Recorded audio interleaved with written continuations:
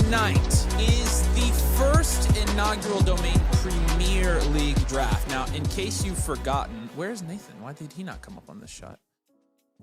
Oh, Becca says, hold on. There he is. Okay, take him back away. Take him back away. Don't. No. I don't want. No. How did that even? Oh, because you didn't go to the next scene. That's why. Hi, Nathan, guys. Yeah, make sure you guys can hear Nathan. Okay, we are Scot-less tonight. We are Scot-free. So. So Becca is on the computer. Becca is technologically fluent, but not as technologically fluent as Scott. So she's, I'm sure, going to do fine, but we just need to make sure you guys can hear Nathan okay. And Nathan, of course, you can shame him in the chat because he forgot the cable for his mic to go in the computer. He forgot it. Like, okay, I probably should have checked and made double checked that you had that. Otherwise, you're speaking through your MacBook speakers. So you feel free to have that Nathan in the chat for that, because he's been on vacation on the beach and he's kind of off his guard right now. We got to get him back on his guard. So start going after him for something. I'm on guard. They said Becca will kill it. So they're very confident in you, Becca, and I am too. I just wanted to make, honestly, I was the one that kind of set it up to start. So I don't know. She might actually kill the stream. Oh, that's true. She might kill it. That's true. That might be literal. Becca, you're not allowed to use the chat. You can't use the account to talk to me. That's mine. No. All right, so I'm assuming you guys aren't saying you can't hear Nathan, so I'm assuming we're good. All right, here we go. Yeah, so Premier League, I got sidetracked because Nathan wasn't there, which I should have just rolled with it. The Premier League is a league that's going to be drafted, of course, live on the channel tonight. When they finish their draft, which will probably be this weekend. Oh, don't do that. Don't do that. No. Oh. She broke it. It took 5 minutes. You can't minimize it. All right. Killed the stream. Nathan, how about you? They can hear you. How about you talk while I get you back on the screen? Oh, I'm gone. Well, what do I want to talk about? Oh, people are acknowledging my birthday. Very kind of you guys. It's actually not my birthday. Everything is Nathan's fault. I think it's up to interpretation. Corsac's already saying goodbye to me. Yeah, Nathan's gone. I was sucked into the Matrix. Dude, Matrix is wild. That did you got like sucked down into the corner of the screen. Matrix is wild. Everything's Nathan's fault. I agree with that. Nathan is what gone. What other time manipulative movies are crazier than the Matrix? Oh, Tenet. Tenet's crazier than the Matrix. Tenet I had to like read about to understand. I was like, what? Tenet is nuts. Dude, did you read about like the Tenet tablet? Yeah. You know, like the ancient tablet? Yeah. I know. Yeah. I read about the whole thing afterwards because I was legitimately so confused watching that movie. Like, and I can usually follow stuff like that pretty well, but it's crazy. I feel like I learn something new every time I watch it. Yeah. Can you scroll back up to the top, Becca, so we can see the top comments that were in here earlier? Kirby did ask, where do I join to get a team review? I sent you the link right under that to join and get your team reviewed tonight on the stream as well. It comes to free team blueprint. You can get in a league as well. So I sent that. Hopefully that makes sense. If you have any questions, let me know. Drake May Lover. I'm willing to throw hands at the beginning of the stream. Like I'm in a perfectly fighting mood today, so I'll do it. So Drake May Lover, who loves Drake May, genuinely mad at Domain. They told us to sell Igbuka. Why are you mad at us for that? Where's this anger coming from? That's what I want to know, because Igbuka is like the QB, or wide receiver, like 10 or 11 right now, like consensus. So we think he's, you think it's a hot take to say that he's going to be like the wide receiver 15 in Dynasty next year? You think that's like a hot take? Wide receiver 16 after here's the other thing that's funny to me. We kept going with this conversation. Most of these trades that suggestions football shows make, most people won't do, which, you know, whether or not that's true is not up to us. We're just telling you what to do. But then Cranon said, I don't know why everybody's out on Igbuka. He obviously flashed last season and then declined when the QB play declined, which is true to some extent. I'll give you that. Not worried at all. Wide receiver 5 season incoming. So Emeka Igbuka, who didn't score a double-digit game without a touchdown last year, is going to be the wide receiver 5 in fantasy football this year. When Puka Nacua, Jackson Smith and Jigba, Jamar Chase, Justin Jefferson, Amon-Ra, St. Brown all exist. He's outscoring. Okay. All right. Okay. And then the other thing was, the other funny part about that was then after it said, well, he declined after his QB play declined. Then we said Mayfield stunk for halfway through the season. The O-line stinks. Baker's a sell. So somehow Baker is a sell because he stinks, But Ibuka, But Ibuka's a buy. it's a buy because he's gonna bounce back. Okay. They're the same. They go together. Okay. They go together, dude. Hey, I've got an idea. How about instead of being mad at Domain, how about we just wait and see what happens? Because the prediction was, hey, Ibuka, maybe he settles as like a wide receiver 2. And I think that's honestly what he's gonna be. Like, I don't think he's gonna be the wide receiver 5. I don't think he's okay, Kirby. We appreciate you, man. Let me know if you do want a spot in that premium league. I can write your name down for that.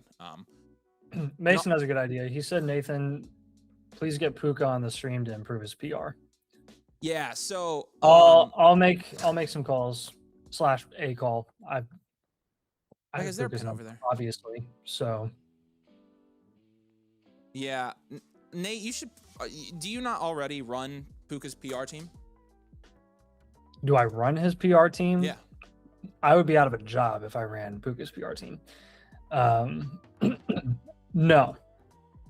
I work as a Dynasty domain content creator, but no. I would be open to potentially being his PR manager. Actually, that sounds like a really rough job. So Drake May Lover says, I think he's a wide receiver 1 with no Evans. Am I wrong? I don't think you're wrong. I think he could be, but I don't think he's the wide receiver 5. I think he's probably a low end wide receiver 1, or I think more likely high end to mid wide receiver 2. I think that's his production profile. I think that's what type of player he is. I don't think he's a dominant alpha. I could be wrong. That could be a receipt. I personally don't see him as like a JSN type dominant guy in the NFL. That's just how I view him. And if I'm right, then yes, he is a sell because his value will go down. He won't maintain top 10 wide receiver status in Dynasty if he's wide receiver 2 again next year. I promise you he won't. No. The site says my team, which is number 1 in the league, is classified as strong rebuilder. Have you guys seen some discrepancies with the new changes in the site? Which is number 1? No. Actually, that's completely valid. I have a number 1 team that is also a strong rebuilder. So basically what that means is you have the most value in your league, but you don't necessarily have the most production in your league. So in domain terms, that means you've saved up all your money, you've all your value. Now go spend your value and get production, go win your league. That's what that means. So no. That's 100% a thing. We see teams that are strong rebuilders in that sense when we review them all the time, actually. So that's a very good thing, but it means you need to go get more productive guys. That's what it means.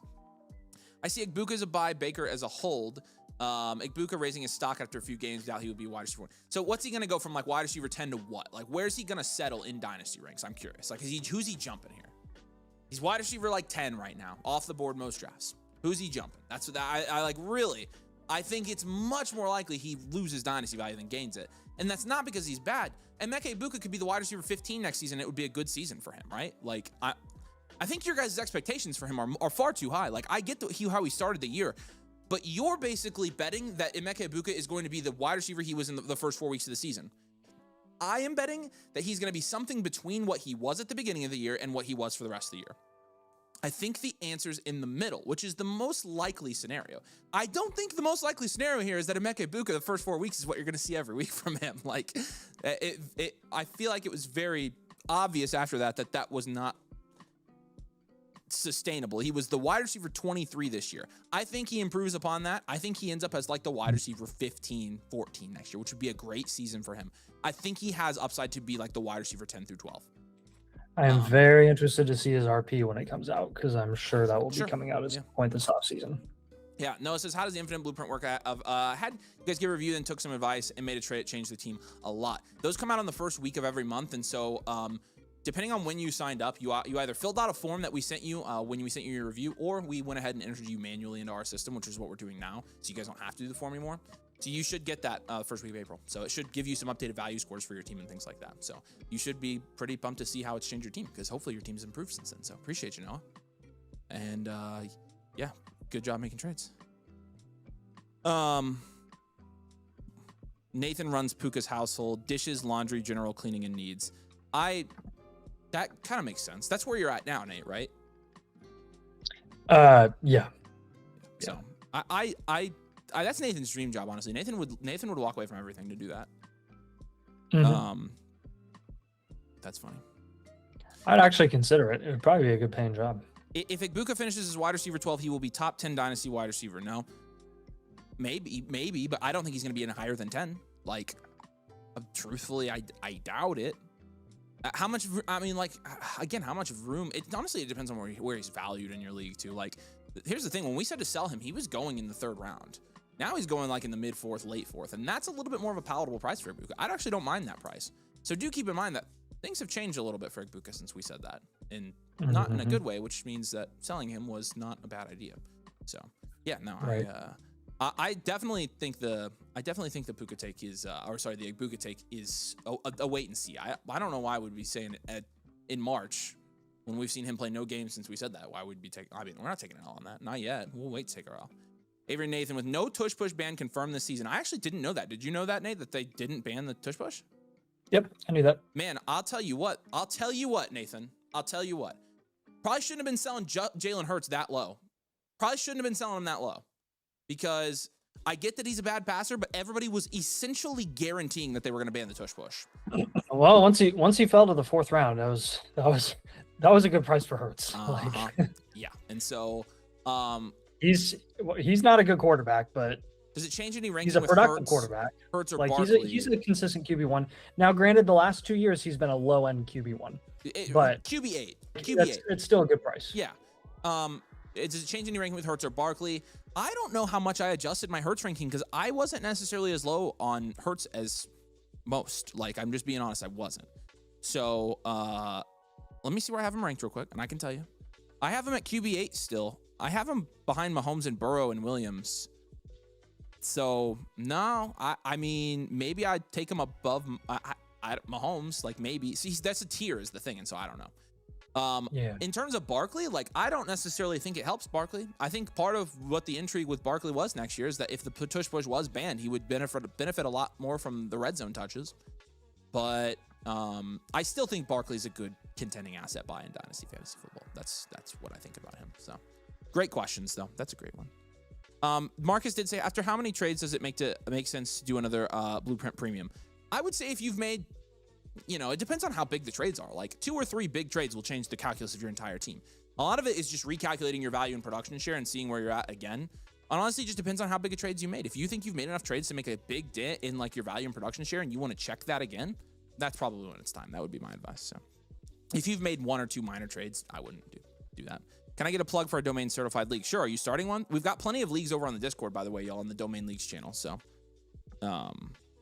yeah, check that out for sure. All right.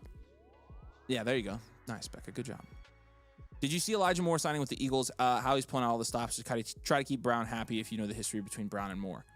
I guess they would have played college ball together, right? Elijah Moore and AJ Brown. They both went to Ole Miss. Right? Is that right? Yep. Maybe I'm stupid. No. Okay, so 2016, 2018. They both played at Ole Miss. Together? I don't know. But that's what I'm wondering. So I just don't know the history there. Elijah Moore played there from. That seems like a very mediocre hiring to keep someone happy who is only going to be happy if he gets more targets. Yeah. And he's not going to get more targets. Yeah. So. JMP says he's the commissioner for the Domain Exchange. There's 3 spots left in that league at $25 a year. So there you go. He said he would have been dead if not for Moore. It's a wild story. I did not know that. So that's actually very interesting from a dynamic standpoint that they did bring him on. Yeah. They clearly want to keep him. Waffle says, show them where to join again. I don't know if I set up the Discord screen share and Scott's not here. Sorry, Waffle. So I don't think I'll be able to do it. I'm not going to make Becca do that. So, I wish I wanted to when I said that, but I realized I did not set it up. So I'm very sorry. Sorry, Waffle. What's the plan with Marv? I've got pretty good depth in my wide receiver room, but could upgrade that position. Honestly, it depends. If you've got pretty good depth, you might be looking at a Marv up tier, depending on who your other wide receivers are. And so it's team by team dependent. If Marv is sitting as your like wide receiver 4, like a lot of times, I would say it's 50-50 on us having people keep Marv. And also, we do include him as an up tier target. I don't know. I don't know what's going to happen with him, to be honest with you. I don't know what's going to happen with Marvin Harrison Jr. I really want to know. I really think that it will be hopefully a good thing. How many spots are available for reviews tonight? That's from Andrew. We got plenty of spots, man. I think, how many do we have in the queue right now, Nate? 2. We have 2. Okay, so we literally have an open queue right now. So there you go. I'll drop the link. Boom. There you guys go. Yeah, we'll take as many as comes in tonight. But yeah, we appreciate you guys. It's 6:20. We have about 40 minutes until this draft starts. And did I mention that Nathan and I both are going to be drafting in this draft tonight? How about that? So it's going to be a fun one. We're drafting 2 spots apart, of course, and we're starting at 7 o'clock. 2-minute clock. Superflex. It is a Superflex 12-team Start 10 league with a lot of our domainers. Premium league. It's going to be fun. We're going to do monthly updates on this league as well. So, yeah, this is it's going to be a fun one here in about 40 minutes. So let's jump over. Let's look at some of your guys' Dynasty teams. Let's talk about how we can maybe be building those, be improving those, be checking out like what we should be doing this next year in terms of contending, rebuilding, and reloading. And then in here in about 40 minutes, we'll jump over and do this draft. So drop a like in the stream if you're here, by the way. Make sure you're subscribed as well. Oh, yeah. Hold on. Frick, I forgot to put that up. But we are, Nate, we are 80 subscribers away from 40K. Yeah, I know we are. So I've been tracking it very closely. I know 40K is a milestone, man. And I don't think we'll be able to hit it tonight. But if you guys aren't subscribed, help us try to get there tonight because that would be fun. We're at 39,919. So we need 81 subscribers to get to 40K, which is a pretty big accomplishment for us. That's kind of always been our 50K. 50K will have a big party. I was gonna say 50K is gonna be like 50K will be like the big party, and then I think when we hit 100K, we'll retire. Yep. Yeah, I think that's what we'll do because I think it will take us 5 or 6 years to hit 100K if we can even do it. Hopefully, Dynasty keeps growing, we can do that. But yeah, subscribe. I'm watching the count, and we'll see if we can get a little party on here tonight. So,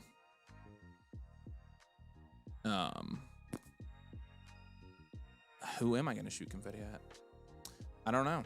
I guess I'll shoot it at the camera at Nathan. All right.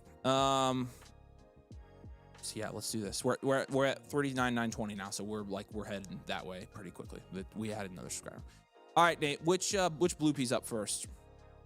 We got Jay Booth up first. We got some trade questions. All right, actually. let's do those first. Yeah, I'll let you walk through those here real quick. Okay. Bologna says, any tips on factoring in IDP with your ranks in a startup draft? We have 1 defensive line, linebacker, DB, and IDP flex. Bologna, I'm going to be totally honest with you here. Avery and I's skill set is not defensive line, linebacker, defensive back. We can give general advice for teams that work in IDP leagues.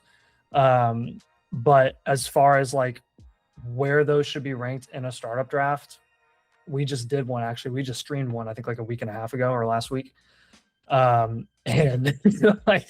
we had no idea where those guys should be going. I'm going to give you a few trade questions actually, because I know that's kind of a non-answer, but yeah, that honestly for a startup draft and where they're ranked, not really our skill set. If you have trades and things like that, we can kind of do some homework and analyze and help you figure out what moves you should be making involving specific IDP players. But where they stack up against the value of offensive players in a startup draft, it honestly, the part of the reason it's so difficult is because literally IDP scoring settings are so different depending on what league you're in. It's totally dependent on what type of league settings you have for those individual defensive assets. So hopefully that helps you. I guess not with the startup ranks, but yeah, but I could give him a free trade question because I already gave him a few. Oh, okay. I was gonna say we can't quite. Yeah. Sorry, we can't quite answer that in detail for you, but yeah. Filipino Goodness says, how does one get an infinite blueprint? Are you already a member, my man? If you are, I can tell you. If not, I'll tell you how as well. So just let me know. All right, let's did you move Mitchell back over? Yeah, Mitchell's a new member. He just joined. Mitchell, are you on stream? Yeah, he's here. Oh, he is? Yeah, cool. I was wondering why you moved him over because he just signed up. So I didn't see him on stream. Oh, well, yeah. All right, go to Alex's trade question. We didn't do his. Okay, Marv in the 103 for Tet McMillan and Bashal Tootin. Probably Tet and Bashal Tootin. Yeah. Yeah, I'd take it. I'd take this, Alex. I like it. T-Mac could look rough in a year, but, it's fine. And then Smootizzle. 27 first, Emeka Igbuka, Luther Burden, and Britton Strange for Jamar Chase. Wow. Chase. Yeah, it's a 12-team start 10. I don't even care. It's Chase. Take this deal. All right. Here we go. Wait, did you see Mitchell on the stream? Yes. Yes, I got him signed up. What was his flock user? I missed him. His Flock username is his. Sorry, not his Flock user, his YouTube user. I've been watching the chat. He's Okay, right, here he is. He's right It's there. Kirby. It's Kirby. I just saw him coming. Yeah. Sorry, I got you, Kirby. Sean said, did Blueprint Premium come on the website? Is going to be done here, or should I have done the live option? Did Sean's come in while we were live too? Are you just not going to ask people today? Well, they came in like right when we were about to start streaming. So yeah. Yeah, I'll move them over. We got you, Sean. We appreciate you, man. I'm blaming Nathan on that. I would have kept you in the queue. So, Filipino Good says, I'm a member. Perfect, man. Make sure your Discord is linked over on the Flock Discord, so you have your roles, and then you can go to the Domain Leagues channel, and we've got plenty for you there. We've got a bunch of them. So, all right. Oh, by the way, let's do this real quick, since you guys probably want to know. This number is already outdated because we already had a couple people join tonight. But calling out Germ as well. Germ, let us know if you're here. Germ, say hey. This number is probably at 168, 169. Nice. So yeah. Yeah. It's gonna happen, Nate. We're doing it. We're gonna hit the goal. So yeah, I know. So all night live stream coming your way. I can tell you the date for it. Actually, we already have it picked out. What day is the all night live stream, Nathan? The 9th? 10th? 9th? 10th? No, it's like later than, or no, I think it's the 10th. Becca, would you rather have whatever Friday is, it's the 10th.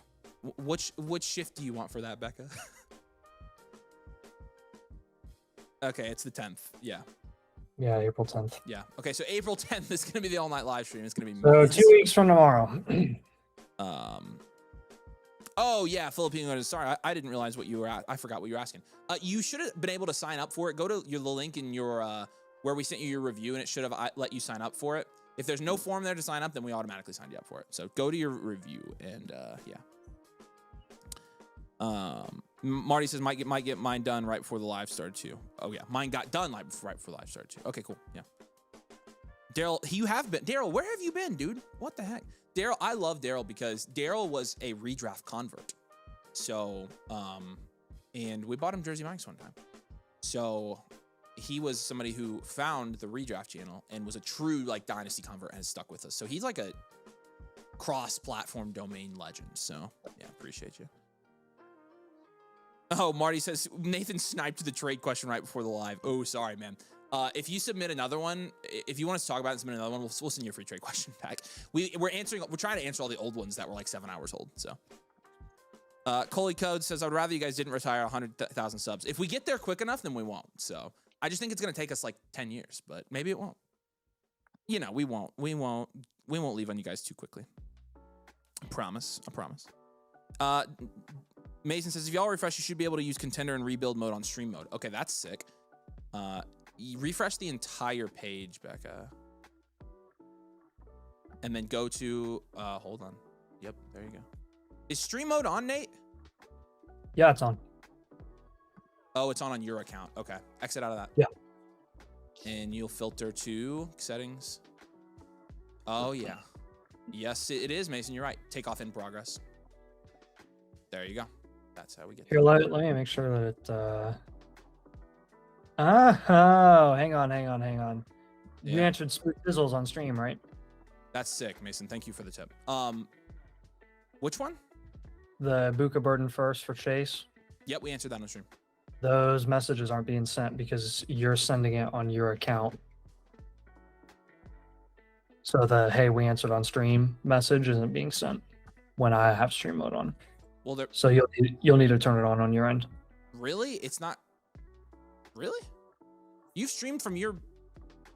Okay. Yeah, I'm on air right now. I can show you I'm on air. Yeah, but why is it not sending the messages? It's not. I just checked. I because you are answering the trade questions on your account. I thought they were linked, but apparently they're not. Okay, I'll start it on our ends. I'll let you start this review then, because I'll do that while you do this. Okay. Also, Becca, let me know if you hear from Germ. Calling out Germ in the chat. Let us know if you're good, man. Or let us know if you're here on the stream. You're a new member. Okay, so Blueprint Premium. jumps the line. So we're going to go Sean 24H first, or Sean H 24. This is Lambs to Slaughter. Says, hey guys, first premium. What's up, man? Starting to feel like the team's taking shape and getting some offers on the 101, but nothing I feel is substantial yet. What kind of price should I be looking for if I were to trade it? Thanks in advance. No problem, man. Abram, I'm going to need you to pull up Rashav's metrics. By the way, I'm grading this. Why? I'm going to need you to pull up Rashav's metrics. Oh yeah, I'll do that. Yeah, I'm good now. Not Rashav. I got it. Sorry. I need you to pull up the advanced metrics. Yes, I got it. Brain. Okay, so Lambs to Slaughter. We've got a 12-team 1 QB full point PPR no tight end premium. You got an 8.4% production share, which is 8th in your league, and a 10.1% value share, which is 3rd. Nice. Okay. Caleb Williams and Justin Herbert. I'll give you like an 8 there. That's really solid in a 1 QB. Genty Kyron is going to be a 7. CeeDee Lamb, Lab McConkey, Marvin Harrison, Wandell is going to be another solid 7, and then George Kittle will be a 4 with Brenton Strange. You got the 101. No picks next year aside from a 4th round pick. Still going to give you a draft capital grade of 5 because the 101 alone is crazy valuable. Bench grade is going to be probably a 2. Godwin and Brenton Strange coming off your bench there, and Justin Herbert. So overall grade is going to be a 6.2. Looks like you're in the 52nd percentile. 35% of the teams that we are reviewing right now have been standard value, well-rounded teams. It's the most common archetype by far. But that is going to be your archetype, your value and roster archetype, standard value, well-rounded, contend over the next 2 years. All right. Let's get into your advanced analytics here. So you did get the blueprint premium. We appreciate that. Looking at how your team is built out here, obviously you've got a high quarterback grade. That makes up about 34% of the value in your roster is the quarterback position. Wide receiver is going to be about 30%, 65% between those two positions, 20% running back, 13% draft capital, and punted tight end. But you got Kittle. Again, so punting tight end, you can still get a top 3 scoring tight end while you punt tight end from a value standpoint. It's brilliant in Dynasty. Again, your value share at each position, it's the highest at 13% at quarterback, 9.5% at running back, 8.7% at wide receiver. You're young pretty much everywhere. 25 at quarterback, 24 at running back, 25 at wide receiver, and then 32 at tight end. Obviously, your insulation's a little bit low here. It's a 5.8. You're not insulated very much at running back or tight end. Your production score is a 7 here. Your situational score is an 8.3. So you do have a lot of guys in good situations. Your insulation's a little low. We have you at 3rd in this league. Power rankings wise, we have you in the top 3, and that's where your value share is as well. So that kind of checks out.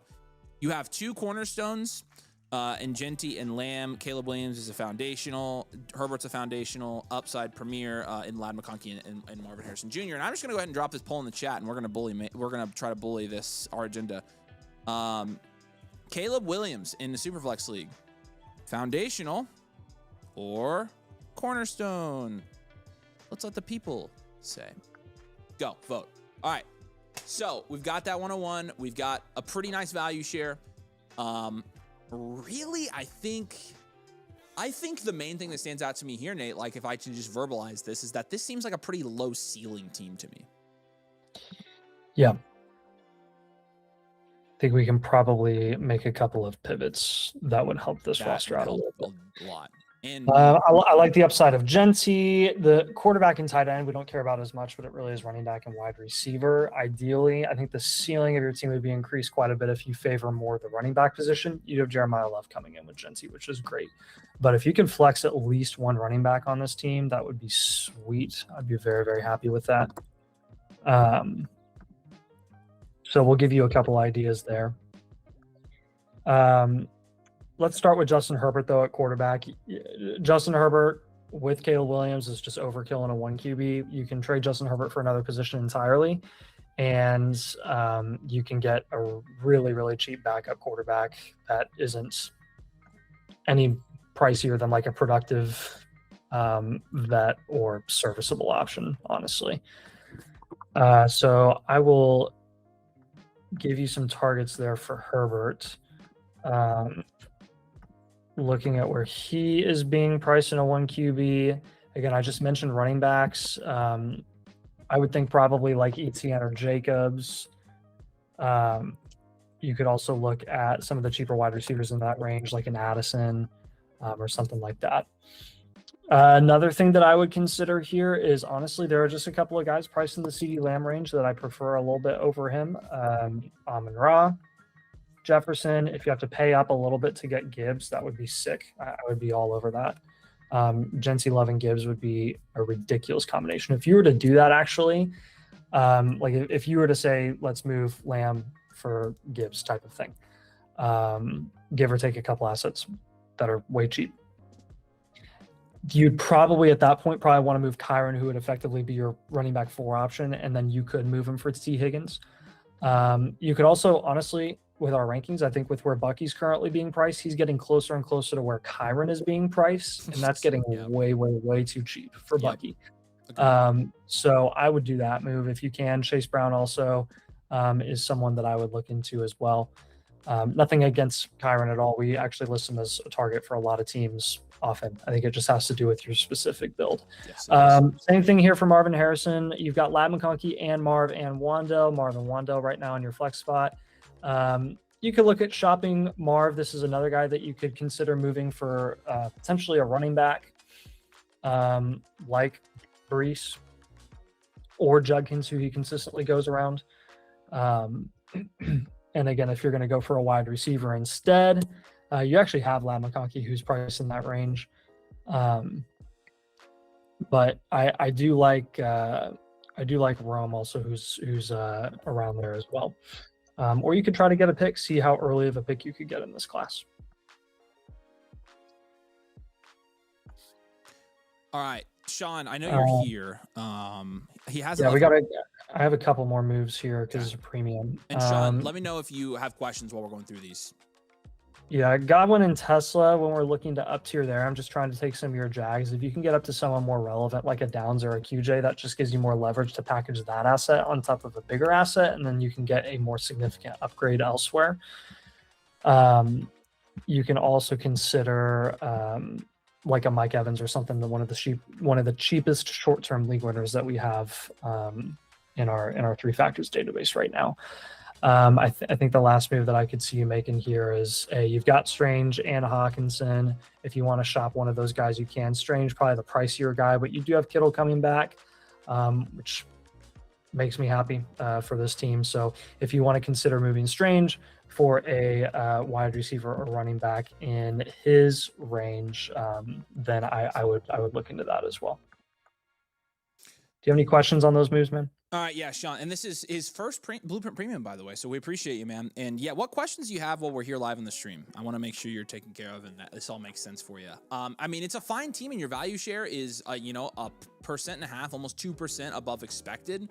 And so you feel good about that, but it's just a matter of, we've got to really increase the production ceiling on this team, I think is the main thing. Your production share is only like 0.1% above expected, and so like getting that to match your value share is going to be an important thing here, so... Yeah, he said quarterbacks are near impossible to move in this league. If I'm able to, it's going to have to be a package deal with a running back or a wide receiver. I hate that. That's fine because we have you moving off of these wide receivers and running backs anyways. Now, with the type of moves that we're suggesting, you're technically down tiering, and so you should be able to trade a quarterback. If you can't do an individual Herbert deal, then you can involve him in a deal with like Kyron or something, especially if you move one of your other receivers for a running back. So, and again, that might just be one thing where you have this entire offseason to do it. I think eventually you'll get a QB deal done. You just have to kind of stay the course. I am also in my leagues. I can't hardly ever move quarterbacks either. So every once in a while, though, I'll come. And that's in a super flex. Yeah, I know. I mean. Every once in a while, I will come across a deal that is good in a superflex league for me, and so even a little bit harder here, but in a 1 QB. But honestly, your quarterback, that's not really what's holding you back here. It's just more of you can do that. You're taking yourself to the next level. So, yep, wouldn't worry too much about that. Hey, did we ever hear from Germ? Becca? I don't think we heard from Germ. Becky, you didn't see him, right? All right, we'll move Germ over, and if Germ you end up saying hey, then we gotcha. So. All right, we got a super message from Pete Ferd. He says, who has the highest ceiling outside of the top 120, and what percentage chance would you give them to quote-unquote hit? That's a loaded question, man. Great question. Let me Let's pull up rankings, yeah. let's pull up. We can pull up Flock Consensus and cross reference with KTC as well. If you're talking like KTC, not in the top 20, or not in the top 120, I would say the highest. If you're talking production ceiling, Probably it's Dynasty Mike Evans. value ceiling. If you're talking production ceiling, it's Mike Evans, not even a question. If you're talking just general dynasty value ceiling, I would probably say I would put Jalen McMillan in that conversation. I'm looking here. So, like, you're talking about potentially Blake Corum having that ceiling as a running back if Kyron I were would to go say down. McMillan, Jalen McMillan. Yeah, McMillan As a possibility. Always quarterbacks. Shador, I mean, technically. if Shador works out, then he's going to see one of the biggest. Anthony Richardson as well, right? If he's traded and gets a starting opportunity, you saw this with Malik Willis, right? Malik Willis, objectively outside of the top 120, was a guy that was immediately going to get in the top 100 pretty much overnight once he got moved. I'll stop giving you non-answers and I'll give you my official pick. My top two guys with the most ceiling outside of the top 120, these are deep picks. Jonathan Brooks at number 167, probably has the highest ceiling out of any player down there. And Caleb Johnson's right behind him. I think those two guys have as high a ceiling as anybody down there. So what percentage chance would you give them to hit? Jonathan Brooks, I'd probably give like a 20-25% chance to hit, which is pretty high given that his knees are ground beef, right? He is going to get a shot to be in the rotation with Chuba this year. So I think there's a legitimate shot he can't hit. It's just a matter of whether he can stay healthy or not, and if the knee injuries haven't like completely bogged him down. With Caleb, even though I think he has one of the highest ceilings, I think it's a very small percentage likelihood that he hits. I think probably 5%. And so honestly, this is pre-NFL rookie draft. And by the time the draft happens, any rookie that's not inside the top 120 is probably going to be like our top pick. So keep that in mind. Yeah.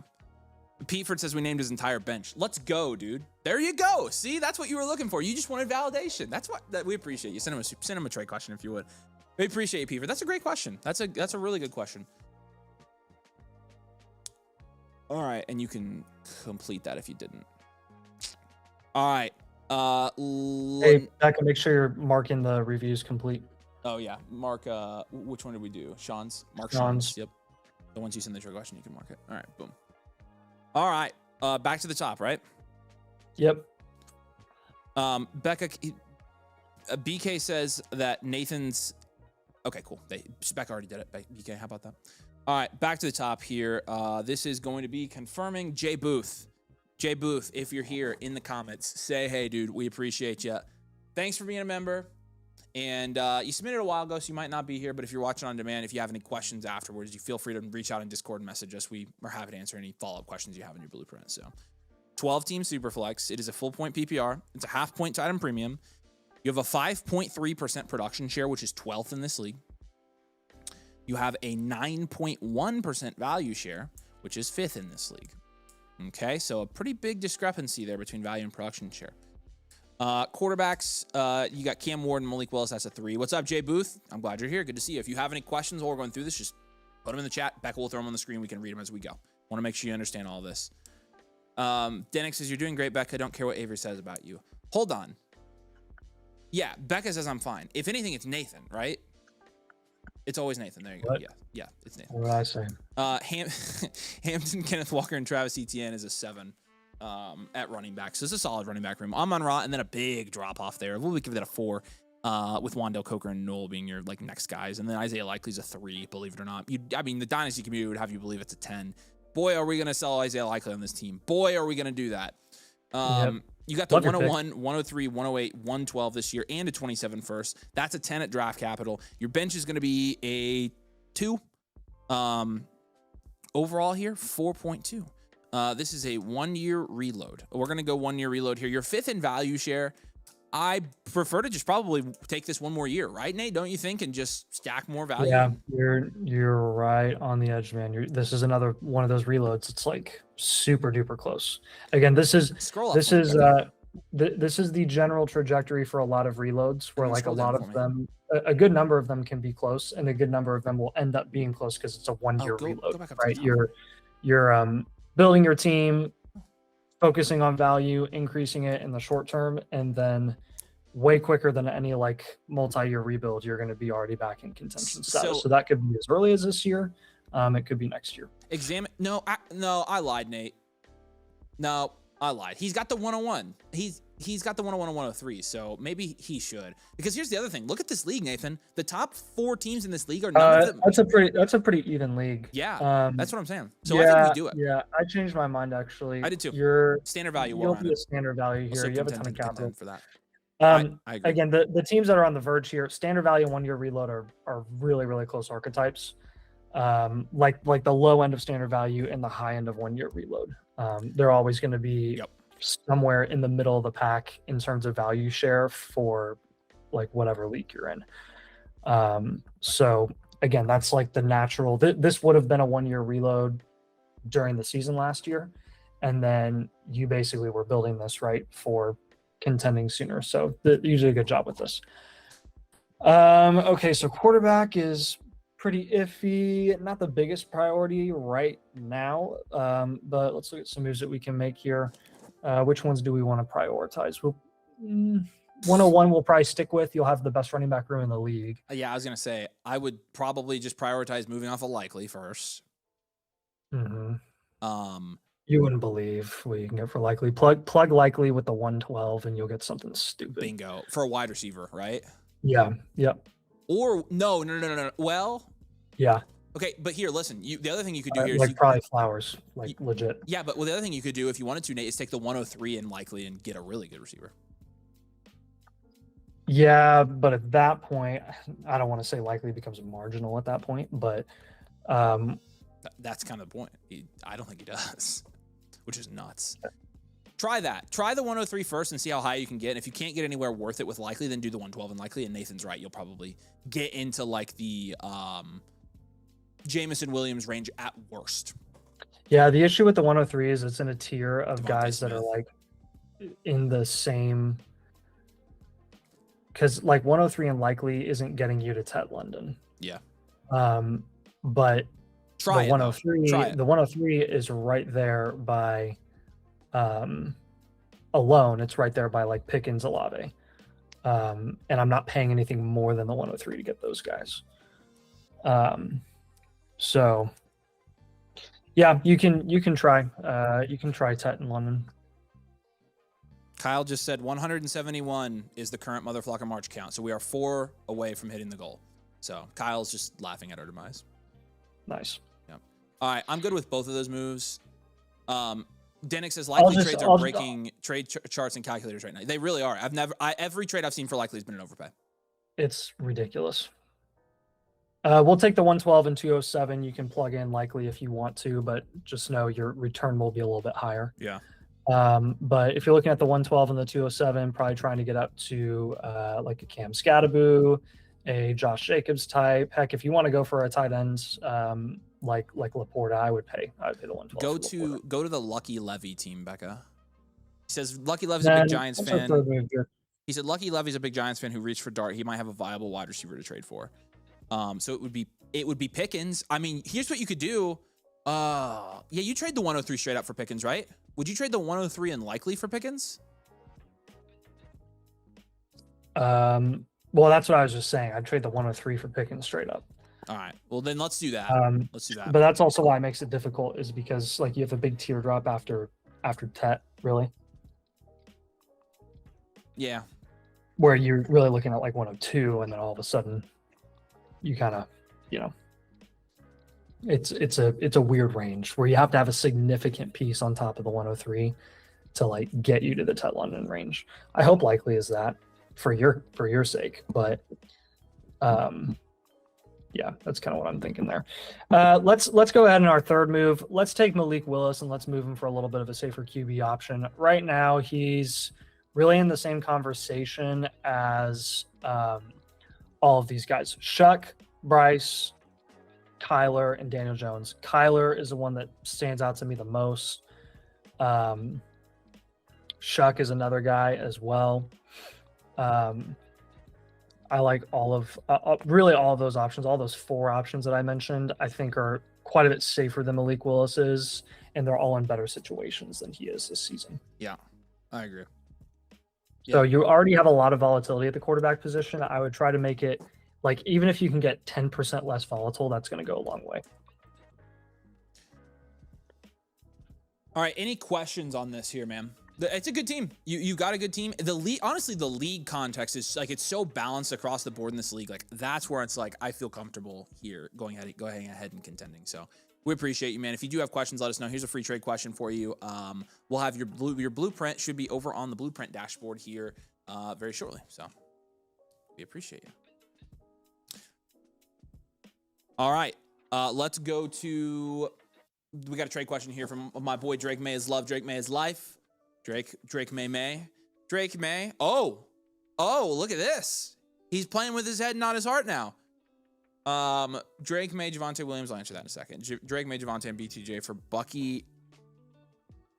Wait. Actually, no. What? Is this an offer you got and you're trying to tell somebody this is the worst offer you've ever gotten? Because that's what it seems like to me. Because, like, think about it. BTJ and Bucky at best cancel. You're basically trading Drake May and Javonte for Brock Purdy and Emeka Egbuka. Like, that's not anywhere in the remote ballpark of being close. So, no, absolutely not taking Drake May. And if you got Drake May for that, congratulations, you're a winner. So, that's my verdict on that one. Appreciate you, brother. Let me know.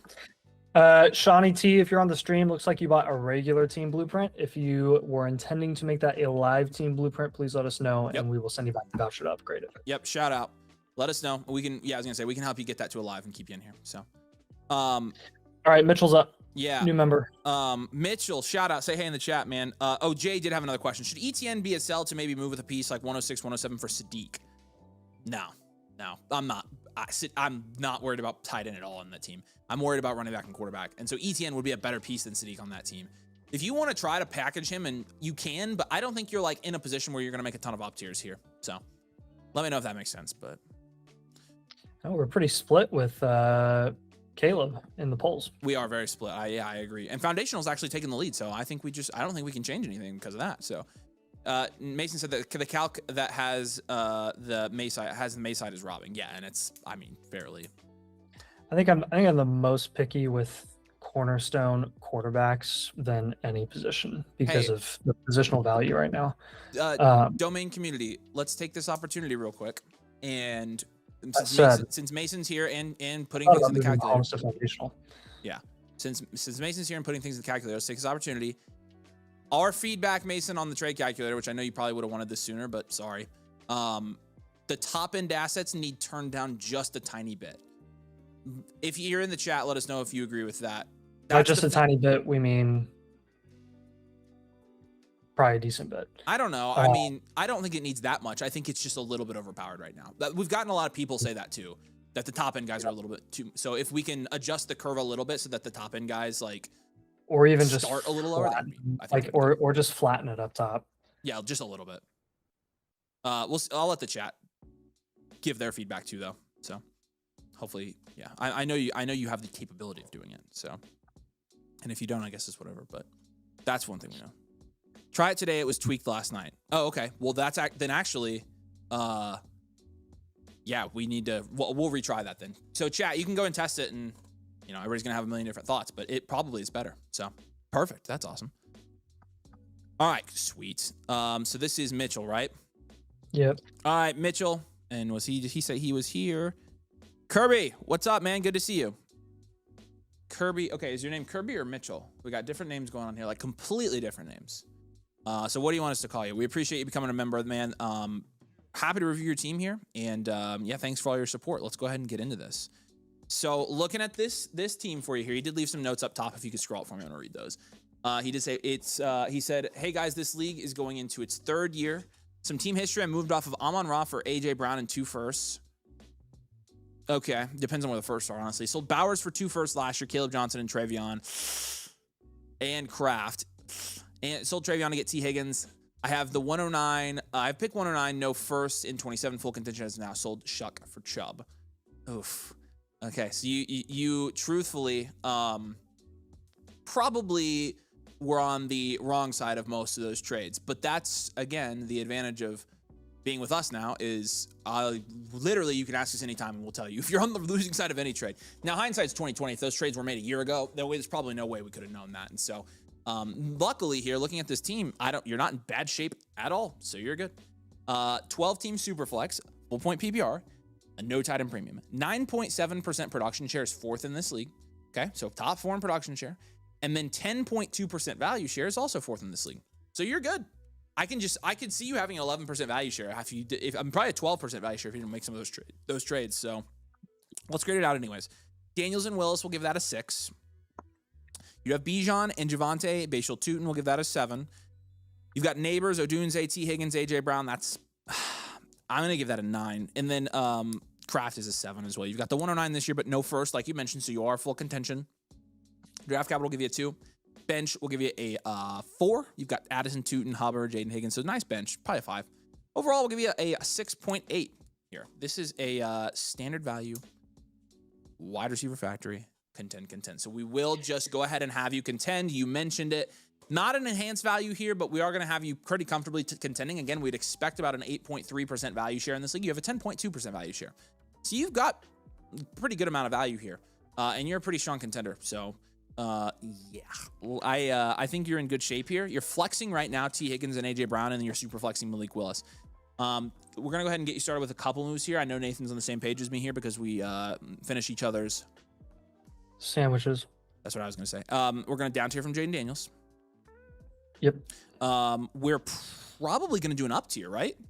I'm doing an up tier from Willis and Tutin for I think a little bit of a more insulated QB that's still relatively cheap, and then I would consider a 109 plus a piece. Yep, that's exactly exactly what I would do too, because he's also got Addison and Higgins on his bench. So yeah, I think we take one. Should we do 109 Jaden Higgins?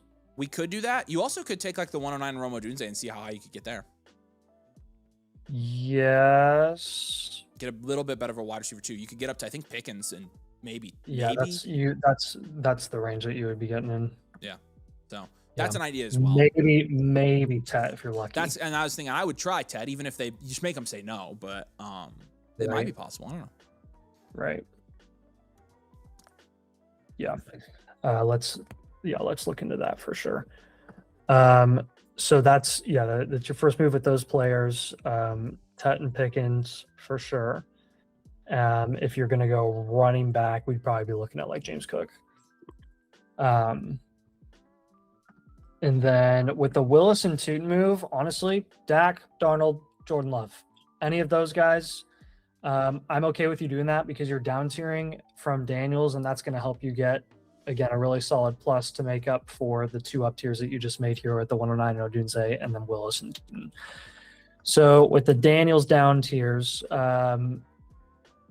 Dart, the teams with Dart have, or the team with Dart has Lad and the 104. Either one of those is a target on top of Dart, I would be totally cool with, probably the player. And then a couple other moves I'll give you ideas for. Ideally, a running back. Like the Brock Purdy team has the 102. You could end up shopping the 102, trying to get a running back in exchange for that pick at some point.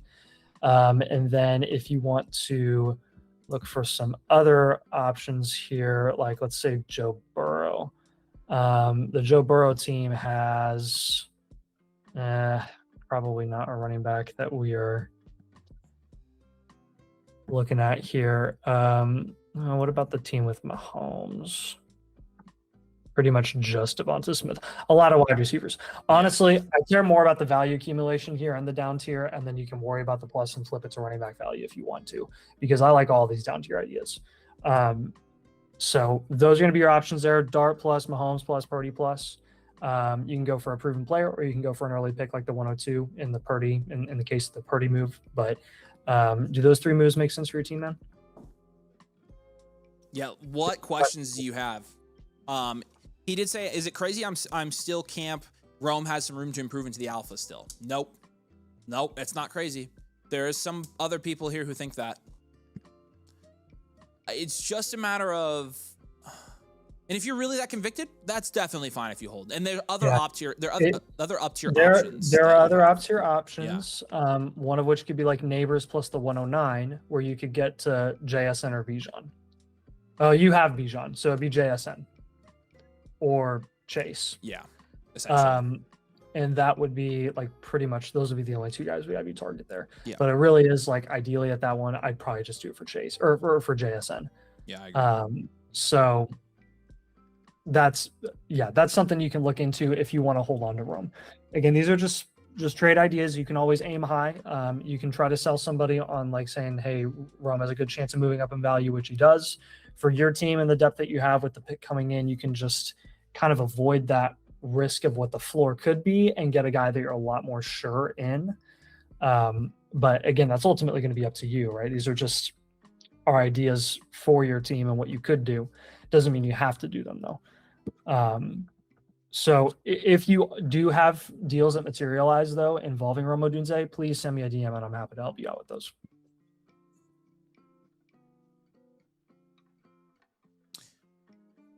He said just for value, I don't think it's peaked yet. Okay, if you really are convicted in that, then do another up tier. That like you listen to your convictions on that because I think it's absolutely still very possible. He said the JSN team and Puka team won't trade with me. So at that point, man, you're probably going for again the guys around there like Gibbs or Jamar Chase. You could try London. Like honestly, if you do Rome and the 109, you could try to go for London. But you can see kind of the theme there is just like up tiering to get the highest upside ceiling cornerstone guys that we possibly can. So, well, yeah, and with your team, like you've got Neighbors and Rome and Tootin and Jaden Higgins and Addison and Malik Willis. A lot of guys that have a lot of value upside opportunity, but they're far from guaranteed, right? So we're trying to like flatten that out a little bit and make sure that we have more like guaranteed guys, not to mention questions for AJ Brown's situation, right? Yep. Just odds are, historically speaking, every upside shot that you take on a player is not going to hit. So if we can kind of hedge those bets a little bit and get guys that are a little bit more sure, then we're going to feel more comfortable about your team as a strong contender. All right, man. We appreciate you. He did say the JSN guy has London as well. Again, same concept. Like, yeah, explore that. Yeah. Yeah, he said, but he did say the JSN team won't trade with him. That's kind of why I was saying that. So, okay. So again, same concept. Like, try to go for somebody in that range. Pivot to another like high ceiling production guy in that range. So, if you need help formulating new trades, just message us on Discord. We can help you do that. But, you got it. Yeah, really the goal is just to raise the upside there. So, we appreciate you. All right, let's do it. Draft time. Let's jump over to the sleeper tab, and here we are, ladies and gentlemen. This is the Domain Premium League. Details here before we start. $100 league, 2 years paid up front, $1,200 pot every year. It's a 12-team super flex start 10 league. It's Domain rules. Also, this is the Premium League, so that means after their draft, we're going to come back and do a full review of who won the draft, who lost the draft, and what the league power rankings look like to start. Once a month, we are going to check in with this league, do a review of all the trades that went down, the current standings in the league, etc. We're going to check in once a month with this league and kind of follow the progress of it. So this is what that league is going to be. Obviously, we have some great people here. We have a second premium league. I'm going to say we have 2 or 3 spots left max for that. So that second premium league is going to be drafting next week. I'm going to reserve the last couple of spots for either new members or Blueprint Premium, a la carte Blueprint Premiums, if you want to be an existing member and you still want to get in one. I think everybody who's an existing member that wanted in one got in one, but we put up, do you have that graphic back? It's just like the Premium League, the 8 out of 12 spots filled. It's essentially this, except it's like I'm going to give away 2 or 3 max and then we're done. So if you do want to get next week's league, you do have the opportunity to do that. You can check out the pinned comment. Again, code domain, annual motherflocker tier, or if you're already a member, if you want to do a Blueprint Premium, it's a la carte and not a voucher upgrade and say, hey, I want in, then I'll let you in as well. I'm only going to give away 2 or 3 spots, so I'm not sure we have that many left. So, all right, let's get this going. Nagasuma, if you can hear this, you're good, man. Let's freaking do this. Good luck. Yeah, let's do this. Start. Okay. So I'll be drafting for T-Mode tonight at the 1-5. And when I say for T-Mode, when I'm drafting 4 people like this, I like to just consult with them and bounce things back off of them. Ultimately, it's their team. That have asked, Nathan is drafting for Ciarder at the 1-7. They've asked us to draft for them. But we don't keep these teams. And so, we do consult with the guys we're drafting for. However, lots of fun. And, I think every time we've drafted for somebody this year, I mean, it's turned out, all the teams I've drafted this year have turned out pretty well. I kept the one that everybody trashed, and it's first in that league now. So that's fun. I made like approximately one trade. So, all right. Not to flex. I'm just saying it's like first in power rankings and stuff. So, all right. Let me get in the chat with my boy T-Mode here. Ready? Let's do this. And I'll be up soon. Oh, we're on the clock. Okay. Wow. Okay. So,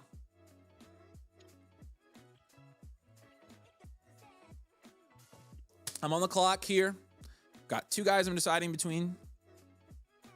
I think I know which way I want to go here, but I want to check with my partner. Again, $100 buy-in, so $1,200 pot at stake here. First 5 picks.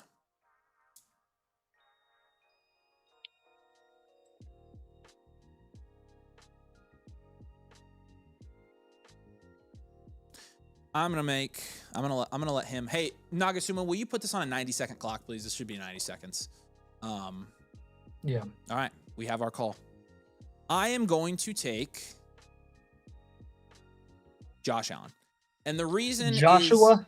Is this is a 6-point passing touchdown league, and so I think in a super flex league, like Allen could still go 101 pretty regularly, and getting him at the 105 and a 6-point. I feel like that's definitely the move. So he's kind of a cheat code in this format. I'm happy passing on Gibbs. Gibbs was the guy who's obviously those are the typically in domain drafts, the top 5 are those 3 wide receivers and 2 running backs. I'm fine letting Gibbs go for Josh Allen in a 6-point passing touchdown league and scoring 35 points every week. Like I'm totally good with that. So, and May goes there 1-7, smart move. That's the right pick. I've seen May go to the 1-8, 1-9 in a couple drafts. And so, yeah, that's too far. Big B says, how long does the membership last? Is it 79 per year? It is 97 per year for the annual Motherflocker membership. It comes with approximately 20 reviews on your team with the Infinite Blueprint, including one tonight on the live stream. It ends up being about $8 a month, aka like $2 a week. You get all the site tools, the Discord, a Blueprint tonight, Infinite Blueprint every month, the leagues, a ton of stuff, bakery, and a bunch of stuff we're building. So yeah, you get all this crap with it too. So yeah, you can check it out. Just make sure you use code domain when you sign up. Again, I'm going to save it, and I probably should be tracking the members/premiums in case we fill these last couple spots. And if nobody wants them, I'll find people from the Discord to fill them anyways. So I ain't worried about it. Okay. Amon Ra goes there, 1-8 from Denick. Man, I'm kind of bummed. Denick is in a snake draft. Like, he, by default, is going to draft at least a decent team. And we can't just have him shoot himself in the foot over and over again until his foot's gone. So I kind of wish we were in an auction right now because we're drafting with Denick, but it's all right. It's all right.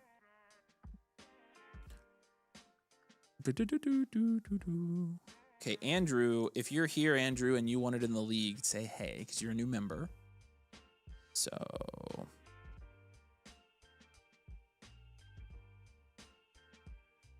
Big B says was about to get a review. All right, man. Yeah, for sure. Again, use that link that I've got pinned for you here. You can use code domain. And yeah, if you're not a member, it's cheaper to get the membership than the review. The live reviews are more expensive than the memberships. So, because they're priced for our domain members, which is 30% off. So they're priced at like $60, but non-domain members, it ends up being more expensive than the membership. So. All right, another call out. Drake May is love. Drake May is life.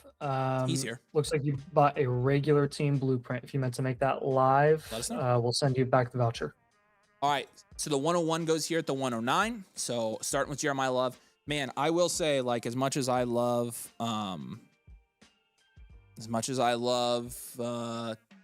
Jeremiah Love, yeah.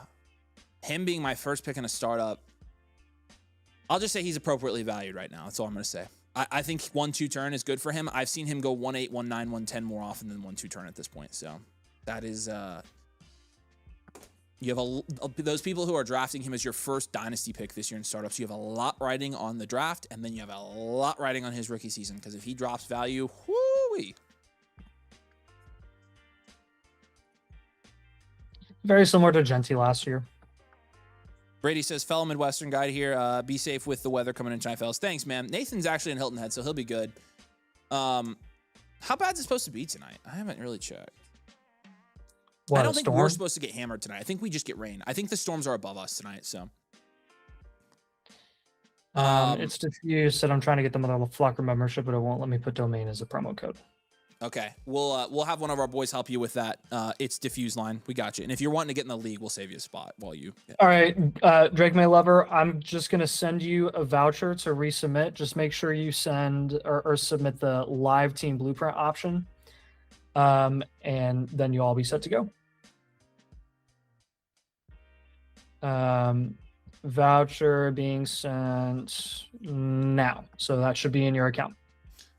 So it'll only charge you the difference between the two when you submit a second time. Yep. Diffuse line says, is there a promo code already applied? Hey, go to your account page, your profile picture at the top, go to your account page, and it will say promo code. And if it says domain in there, you're good, and you'll be good. If it says something else and you're wanting to purchase, let us know. We can help you. So, okay, I got you, diffuse line. I'm gonna write you down, and once I see it come through, you'll be good. I'll reserve that spot for you. And then I think we have one more, and then that's it. And so I'll cut it off after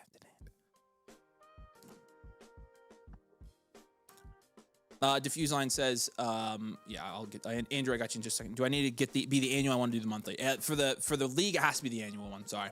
Yeah, it's for our annual members. You can go back to that. Andrew says, hey, Avery, Nathan, just sign up for Annual Mother Flocker. Oh, yeah, I got you. Do I use the voucher to get the live review tonight? That's exactly right, man. Yeah, I did see you come through. We appreciate you. Yes, go through that team review submission process. Use your free voucher. I saw your username was Andrew, and so once we see it come through, we'll leave you in the queue and we'll get your review done tonight. So appreciate you, man. Welcome. We're really glad to have you.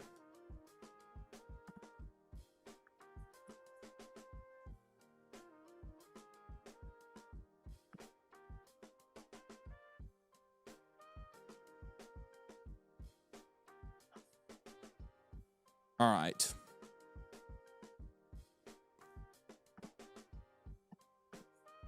Yeah, it's diffuse line. Let us know, man. Yeah, if you want to do the monthly, yeah, sorry, we wouldn't come with a league spot, but if you do want help, Tommy Peanuts is there. He can get you in the Discord. So, can we get a shout out for Waffle for his work with the bot and everything? Waffle's killing it. Waffle also was introduced to Claude by his good friend Avery. So, Waffle and Claude make a good. Can't be doing that during the live stream, Becca, because it makes everything dark. Yep. I mean, if you're gonna do it quickly. I'll just 4. Yep. You had it. We're right. There you go. Oh, that's why you were doing, because you were doing the video version. So. Okay. London goes there. Crazy says, when are you guys gonna do IDP content? Maybe when we're like 45. 50. I don't know. I don't think I have the bandwidth. It would screw me up so bad. The 101 at the 109 makes me uneasy, and that's kind of what I was alluding to as well. Nathan looks like he's on the clock here, so. What do you find as a cornerstone QB? We have the definitions. I'll have Nathan read it to you after his pick. They learned their lesson with IDP content. My brain was mush after that draft. Lamar did go, though. It's a good thing he did. Jaden Daniels obviously went there as well. Jefferson, Lamb, Bowers, and Drake London. And Joe Burrow goes against 6-point passing touchdown, so they start dual elite QB. So very interesting, which, yeah. I have a feeling a QB run will be happening at some point. Yeah, I ain't complaining about that in a 6-point passing touchdown league for Burrow, who's consistently one of the top passing touchdown quarterbacks every year. Yeah.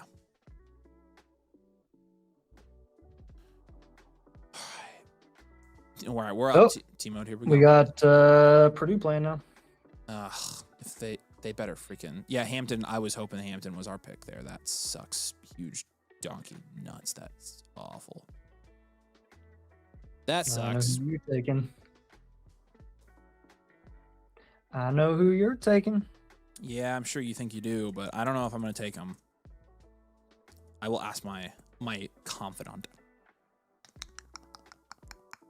There's a couple guys here that would be fine to take.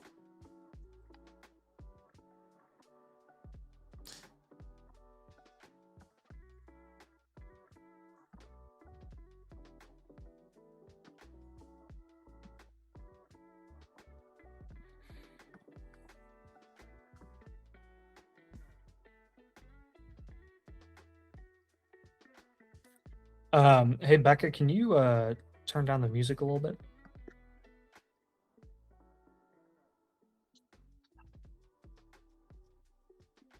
It's coming through my ears.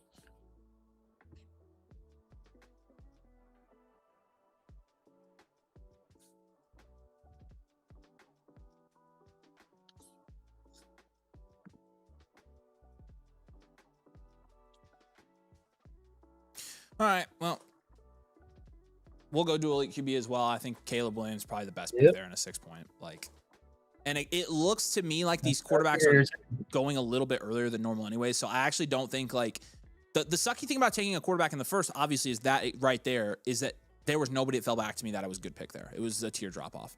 And so now, again, it looks like in this league, the quarterback market is going to be okay. And so I think starting dual elite QB in this league is not a bad idea in a 6-point. So No, it's not.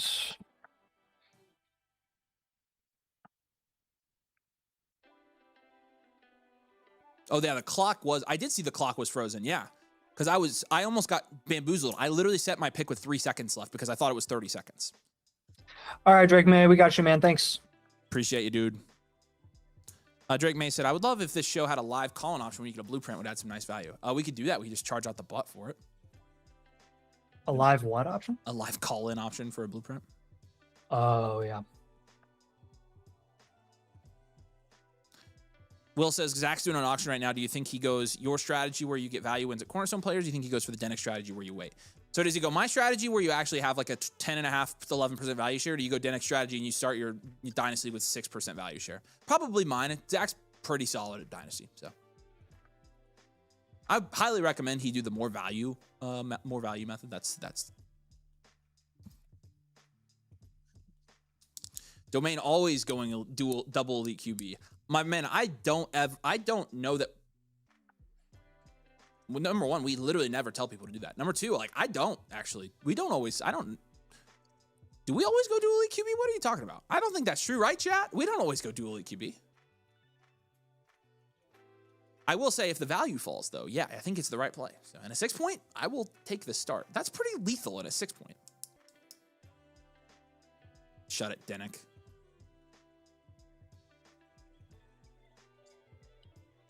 I like our start, T-Mode.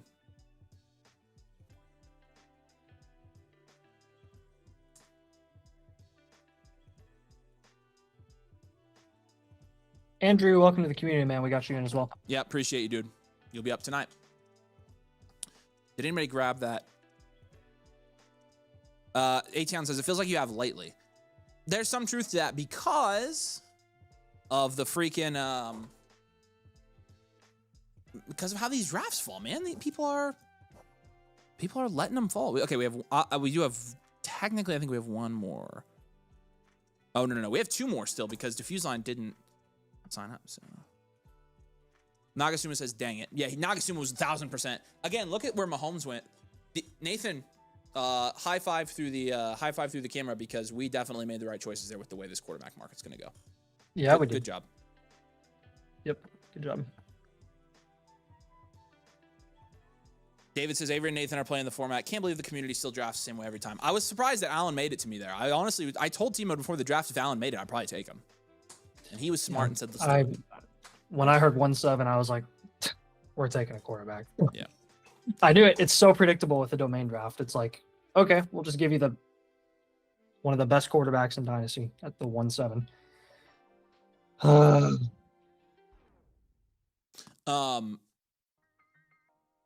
Honestly, like, wow, Trevor Lawrence jumps up 3-1.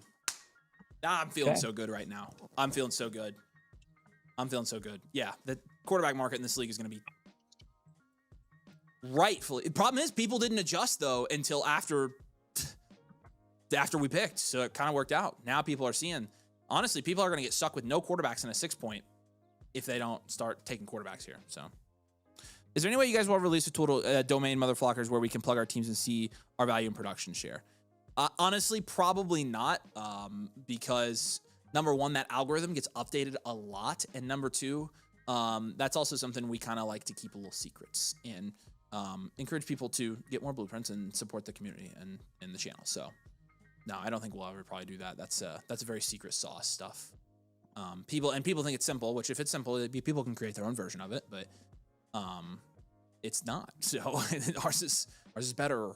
We didn't waste our money. We invested quite a bit into developing that. We have some really smart people working for us. Not Nathan and I. Jeremiah Love just went for $36 in Zach's auction draft. A $200 budget seems like a steal. Yeah, that is a steal. That's crazy. That's wild. That's wild.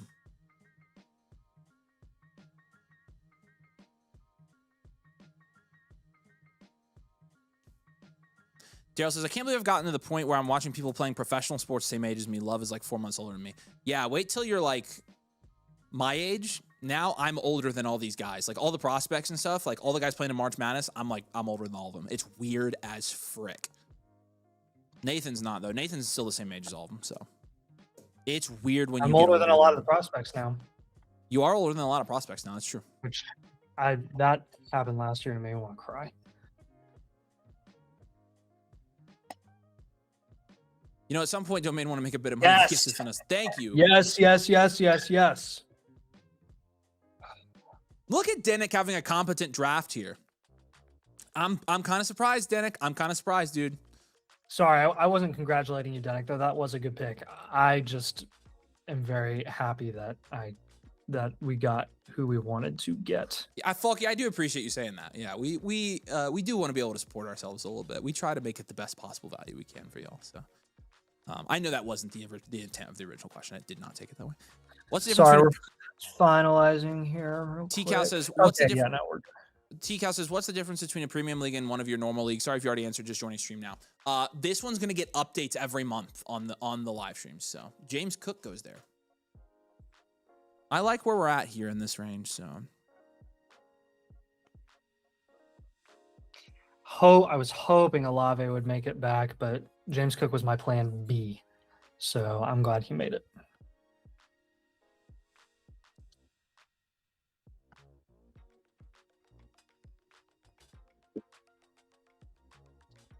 Nico goes. I was probably going to take him. Probably was going to take Nico Collins. So, yeah. Now, who do we look for here? I've got a couple. I'm guessing who you're going to take. I think I know who you're going to take. I think I know. I know.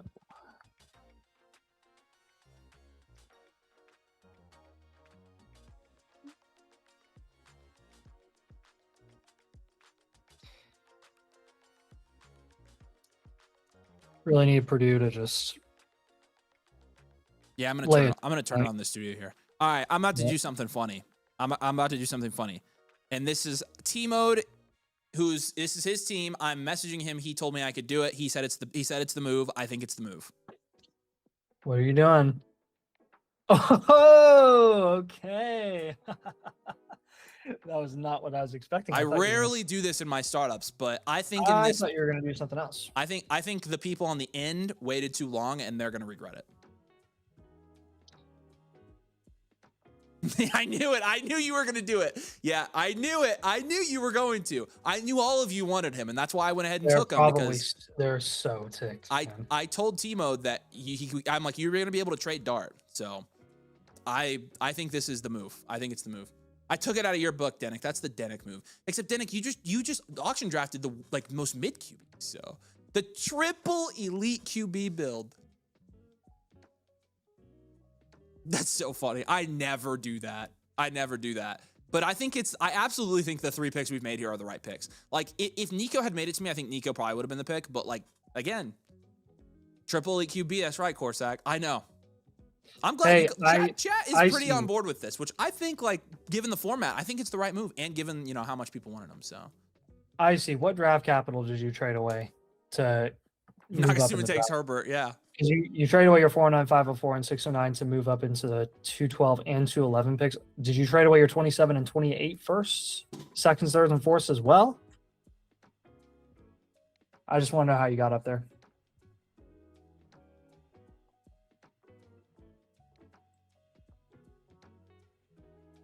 Come on, Texas. Come on.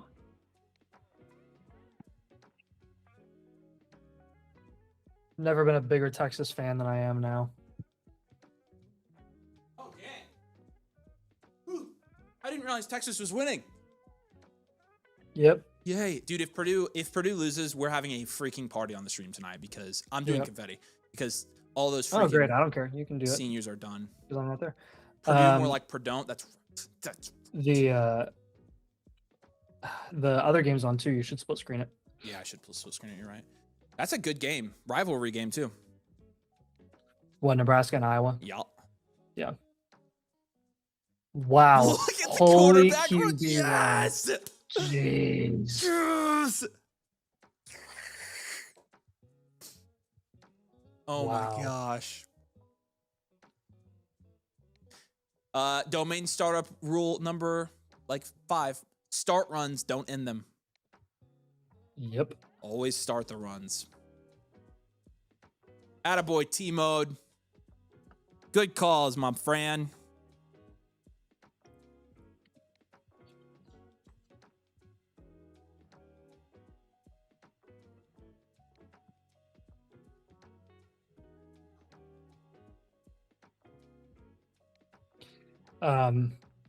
Garrett Wilson was a great pick there. Yeah, he fell so far. Yep. Nick Buka goes, wow, frick. Yeah, but hey, now speaking of the Jets, lad goes. Where do you think Ty Simpson will end up going? Oh gosh, I don't know. I mean, probably one of the Raiders if you ask Dano. You know my favorite. My favorite thing, Nathan, is that number one, you should have watched the video. He was like telling them, like getting mad because he's like, I'm stating facts. He said they had 6 points through the third quarter. Of the Big Ten yeah, he's literally wrong. Nagasuma, great pick. Dang it! I thought Avery was going to take the 103 at the 308. That sucks. That was a very good pick. I wanted that pick. Very good pick. All right, I have no clue where to go.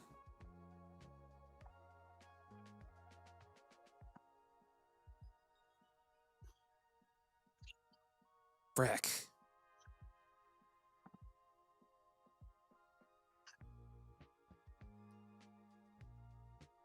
Wow. You and I would have been in a world of hurt if we had not taken QB up top. Oh my gosh. Man.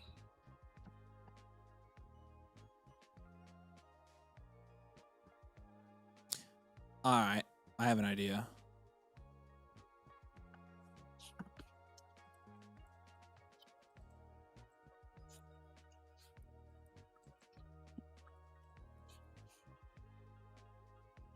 All right, I've got it. Got my pick. Let's see it. Not a traditional Avery pick here, but I'm going to do it. Nice. Got the Caleb Rome stack here. Also, I like Rome as much as any receiver on the board right now, probably. He's probably my top ranked wide receiver on the board. The running backs, it was Jonathan Taylor or Rome, really. So JT's a good pick too. But I think you play for the upside pick here. See if I went where David wanted me to go.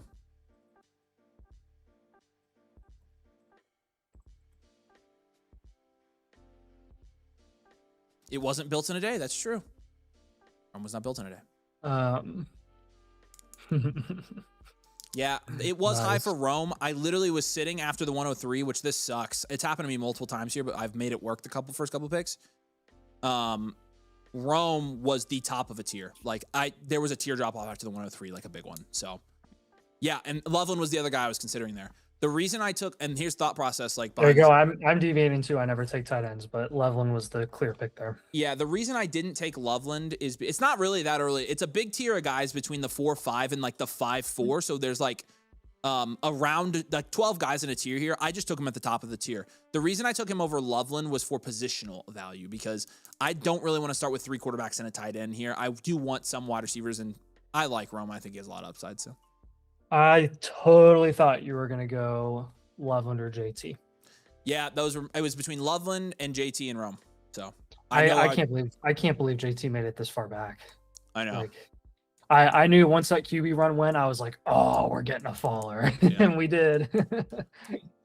Yeah, people are saying So, Loveland. I didn't want to go. I was thinking, first of all, T-Mode said Rome too, so I was kind of just going to go with what he thought. that's the Actually, he did say latest I've Loveland, seen. so That's I the don't know. latest I've seen Loveland in a minute. I usually see Loveland at like 4.3 to 4.5. Yeah, Always right there. he almost always goes 4.5, and I just passed on him because I wanted Rome instead. I want a wide receiver. I can't. There's this this is definitely going to be and he says 3 QBs and reaching on Rome through 4 rounds is most certainly a choice. Brother, you took Brock Purdy at the 310. So yeah. Okay. Yeah. There's going to be like there's another tier drop off at wide receiver before it gets back to me. So if it was either I was going to be 4 or 5, 6 tiers down at wide receiver if I didn't take a wide receiver there. So Rome isn't as insulated. I think Rome will be pretty insulated. His value insulation kind of got a small reset this year because DJ Moore is gone now. And so, like, people think after this year, you know, we'll see. But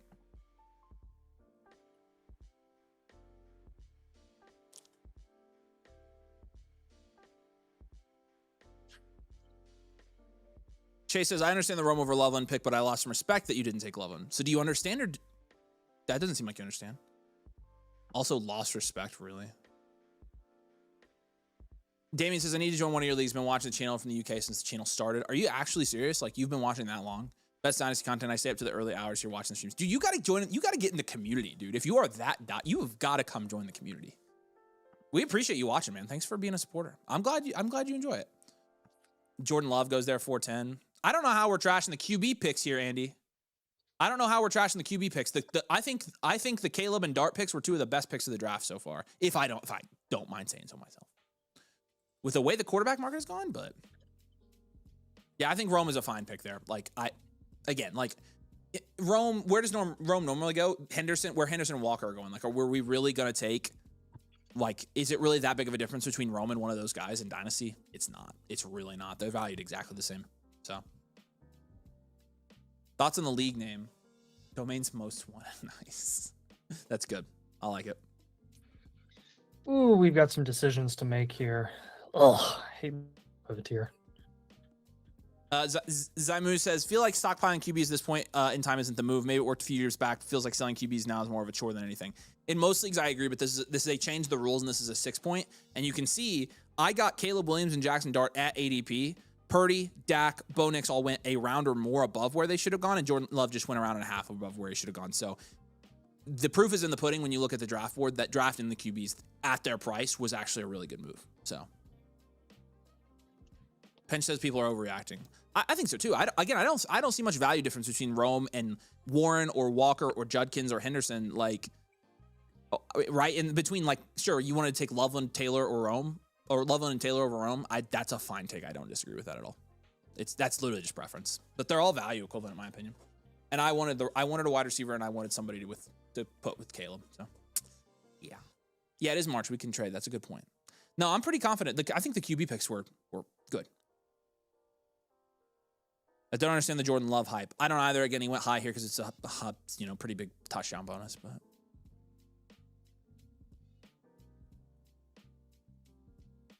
get that off this.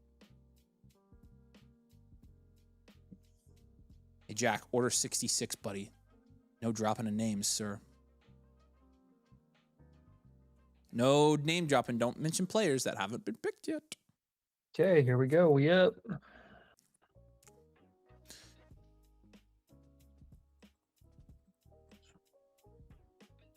JT says, wondering if you guys are doing live blueprints. Yeah, we are, man. Yeah, submit it to us, and we'll take a look at it after the stream. Out of a startup, very interesting. I'll be curious to see what your value share is. There's the link. Appreciate it. And he says, Purdy usually goes early 4th. I'm okay taking him at 310.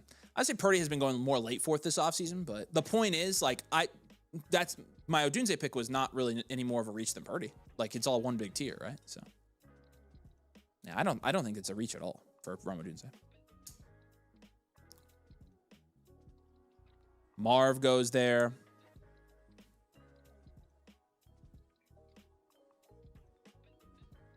Ooh, I've got a couple players I like here.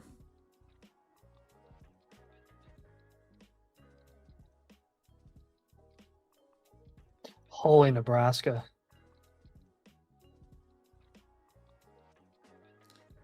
What's the score of their game? 12-2. Oh my gosh. Come on, Texas.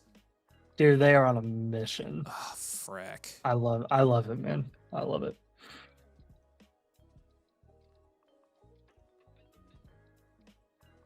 Did you see the last game they played? Who, Nebraska? Yeah, oh, yeah. Yes. Like all their fans. Yeah, because they was in St. Louis, I think. That was awesome. Yeah.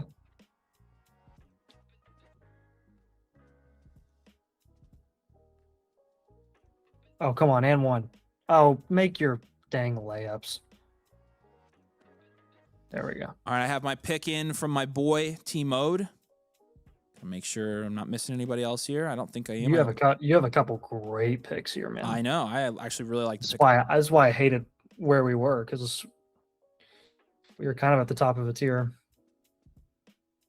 Ooh, hold on. Actually, there's somebody I didn't see. Yeah, I know who you're talking about.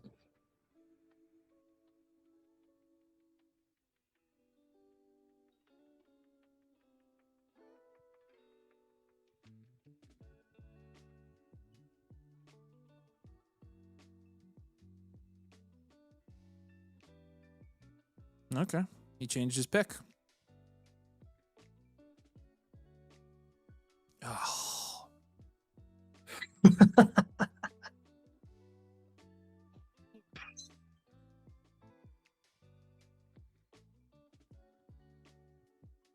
Waiting for it to go through.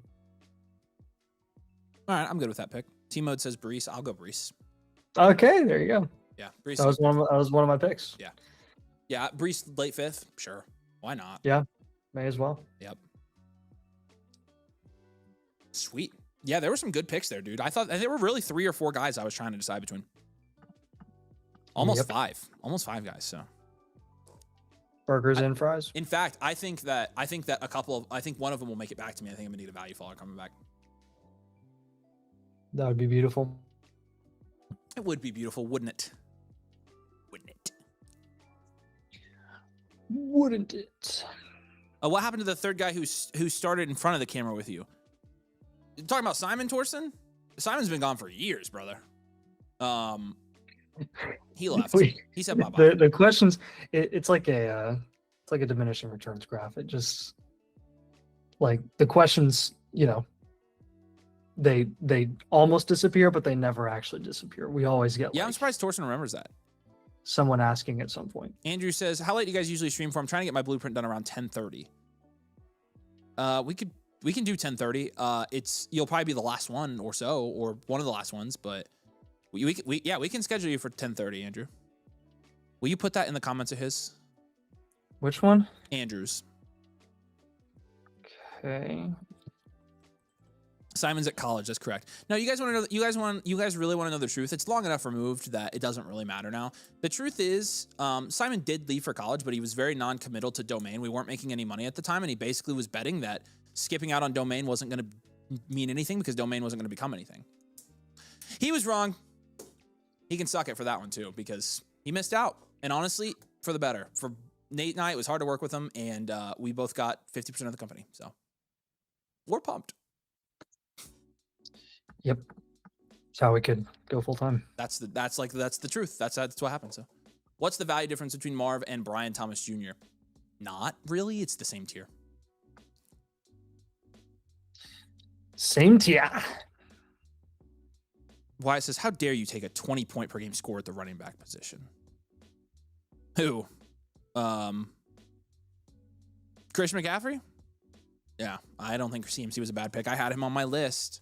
T goes. That's another guy I had on my list. Okay, so my list was Burden, Christian McCaffrey, T Higgins. So those guys have all gone. So. Yep. Damien says, how many people from outside the U.S. running community have been rejected to play Dynasty because I'm in the U.K.? I'm currently in the leagues in the U.S. and more active than most. We matter. So actually on the Domain Discord right now, somebody has started a Domain International League that has open spots. So you can go check that out. It's over on our new leagues portal. It's Domain International League. Avery, I'm wondering why you have Jonathan Brooks so much lower than everyone else in your rankings. Because I very rarely go that far down in my rankings to check them. I feel like hold on. Far down? Jonathan Brooks. Hold on. Check positional Oh. rankings. I don't think I have him positionally much lower than everybody else. My positional rankings are always correct. It's the overall rankings. Talk about want to melt your brain, dude. Yep. Thoughts on Bucky's outlook? Got offered Bucky for my burden. It's a pivot. I don't think it's a bad move to take him. He went here at the 5-5. I'm glad I'm not name dropping. He's been going in the 6th. So, yeah. Paul Skeens gave up a bunch of run. Pirates should trade him while they can still get something. Paul Skeens gave up 5 runs today in like 1 inning. Did you see a couple of those runs were from like one dude and all the errors that he had? I did not see that. Yeah, it was I'm blanking on his name, of course, right now. Was it something Ortiz? I don't know. Barkley goes, frick. Barkley's a good pick. These guys are tightening up now. These are good picks. Emptying my queue. It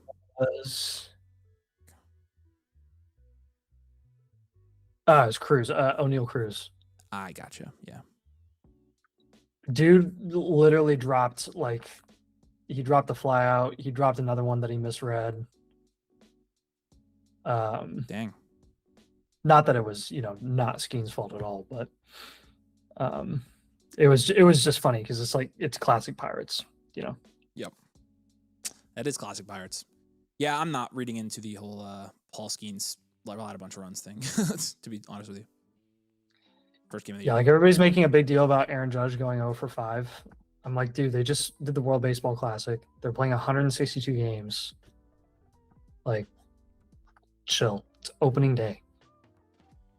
All right, I've got 3 guys in the queue. I'm going to take whoever falls to me. Do you know that going 0 for 5 on an opening day in baseball means that you're actually going to bat 0 BTJ for the rest of the was my first season? guy. It's true.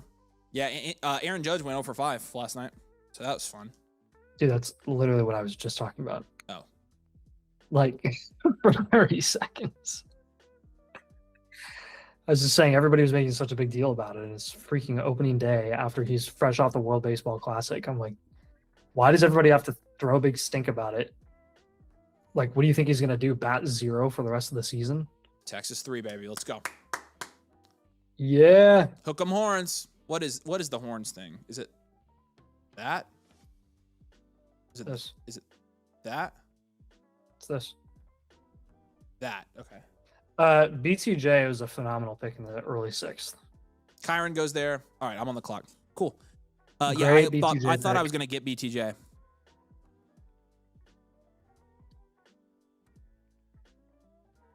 But it's fine. This is my consolation. Ooh, that's another good one. I've got a couple of guys here. You're probably going to get somebody right at the end of the tier. Lucky freaking motherfricker. Yeah, you are going to get... You've got really like 4 or 5 guys before the tier ends, so you're in a better spot than me here. What is the market play? That's a great question, T-Mode. Let's check the market real quick. I don't know, because these guys are very volatile at the moment, some of these boys. That makes sense, actually. Okay. Well, that's the market play. So we're going to do it. We're going to make this pick. Not my favorite pick in the whole wide world, but...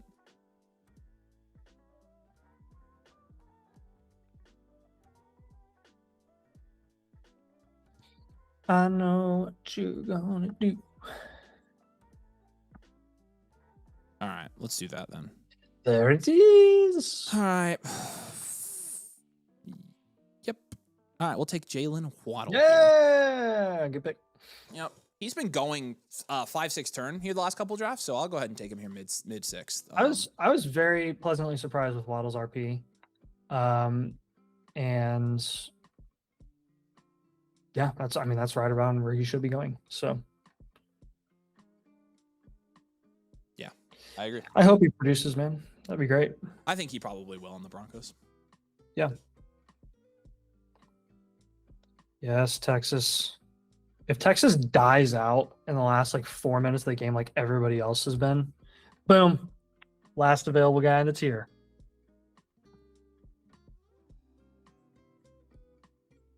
Yeah, I'm pretty Double checking to make sure I'm not missing anybody. there's Obvious. I know who you're gonna take. Just take him. He's the right pick. That's the other guy I had in my queue. So Yeah, we're taking Smitty here. yeah, it's the right pick. I had Smitty, AJ Brown, and Waddle, and I just picked Waddle because he was the market play in my opinion. So After going dual elite QB, taking a running back and a tight end, which I never do in the top 10 rounds of a dynasty draft, ending up with Marvin Devonta Smith, I'm pretty happy with. Yeah, you've kind of landed the plane there. 8 Crazy Nights says he's watching us and a movie at the same time. How are you doing that? Yeah, you watching 8 Crazy Nights? That's a good question. Dale says he's from Zimbabwe. Actually? No, you're not. Are you really? No, you're not. Really? By the way, lately I realized one of my biggest opponents in my home league is also watching every Domain video. How high are the odds for more casual German league having 2 people watching Domain? Well, I mean, I don't know what the odds are, to be honest with you. I don't know. The world is weird. Nathan and I get recognized far more than we would assume that we do. A lot of that is the Flock League, though. The Flock League is big enough to where, like, we get recognized from that. But yeah, you just got to be in the right crowd. Like if you're going to a 100%. sports game, odds are you're going to be around somebody who does some sort of fantasy football Yeah. and probably watches some sort of content. Yeah. So I don't know what the odds are, but that's really cool. I'm glad that we have some other international peeps. Javonte Williams, in my opinion, could have also been considered in that tier. Yep. He was the other guy I was considering. If someone is There's headed one, to there's one other guy too. McMurdo Station anytime soon, we'll send you a Domain t-shirt to spread the word. I have no clue what that means. What's McMurdo Station? Is that a Jam was a good pick. He said, I'm watching the Marvel, so I'm not that locked into it. Great move. Alex says, Zach took the don't spend approach, Avery. He might be coach. Rip. That sucks. I don't know. Maybe he'll land the plane. Knowing Zach, though, Zach's probably drafting on vibes. Zach is typically not like, I'm going to draft on analytics only. He's like, I'm going to draft on vibes and film and player takes. Like, that's just Zach's MO. So, like, I had my plan, like, to a science. I'm sure Zach was like, I'm just going to go in here and, I don't know, maybe I'm wrong. Maybe he did prepare. Not going to lie, wear my Dynasty Domain shirt when I coach baseball practice. That is actually sick, dude. We need to sponsor a Little League team, Nathan. That would be hilarious. Dude, growing up, it was always the lunch meat company, or not just lunch meat. It was Land O'Lakes. Nice. That's you funny. know, that was always on the back of the Little League shirts for me. Honestly, Did you play Little League baseball? Little League what? Baseball? Yeah. Yes. Okay. I played baseball till I was in probably 5th grade, and then I stopped. Okay.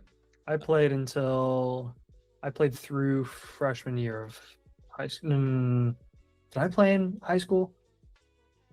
No, I played through 8th grade. In like a homeschool league?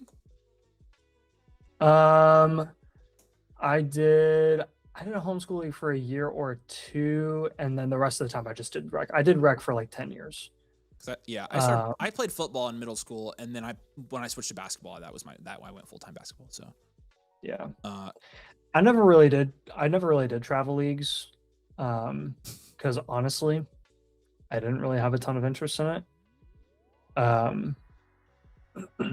There were options to do travel leagues for baseball, and I just didn't like baseball enough. Your dad was a baseball player, wasn't he? He's pretty good, right? Yeah, he played all of high school. Yeah. And yeah, he was decent. Yeah, somebody said sponsor a Little League football team. Honestly, like, I'll probably end up coaching my son's basketball teams if I had to guess, probably until he's old enough to have his own coach. So, hey, yeah, I'll probably be a soccer coach at some point too. Yeah, you would be. Hey, let's go and get our Clementines, boys. Everybody's gonna have fun. Kick it into the goal. Clementines? What are you talking about? Hey, TTP, dude. You know how often people were puking in my practices in high school? Okay. Yeah, but my coach kicked my butt, dude. They were puking. All your team was puking because there were hot girls around and they didn't know what to do with themselves.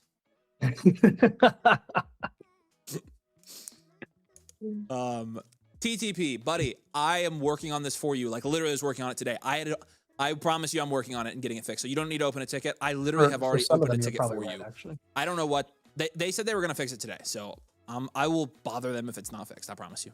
Sorry about that, man. That sucks. Nathan's going to be like Will Ferrell and kicking and screaming. It's exactly right. That literally, yes, that is literally going to be Nathan.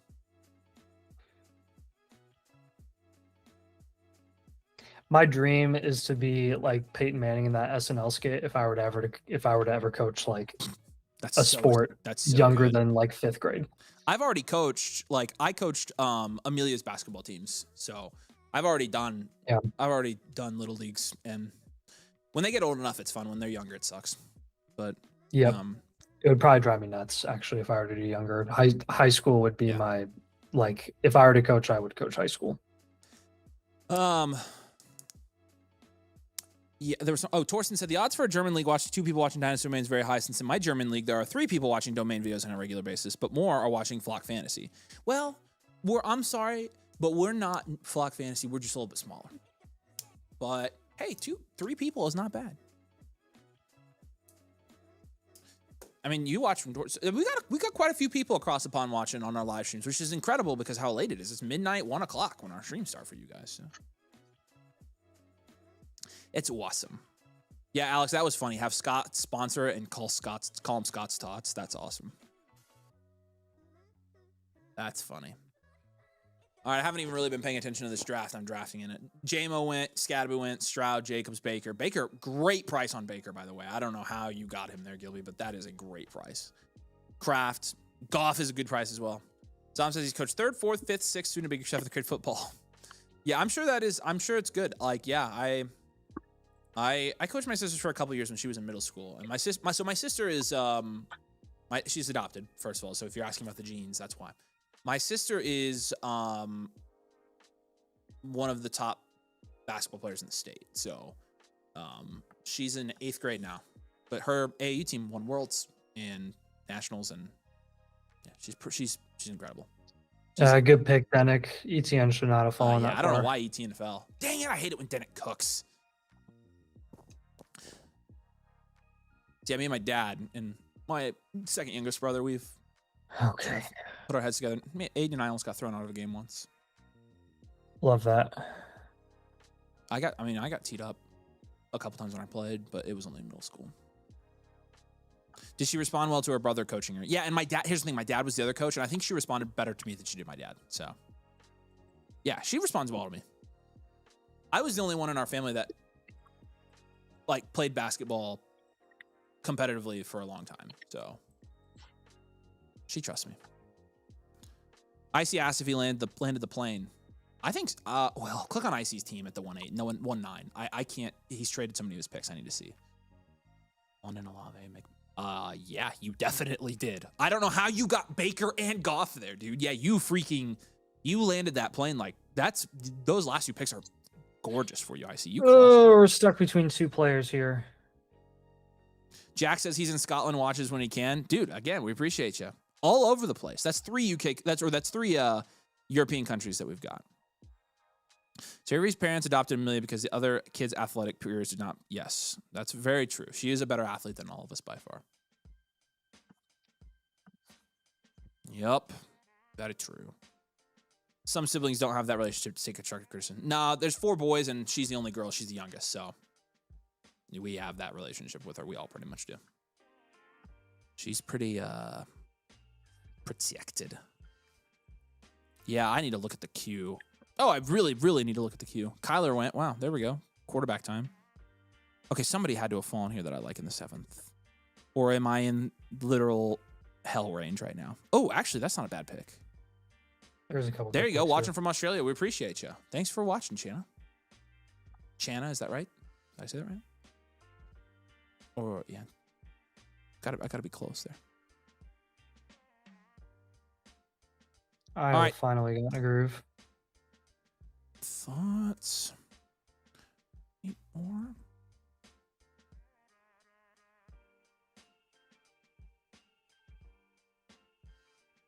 Some of Braden Smith's passes are ridiculous. I don't want to talk about it. They also Purdue had legitimately the easiest path to the lead I think I've ever seen. Yeah, it was pretty wild. It actually is crazy. All right. I'm going to verify this. You're in a pickle too, man. All right, I'll take the 108 here. Yeah, good pick. That was what Arter and I were trying to decide between 108 and Ward. I don't know, brother. Texas is hanging right now. I think we're gonna be in for a good game, which is good because Purdue will choke. Oh man. And then the 109 goes right after. So I sniped him again. Let's go. Yeah. What do we think of Warren this year? Am I wrong for worrying about him and trying to get out on my home league? Honestly, for Warren, it's better now that Pittman's not there. So I don't think you're wrong for worrying, but I think like if you end up holding him, it's not going to end up being that bad. Nagasumi just messaged me, said, "Okay, you sniped me more than I sniped you." True. Yeah. You actually. Have you? I guess the question is, have you sniped me? I guess Puka technically was a snipe, but outside of that, you haven't sniped me yet. I know you hate me. I know you do, but you secretly love me. We have that relationship, don't we?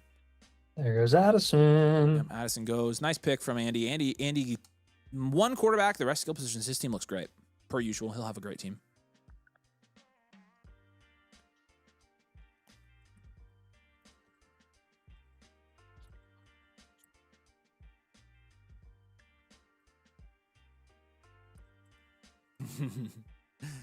I was coming back too. Yeah, they're within 8. We'll see. Nebraska's shooting free throws. He sniped you on the 103. Oh, yes, he did. Correct. Yeah, you guys are correct. That's right. That's right. Yep, he sniped me on the 103. That's true. He got me. I got. Dang it. Oh, Stafford. Jeez. Some of these picks have been jump scares. But it's funny, like some of these guys have gone at ADP. Like Cam Ward went at ADP. Baker went at ADP. Yep. If you were taking Addison the 201, what's a player that comes to mind you'd want back? Nathan's probably have a better idea off the top of his head. Nathan, Addison, the 201. What about it? If we're Up to taking Addison in the 201? You're probably talking about Waddle, AJ Brown, Smitty, BTJ. If you're doing a wide receiver. Flowers, low point. Flowers would be the high point, right? Flowers would be the low point. I just named Waddle, AJ Brown, and Smitty, and those guys are lower than Flowers. Oh, I guess with this startup, yeah. Depends on what market you're in. I think Flowers is consistently going above those guys right now. I think. KTC has them well below those guys. Really? That's interesting. Yeah. Yeah, T-Mode, I was also... I said Andy gambled on not taking a second QB there, and it doesn't appear to have worked. He got Sam Darnold here, which again, it's okay. Darnold's a good pick. Moore is a good pick. It's okay prices on Darnold, but I don't think it's anything fantastically fantastic. Oh, is he still there? Yes! No way. Yeah. Wait, Timo said, wait, what? Evil laugh. Okay, yeah, okay. He said because Henry didn't go. We got him. I almost Ladies took him and gentlemen, we got him. I almost took him in the 7th round, and he was still there. I passed on him. Let's go. I like this draft for you, Timo. You're going to have a great team here. Make some good trades. High value share. Love it. I love this. Not to mention, you're not set up too bad for this year, even without the quarterback moves. We got Brees, Derrick Henry, Roman, Jalen Waddle. Let me see the All upside. right, we've got a direction here. And the upsides in the quarterbacks, like that's in this league, that's very valid for a super flex 6 point. So, oh, call up and make my life easier and pick one of the 2 guys I'm thinking about, so I don't have to decide. Oh, I'm trying to think who you're thinking about. Trying to think who you think you might be thinking about. Oh, I know one of them. I don't know the other guy you think you might be thinking about.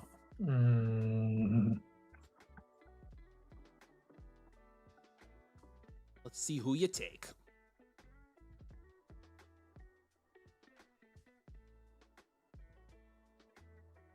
dang. Sucks to suck. Sucks to suck, Nathan. Okay, I'm going with the one that I think is safer. Oh, which T-Mode is won't. He won't bend. funny coming from me. I think it's funny that I'm saying a late first is safer, but Wow, I can't believe. Yeah, I mean, it's not a bad pick. yeah. Wow. I probably would take Henry over this year's 110, so I think I don't regret the move. But yeah, I get it. I had 2 guys there. See where the other one goes. We'll see where the other one goes. Bozine Ho says, I did a regular team blueprint a week ago. Didn't realize there was a difference. It's possible to switch to a live team review today. If it was a week ago, we wouldn't be able to. In fact, it's probably yours is done. We probably already did yours. So you're probably close to if being it's either done or we're working on it now. So yeah, no, sorry. We normally can make exceptions if it's like been a couple hours or maybe a day at most. But like once we get to a couple days, like we've already pulled it over, started on it, and begun the groundwork. So, sorry about that, man. I wish we could have helped you out on that, but that's okay. I'm gonna order me a salad from Chick-fil-A to eat when the stream is done, because I didn't get to eat before, and I really want a drink. So Nathan, when do you leave? You leave Saturday morning? Yep. At least Saturday morning, we'll just drive all the way through. So I'll be back Saturday night. Did you guys drive separate, or did you all drive together? We drove together. Nice. Carpool.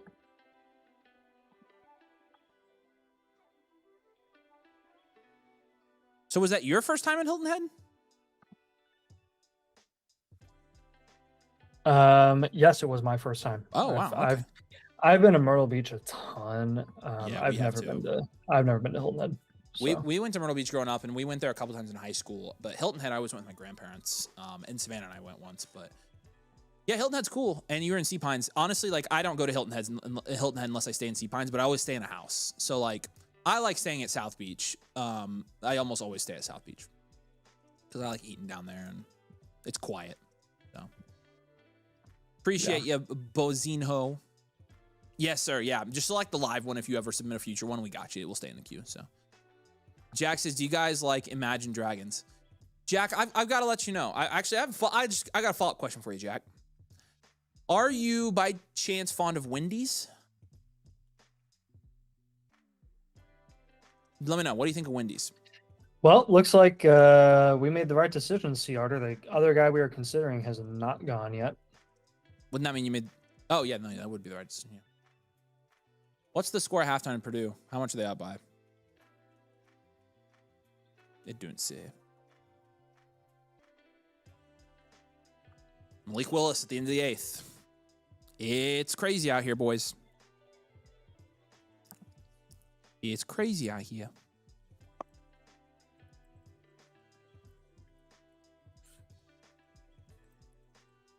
This is hilarious. So the UNC job opened up, obviously, because they fired Hubie. And Stephen A. Smith this morning said that the first guy they were going to look at was Kenny Smith. I'm like, you have literally no clue what you're talking about, dude. I'm sorry, who? Say that again? Stephen A. Smith said the first person UNC was going to look at for their head coaching vacancy was Kenny Smith. Oh, my gosh. You know what? Every time I try to watch a different show that isn't McAfee, I'm like, these guys literally like they talk like they just came onto the set and haven't talked about sports since the last time they came on the set. And like they're total clowns, dude. Like they have no clue. We are more informed than they are. Like literally. Like most sports sickos are more informed than they are. Yeah. Jack says he does love Wendy's, which is great. He did ask if we were into fitness. Follow up. Good night. Follow up. Dude. Do you by chance think that there's been a little bofa going on in the stream? Just a little bit of bofa. Like a little bit. Well, let me know, Jack. What do you think?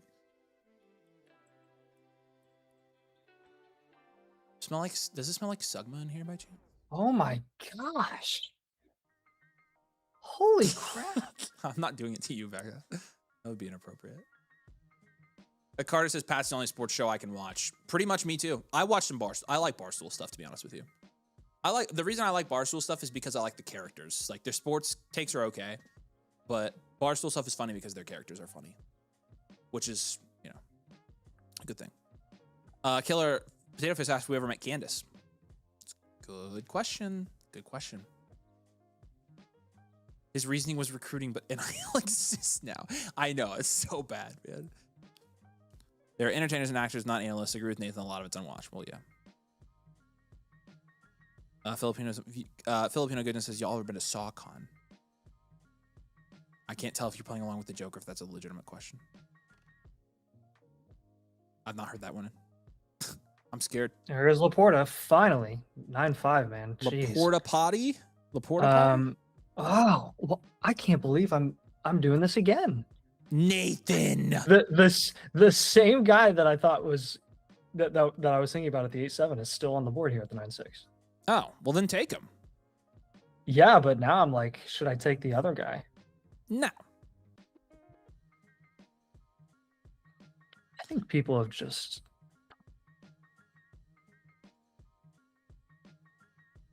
dang. Just take him, Nathan. Just take him. Just take the guy, Nathan. Take your boy, your friend.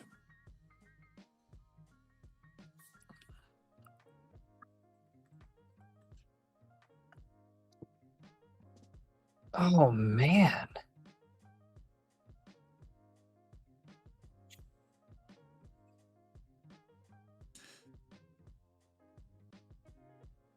Nathan, he's there for you again.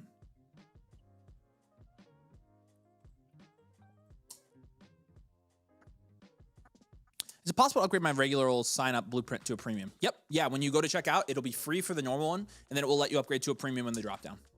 So you just hit the drop-down. Because I know he's not gonna fall any further than this. Teuton's a great pick. Yeah, dude, gosh. I was this close to taking him at the 8-7. That's wild, child. That's crazy that you got him. I think people forgot about him because he's so buried in Sleeper ADP. Sleeper ADP, he was like below Tyron Tracy. I think you are correct. I think people forgot. And I would have forgotten too. Okay. 1, 2, 3. Jeez. I haven't seen him go that low in a long time. I hate to do this. I've seen people take him in the mid-late 7th. I hate to do this, but I have to take another rookie pick here. So that was the other one that I was borderline considering. Yeah, 111. But Teuton was there again, and I almost took the 111 still. I probably would have taken Teuton. I think I've seen, honestly, Teuton in the 111. I've seen that exact deal proposed a couple times. So.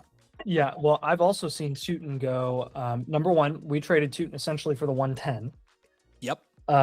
So I know we can get Teuton for a little bit more, which also implies a Teuton's value upside in any market really can be like 7th round. Sure. And I never see the 111 go there. Yeah. So that was kind of my deciding factor. The 111 might be safer, but Teuton was just underpriced in the startup. So sure, yeah. I don't know. I was so split between those two. Dude, B. Robinson from the Falcons is still available? Dude, Bijan. Bijan's still here? Dude, that's going to be maddening. Oh my gosh. The Falcons thought they were being cute. They're just being dumb. Mm-hmm. Yeah. They're just being dumb.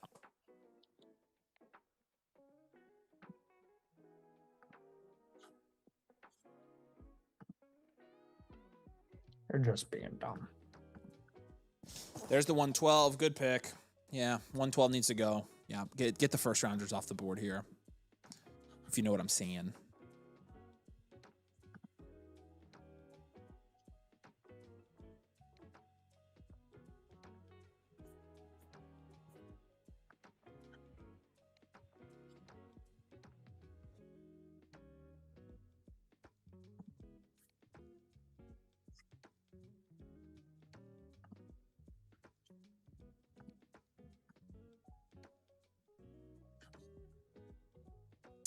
Now it's wait and see. Gadsden goes. We were thinking about Gadsden pretty heavily.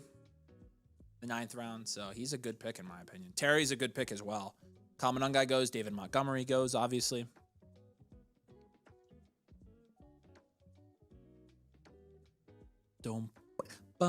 This draft is funky. I agree, BK. There are some funky things going on, and I'm just kind of laying low right now, letting them play out and seeing if I can advantage or see if I can take advantage. I think people are just unsure with Tootin. I know I am. I don't think he has a season people think, but I'm not sure. I would say generally, Denick, like I think you're smart to be unsure about Tootin. I think generally people are a lot more sure than they should be about Tootin. I think the general consensus on Tootin is that he's going to ball out next year, which I don't think is true. But again, they paid Chris Rodriguez $12 million, and people were like, "Oh, that means it's Tootin's backfield by himself." How? How does that? How is that? Which I love. I love the double standard. Chris Rodriguez on an annual basis got paid almost the same that Kenneth Gainwell did, and now everyone's like, "Well, Bucky's dead." Yeah, exact same thing, dude.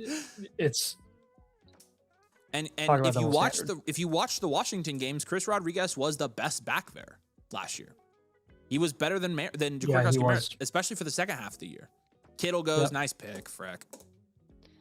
Yes, Timo, you were right about these picks that you're naming. There's gonna be some good. I think the mistake that I made last year is I underestimated the potential of like tier 3 running back money. In like Javonte Williams is a perfect example where we were like, Javonte Williams is getting paid essentially nothing, like $3-4 million. Therefore, he's not going to get the backfield. And yet he actually like was always going to be the guy. So, and that's not always going to be the case for everyone, but like Rico Dowdle's another case. Everyone in that like $6-ish million range, don't underestimate their ability to take over a backfield. They can. Doesn't mean they're guaranteed to, but that's enough investment where they are going to get a heck of an opportunity. Yep. And that's a 201. Algier 201. Okay, I'm actually cool with both those. Algier's a pretty good pick, actually. I was thinking about him. Okay, now where we go here? Here we go. Ooh. That might be the market pick. I don't necessarily like taking this person, but I think that is for sure the market play, unless something crazy has changed. Where did that boy go? There he went. Dang it, are you going to take the guy I'm thinking about? Probably, dude. Probably. I got to make sure that I'm not crazy here with my market value. I'm not. Wow. All right.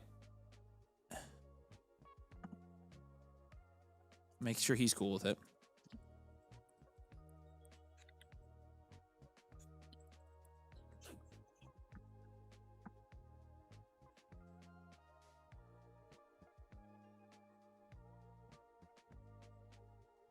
All right. He says probably. So I'll queue him up. The picks are going right where they should be. Yeah, they have. I'm happy with where I'm very happy with where the picks are being picked. The picks are being picked where they're picking the picks. So. Oh. Okay. There we go. Boom. Yeah, dude, Sharps fell like a full round and a half. Yeah. I just checked community ranks and I'm right. Like he normally goes much higher. Market. I'm double checking community ranks as well here. I don't want anything to do with Charbonnet at his price where he typically goes, but here, like, I mean, yeah, I'll take a shot. Everybody say good Sharps pick, Avery. Good Sharps pick. Everybody say that. Everybody say good Sharps pick, Avery. Good Sharps pick. Who do you expect the first few rookie picks to be based off of? This Sleeper has the rookies. Why use kickers? Because it's a completely different strategy. Drafting rookies before we get landing spots and draft capital is very high stakes. We could do a draft like that, but picking the picks is. I almost took Pearsall. Drafting the actual rookie picks themselves is you're drafting the choice. It makes them a little bit more valuable, and it also takes away the risk of trying to draft blind before the rookie draft. So. All right, we will go ahead. Denny, I said to say good Sharps. Fuji Apples is good Sharps pick. Thank you. Yeah. This is another like I see this guy go 2 rounds earlier often. So yeah, Watts at some point he had to go. So yeah, I'm okay with 10th round prices. No, David, no, I made the Sharps pick. Charbonnet's a top 20 running back behind Walker, but got behind Walker is now injured. Yeah, I mean, yeah, he just normally goes a lot higher than this. So I think I'm not gonna lie, my draft has been so incredibly boring. It's just been like take who I have to take. Your draft's Like been the entire draft. What's the strategy for a 14 team half point PPR? I've been doing mocks and it's rough. Ideally, flex running backs. Yeah. But always take the value that falls first. Tyler did say, Nathan, happy birthday, bro. Can't believe you're just 19 years old, which is crazy to think how successful you are for a 19-year-old. So I'm not far removed from 19. There was a time when I was 19 and on camera doing Dynasty content. Yeah. Yeah, that is true. That is true. The time when I was 18, actually. No, I was 19. Ben says Sharp only got carries because Walker was good. So. Hey, Ben, I know that, but this is a market value play, and I wanted you to tell me it was a good pick. Pittman was the other guy we were considering there, Denick. That was a good pick. Yeah, we were considering Sharps, Pearsall, Watson, Pittman, a guy who hasn't gone. So I know who you're talking about. Let me send you a DM. I'm sure we're talking about the same person. Technically, yes, but that's not the guy I'm talking about. But yes, he's the other guy. Okay. Market value. That's the market value pick right now. Yep. I did see him. It's the other faller. Oh yeah, the guy that. Yes. Yeah. Yes. Oops, I put that in Kyle chat. There you go. Denny says, "Bring back the man bun." Don't do this, Denny. You're saying all kinds of things I don't want you to say right now. I think about it often. Nathan is grown up now. He's a man instead of a boy, and so we're not going to do any of that anymore, right, Nathan? I'm a real boy. I mean, man. Quick, tell a lie, like you're wearing a lady's underwear. I'm wearing a lady's underwear. It's a thong. Oh, that's funny. Green, I think them re-signing Dobbins probably indicates that they're not going to take any like crazy swing on a day 2 running back. At most, they'll probably take a guy late day 3. But they also re-signed Jaleel McLaughlin. So all 3 of those guys under contract probably means they're not planning on doing anything in the draft. I'm gonna squash this narrative for you, Denick, and I'll let Nathan co-squash it with me. It says, have we not learned our lesson when the main guy doesn't mean to get the work? You mean the vacated volume fallacy, which Nathan and I came up with like 3 years ago? Interesting, Denick. Thanks for teaching us. Except, example, Zamir White, Jacobs gone when Khalil Herbert, when Monty left. My brother, Charbonnet is not the same as Zamir White and Khalil Herbert. It's not even close to the same, dude. Come on. Yeah. Like, completely different situations here. Charbonnet was a second-round pick. And also, it's a good running back. So, no, I'm not doing it. I'm not taking crap from you right now, Denick. He's not doing it. Seems like you most certainly are. I am not. Yes. Shrek 2 is like one of my favorite movies of all time. It's like better than Shrek 1, which is crazy. It's better. Shrek 2 is so funny. That's Dennis says he's referring to Tootin. That's a okay. It's more. It's definitely more applicable. That's a market value selection. Yeah, it is. But yes, that was just because I selected Tootin doesn't mean I automatically have a take that he's going to be the RB1 in the next Bijan Robinson. Like I took him in the 9th round. Denick, I'll put down my weapons. Now I get it. So haven't heard that name since Joe drafted him around 5 of the flock 2 years ago. That's right. Oh my gosh. All right, DK won at the 10-12. Good gosh, he fell so far. He did fall. All right, Nathan and I will make these last picks, and then it is time to pick our favorite teams. Actually, I'll let the chat pick their favorite team tonight, because Nathan and I drafted, and my favorite team's my team. Like, so. Actually, there are a couple teams I like. Who crushed the quarterback? Honest, I don't want to. I can't do it. Golden's a good pick, too. Dang it. Yeah, Golden is a good pick. Dang it, Denick kind of cooked. All right. Denick, you're so much better in these drafts than auctions. Like, this is a great draft. Well, you should stick to these. You should stick to snakes, Denick. This is way better than your other draft. Your value share is going to be pretty good. Your other team sucks. Ben says he likes the Denick villain arc. It's funny because Denick, like, we never would have expected Denick to become the villain, but. All right, this guy also buried an ADP. I think people forgot about him. Welcome, Romeo Dobbs. How did he make it back to you? Frick! Sleeper ADP, we have that to thank. Gosh dang it, You had to Nathan. scroll far to find him. That is where I wish I wasn't drafting with you right this second at this moment, currently in time. Bijan's still here.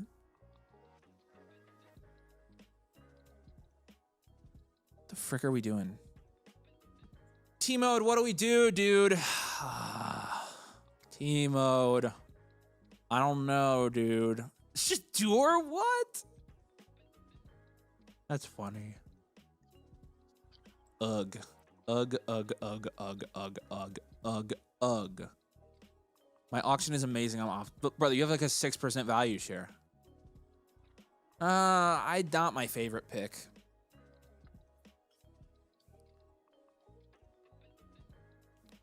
What else are we thinking? I'm just going to do some bit of scrolling. Check this. He went, right? Yep. How much time? 55. Cool. Who are you taking? Who are you taking? Who are you taking? Oh, no way. Shadua. Oh, I don't know if it. Oh, dude, I don't know if this is. You've got. No. I've got to do it. I've got to do it. I don't care if that you broke your elbow. Hold on. Boom. I had to do it. Sorry, T-mode. I had to. He's definitely the market play. I love that.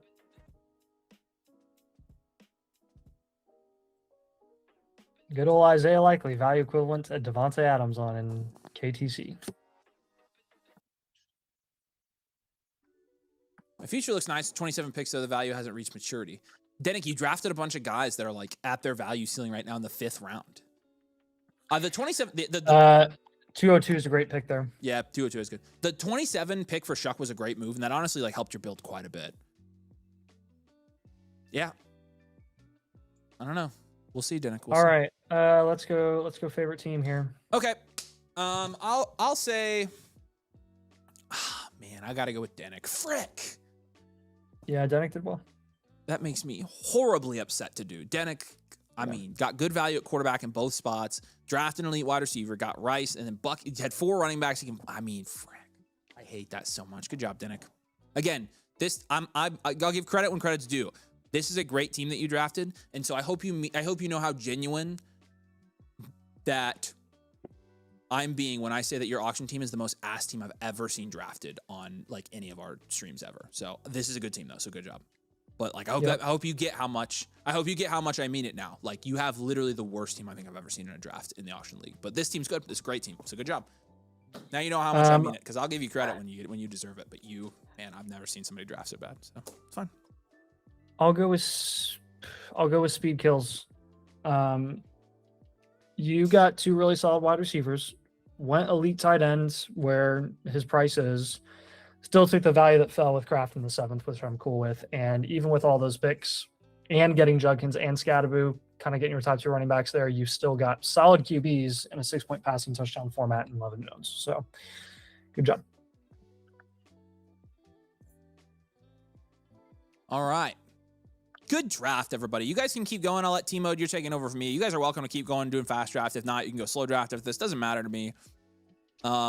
I know Ovals was upset that we are going to that they may potentially go to a slow draft. I think the plan is to go to slow draft, but Ovals, it's all right, buddy. We got plenty of time before the season. We're happy to have you as a member, and try not to freak out on the boys a little bit. It's standard procedure. Like people, it's 8:30 on a weeknight, so we got you, man. We appreciate you. All right. Let's go back, and it's time to look at your Dynasty teams. Let's do it. Cue the flock tab. All right. Back to stream mode, please. Joe the Shield's up first, though we have a trade question from GH Steel. Okay. Oh, yeah. So go down. We should have some guys down here. Oh, no. In progress. These are all the blue peas that we're working on right now. We need the live blue peas we're working on. Steely's got a question for us. Take this. And this is in Renegade, and I know it, but this is too good of a deal to pass up, in my opinion. I think you take this for sure. With a 7% value, sure you take it. 27 first. Okay, and we have another one down there, I think, as well. Iowa really hanging in there, man. Only a 3-point game. Maybe not. Scroll down. After their crappy start. There we go. Mahomes Woody Marks, Jalen Coker, or Drake London, the 106 and a 27 first. Yeah, easy. Take this. London. Not close. How are you getting... what? How are you doing this? I'm also sending Jake Tonjes the pat on the pat. Yeah, if you're getting London here, this is a no-brainer. Yes, take this.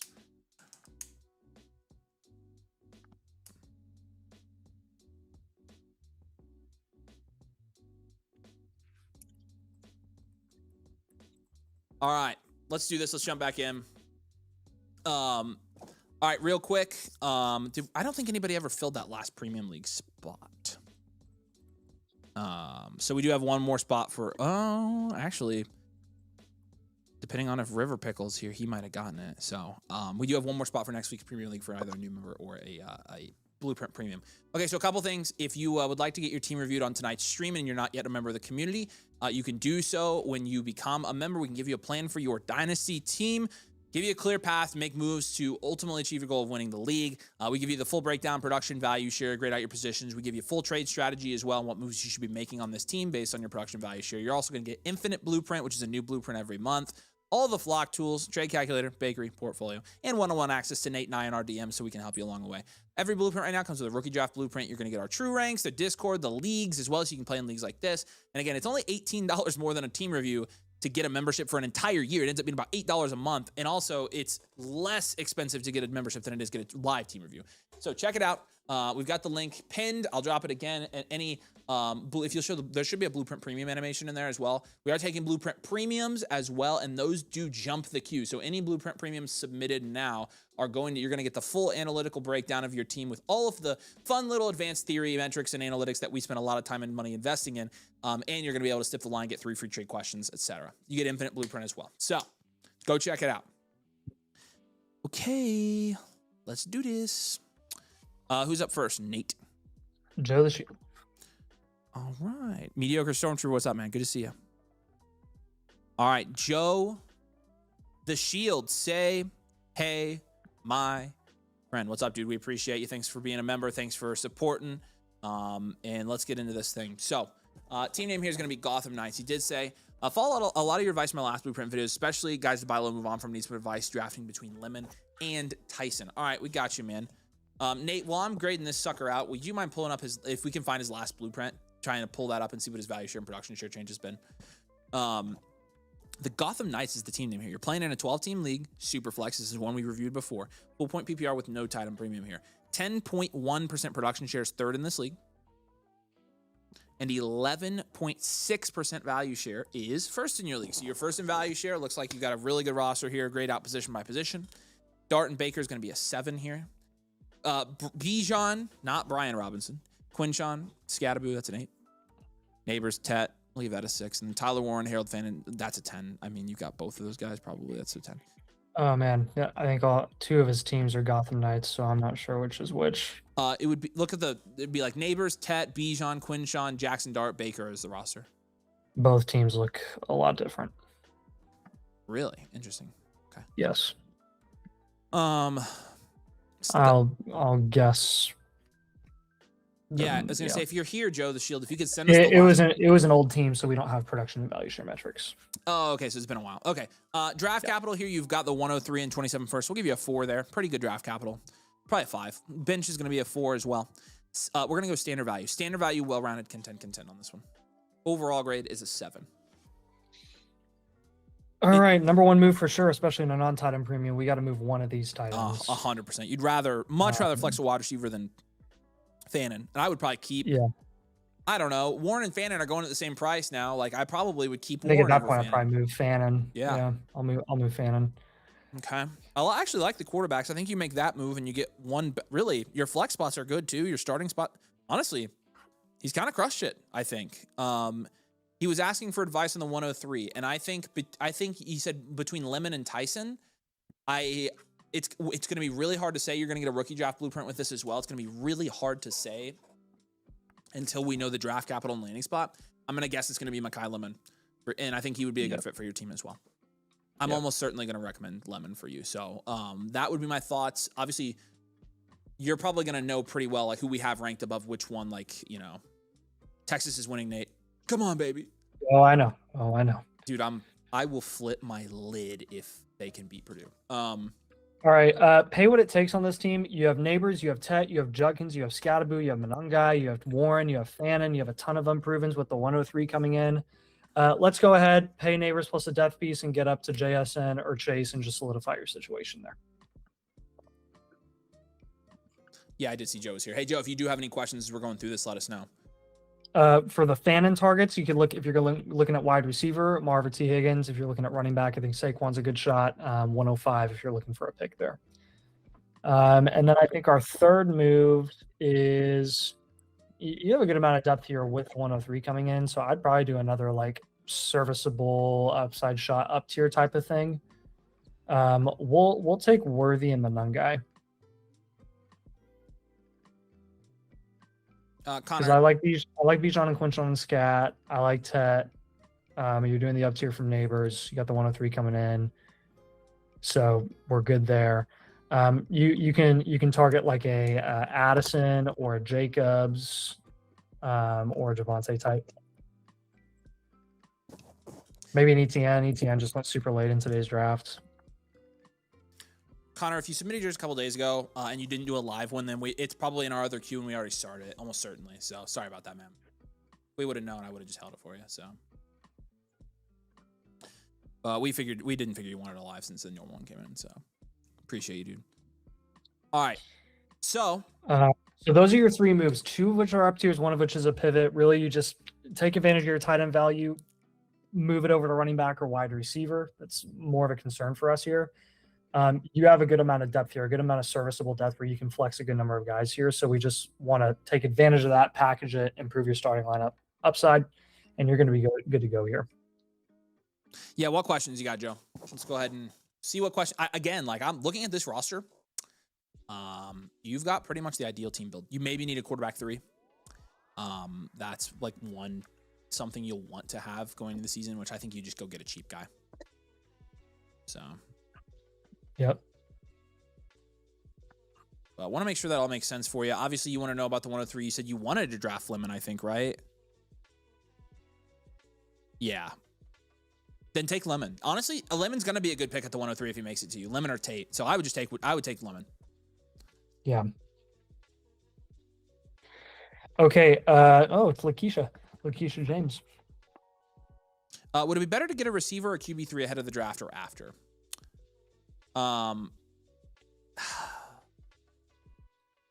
Anytime, honestly. It doesn't. I don't think it really matters. I think any time is going to be cool. So you can make these moves anytime. I have this vent that is constantly blowing on me this entire time, and it is so freaking cold. I'm gonna say, I bet you're freezing. Literally so cold. Yeah, appreciate you, Connor. Yeah, next time you know now if you wanted to get that done again. So, all right. Sean YT says he's here for his review. I'm pretty sure we were asking about him earlier and we moved him over, Nate, right? Yeah. He's here now.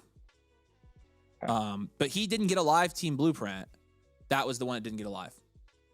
Yeah, Sean, you did not get a live team blueprint. If you were intending to get that live, I'll send you a voucher and then you can just select the live team blueprint. It'll only charge you the difference between the team blueprint and the live the second time with the voucher. So let me know if that's what you want to do. Hey, Alex, it should let you select Blueprint Premium and it will still be free. It's a voucher. It is a tier 4 voucher. It should automatically apply. So select Blueprint Premium. It should. If not, then let me know. But I had somebody test earlier and it was working for them. So you shouldn't have to put it in the comments. It should come through on our end. So Joe says, gotcha, thanks. I was really desperate for receivers. Yeah, but honestly, again, you're flexing a running back now. It's a shallow league with your lineup. I think you're in good shape. So we appreciate you. All right, Lakeisha James. Let's go down to Lakeisha James. Bow down at the bottom. Lakika. Jaden Daniels. This is not even close. Even in a 14 team, you're taking JSN over Daniels. Every day. Love over Kraft in a 14 team by a mile. Yep, take it. Take this. This is a great deal. JSN. All right, L Rumple is up next. Mine was not automatically a premium. Is it because you have multiple vouchers? Try it again and see if it works. I had somebody test it and they said it worked. Well, what did you do? Sort by value again. Yeah, there you go. You got it. The the premiums for the Motherflocker March deal, we're not doing those on the live stream because there was a big discount sale. That's not what they're asking. They're just asking how to submit it as a premium. Oh, I see. I got you. Yeah. So, yeah, no, yeah, but we won't be doing those ones live. But yeah, those are Texas, dude. Texas, Nate. Oh, I know. I'm watching. Texas, baby. Hook 'em. Let's go. Oh my gosh, I want this so bad. Should we call Sam live on the stream if they lose? Yes. That would be so funny, dude. I'm literally going All right. L Rumple's up next. Scott says, why does the guy on the left sound like he's talking into his computer microphone? Because I am talking on my computer microphone. He Good knows guess. his username is Scott Lawless. Oh, yeah. Oops, I did awesome. not catch that. Scott, we're surviving. Scott. We're surviving without you, dude. Becca's doing a good job. So shout out Becca. You tell him, Scott. That's right. You have every right to be mad at Nathan for that. All right. All right, Shawnee. I'll send you a voucher as of T-5, 4, 3, 2. It's in your account now. Just go through the process again, select live team blueprint. It'll charge you the difference, and then you'll be good to go. Ben says, why did you start hating Purdue now? Brother, I was born to hate Purdue. It's in my DNA. Yeah, that's right. It's destiny. I hate him so much. Oh, honestly, here's the thing. I love Matt Painter, and who I don't like. I love Matt Painter, and I like watching them play. But I don't like any of their players. I hate Fletcher Lawyer. I hate him. Honestly, I hate Braden Smith too. Podcast boy. I hate TKR because he essentially gypped IU when he committed. And most of all, the reason I root against Purdue so hard is because I literally can't stand Purdue fans. Literally cannot stand them. Worst fans in sports. The most unfunny, unserious fan. Or they take themselves way too seriously, I should say. It's not even like you can't make jokes with them. So, all right. Yep. Okay, L Rumple. L Rumple. Let's do this. Appreciate you, L Rumple. Say hey if you're here in the chat. We've got you here. We've got he says going to pick Love. He's got the 101, 103, 105, and 107. The other 26 picks should go in a trade. Lunatic showed interest in them. Love your content. We appreciate it. We'll get you a trade with Lunatic set up for those 26 picks if you do want to trade them away. But let's start looking at some of your other analytics. Looks like you got a pretty valuable team here. Holy crap. 12 team, super flex, full point PPR with half point tight end premium. That's domain rules. 6.3% production shares, 10th in this league. Wow. And a 13.5% value shares first in this league. Wow. Holy balls. What a difference between those two numbers. Daniels and Burrow is going to be an 8. Hampton, Chase Brown, Scadaboo is an 8. Neighbors and McConkey is a 5. And then AJ Barnes is like a 2. But your draft capital is a 10, obviously. You still have 427 firsts. Oh my gosh. Yeah, you got an enhanced value here, dude. Yeah, it's enhanced value. Probably enhanced value, well-rounded, contend. Sure. I wouldn't qualify both of those QBs as dual elite necessarily, but yeah, they're 2 cornerstones. Wait, hold on. Burrow's a cornerstone? He's either I think he's a cornerstone, yeah. How is he a cornerstone and Caleb's not? Because do you see Joe Burrow's value when he gets injured? It doesn't drop any further than the late second. Braden Smith's missing jumpers, Nate. We're good, dude. We are good. All right. The baked-in insulation of a guy like Burrow is just objectively higher than someone like Caleb. I mean, right now. As much as I love having insulation, Caleb could get that in a year or two, but as much as I love having the insulation when Joe Burrow gets injured, I do also like having quarterbacks that just don't get injured. So there is that. Yeah, I know, but Caleb could literally just be like Trevor Lawrence and then fall right back down to the 5th round next year. You know, I really don't think so. Caleb's got. Well, I'm not saying he's going to. I'm just saying there is inherent risk in a Caleb Williams investment compared to a Joe Burrow investment in the second rounds. The risk is obviously different. One of them is they might not play, but that's the same thing with Lamar too. It's well, he might not play. But they're cornerstones because when they do get injured in this time, their value takes no more than a 10% dip. You know? Yeah. Texas is throwing. Dude with a forehead's not doing well. All right. Okay. So moves on this team because we're contending this year for sure.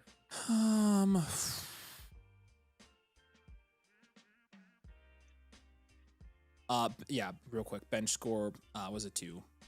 Or sorry. Yeah, 2. Overall is a 5 point. Okay. So flexing. I mean, obviously we're starting Toy Horton, Braylon Allen. So, but you've got the 101 and 103. Honestly, he wants to package the 26 first. Let's give him multiple moves with the firsts, in my opinion. All right. I'll give you a pivot from the 107. And then package 103, 105, and just get a cornerstone. I'll give you a pivot 107. I'll give you a pivot 105, and I will give you a package 103 and 105. Because the rest of your roster is in pretty good shape here, man. Yep. You're honest. You're in pretty good shape.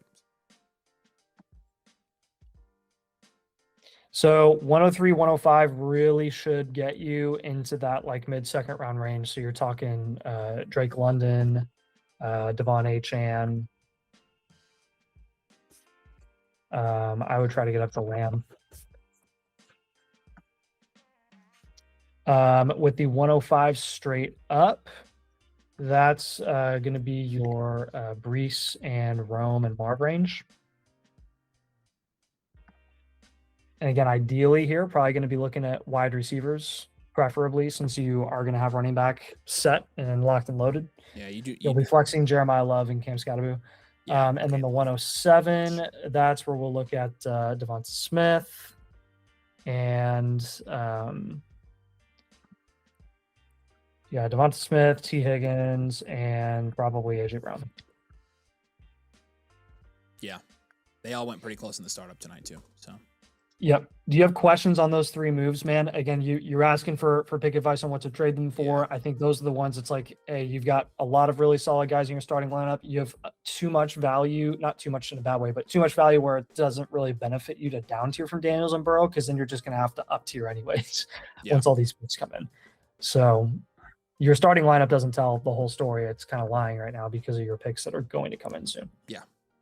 Yeah, no. I mean, again, you got a the gap between your production and value share here being 7%. Like that's what we got to work on. That's what we got to work on, man. It's really just getting more productive here. You obviously got the picks, that helps, and that's going to contribute to your production share. It will go up 1 or 2% with Love alone, but yeah, I'm assuming you wanted. It seems like you wanted to trade those other picks away, and so I think that's kind of the main goal here. So, any questions about that? I haven't seen them either. All right, we love you. We appreciate you, dude. If you do need anything, let us know. We'll be here for you after the stream. And, of course, anytime you can message us. All right, Shawnee, we got your resubmission. You are good, man. And you'll be back in the line where you were originally. Yeah. So you're second in line right now. Cool. All right. We do have quite a few trades that came in real quick. So let's refresh and go through all those real quick.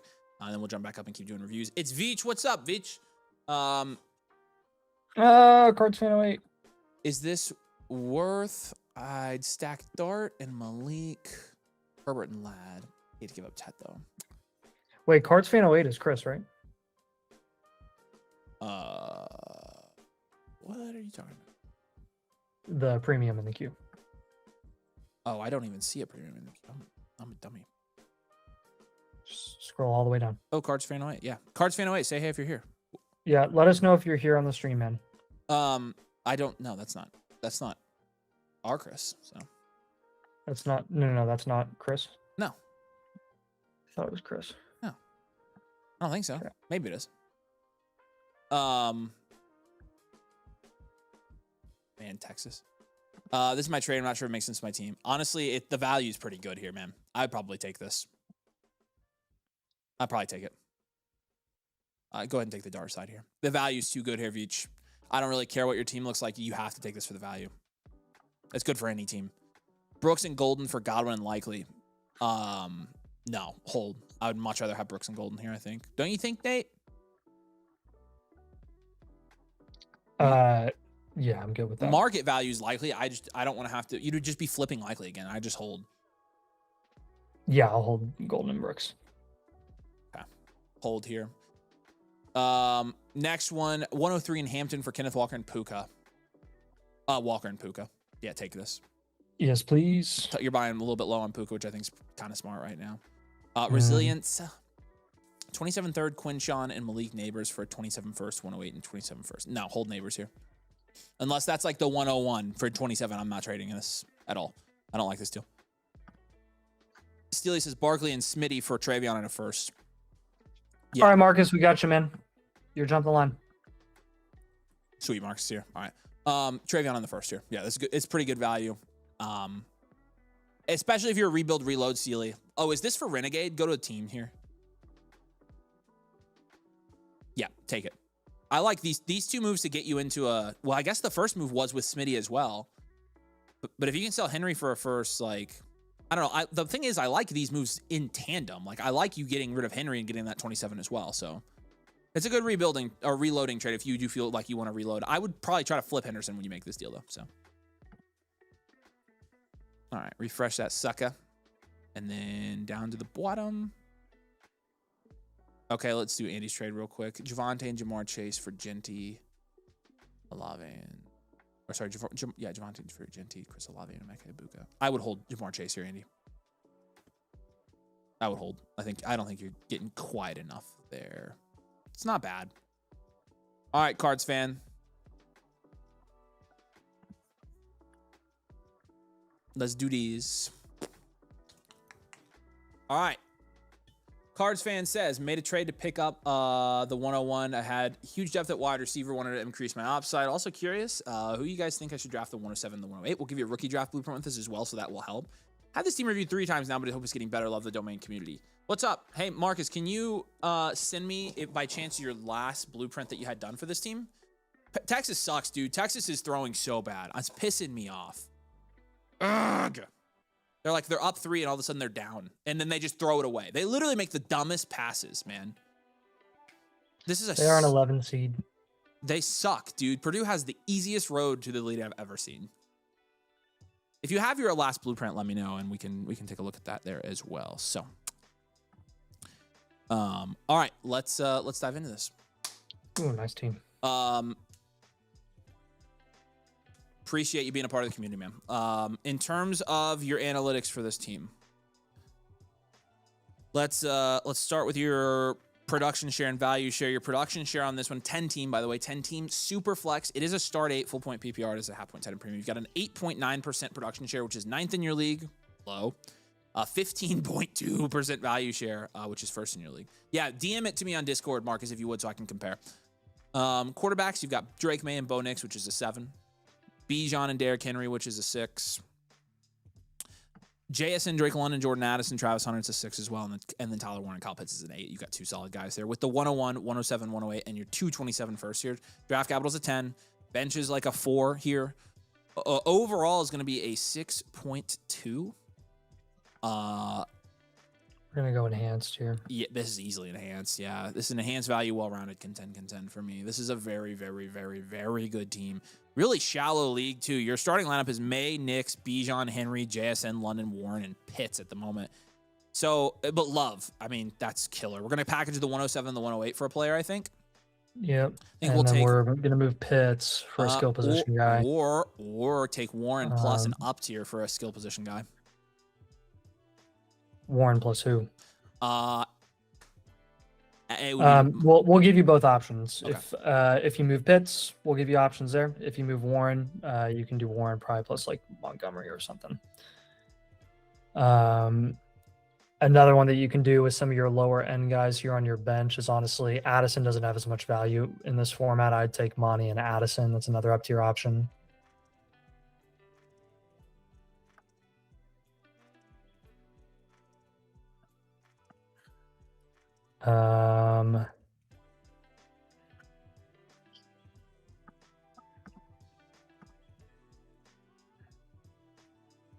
If you can move Nix for Dart or Hurts, I would do that as well.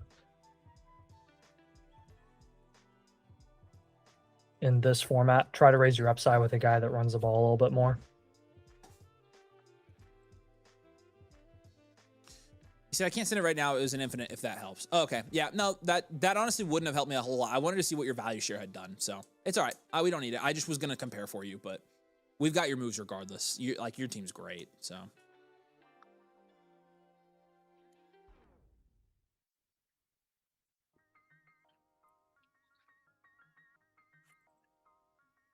And then I think our 6th move here is going to be we'll take Caleb Johnson and Kyle Williams, just a couple of Jags, and see if we can up tier there.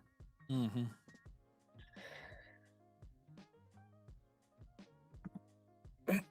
So as far as specific players go for the 107 and the 108, when you're packaging and up tiering there, in a 1-point PPR, we can look at Olave, Garrett Wilson, James Cook. With Pitts, you're going to be down there in the Josh Jacobs range, as well as Cam Scatteraboo. You will also be looking at Javonte being right there as well. Jameson Williams.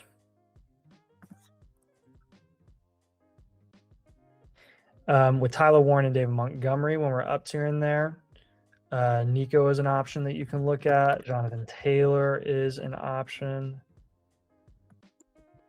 See how high we can get.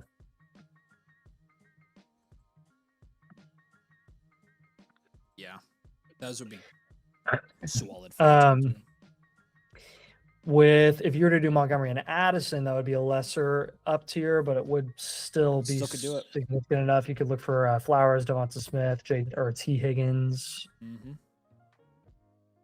And then with Kyle Williams and Caleb Johnson, again, you can look at guys like you're probably looking at Godwin, Ayuk, Shakir, Jawan Jennings types. So just trying to get yourself up to a higher range in what is already the lowest possible tier with like Jags and serviceable guys in a format like this, so that you can eventually take those and package them on top of guys that are actually going to make a difference in your flex spots. So do those 6 moves make sense, man? Yeah, so we got all 6 of those kind of laid out on your premium, but like what questions you got while we're here? And you can kind of go through those moves if you have follow-ups, like just ask us. But yeah, you're labeled as a strong rebuilder on the site, and in part because, you know, in terms of points/contending, like your production shares fairly low compared to your value share. Like we have the value to get this up quite a bit. And so let's go ahead and do that. So yeah, we've reviewed this team a lot, like you said. So I like the trajectory of this roster quite a bit. You've done a good job constructing this team.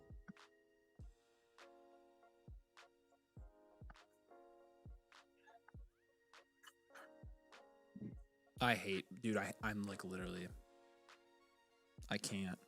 Man, both of these games are awesome. I can't, Nathan. I literally can't. Like Texas, Iowa and Nebraska is so good. Is throwing, and why is Fletcher Lawyer hitting shots? Like what? Should I keep the 101 or move it? Keep it. He's a great piece for your team. You have the perfect team for the 101. You're drafting Love and he's starting for you day one. I love the 101 on your team. So, unintended. High ball game, baby. All right. Steelers by Will is going to be up next. Marcus, if you have any questions, feel free to ask him in here. He said, should I keep the 101 or move it? Jeremiah Love in this format is a keeper. Yeah, I answered him. Yeah, we're definitely keeping him. So, all right, Steelers, if you're here, man, say hello. 1 month past startup, there's a 3/4 point tight end premium with a 0.5 point first down bonus. Trying to compete for sure because I need money. That's, money is cool. My picks aren't super conducive to that, but I like those picks, and the league mates don't seem to be very high on them. All right, well, 1 month post startup with a bonus like this. All right, well, yeah, I'm sure we're gonna be able to compete. Let's check it out. 12 team Superflex full point PPR. Pure LaMayhem is the team name here, and they call a foul on that. Of course they did. And now he's gonna act like he's hurt. He's such a weenie, dude. Nathan. Braden Smith literally does this. He acts like he's hurt and he gets right back up. It is a 3/4 point tight end premium. I didn't mention that. 8.6% production share, which is 8th in this league. Wow, you came out of the startup draft though with a 10.1% value share, which is 1st in your league. You don't have the most productive team yet, but that'll do it when you have Drake May and Lamar. That'll do. Drake May and Lamar is a 9. Oh man, I see what your kind of dilemma is here, but you have a pretty good team for those guys. Charbonnet and Montgomery. He said it's a 6-point passing. Oh my gosh, man, you might be able to roll with the dual elite QB build and kind of crush here then. May and Lamar in this format's a cheat code. Wide receiver Amon-Ra, T-Mac, Myers is a 5. Kraft and Kittle's the 7. Honestly, 105, 106, 108, 111. You could get a good running back there as well. You got 4 first this year, no 27. That's a 6 at draft capital. Your bench is a 2. We're gonna go standard value, dual elite QB, contend. Definitely gonna have you contend. You said you want to win the money. Money's cool. I totally agree. Really, the main thing here is like I'm fine with your tight ends. They're great. I'm fine. I'm even fine starting Jacoby Myers or Chris Godwin a flex spot. It's really just Charbonnet and Monty that I'm scared about. Yeah. Honestly, what I would do honestly with those is I would take those running backs and package them with your late picks. Your late first, I mean, like Monty in the 111 and then Charbonnet in the 108. And that'll help. Get Jacobs, get Henry, get ETN, get Javonte Williams, get Kyron, all those Saquon, like those guys. Fill them in with these quarterbacks if we don't remove these quarterbacks. He said also a tiny quarter point running back first down bonus makes people value running backs higher than they should. That's fine. So you still got to go get them. Quarterback was a 9, running back was a 1, overall was a 5.2 on this one. So yeah, I mean, you just have to go get, you're not getting anybody in the top 4 rounds at running back, but you have the most productive Jacobs, guys. ETN, Javonte, Chase Brown, Saquon, Kyron, Scattaboo. Yep, all of them. You name it. Any guy in that range is going to be who you're going for. Those are all productive vets and mainstays. And we can anchor down the value on this team with your top 4 guys in May, Jackson, Amon-Ra, Tet, and you'll be fine. Yeah, and third move, what do you think? I don't mind keeping Kittle either because I think you could flex Kittle in this format. It's a 3/4 point tight end premium, so I don't mind keeping Kraft. So we probably want to hold both. Yep. Okay. I agree. Yep. Okay, so which pick moves did you have here? Charbonnet in the 108, Monty in the 111. All right, package the 105, 106, and go get a Studley stud running back. That's what I would do. Okay. And I would say 105 and 106. You're probably talking 3rd round there, right? You're probably talking James Cook. Yeah, James Cook, JT. Yeah. If you're lucky, Hampton. Hampton would be the high end asset there to go for, and if just make them say no, and then we'll go from there. Yep. But like again, in a 4 point, we'd probably be having you move off the QBs. In a 6 point though, with you drafting this and the value being so safe with May and Jackson, no problem in just rolling with these guys this year and trying to fill out your running back cheap. This is a good example of there's multiple ways to win a Dynasty League, and this is one where I think the best strategy is to actually keep the QBs. So it's just play the league settings, play the format. So.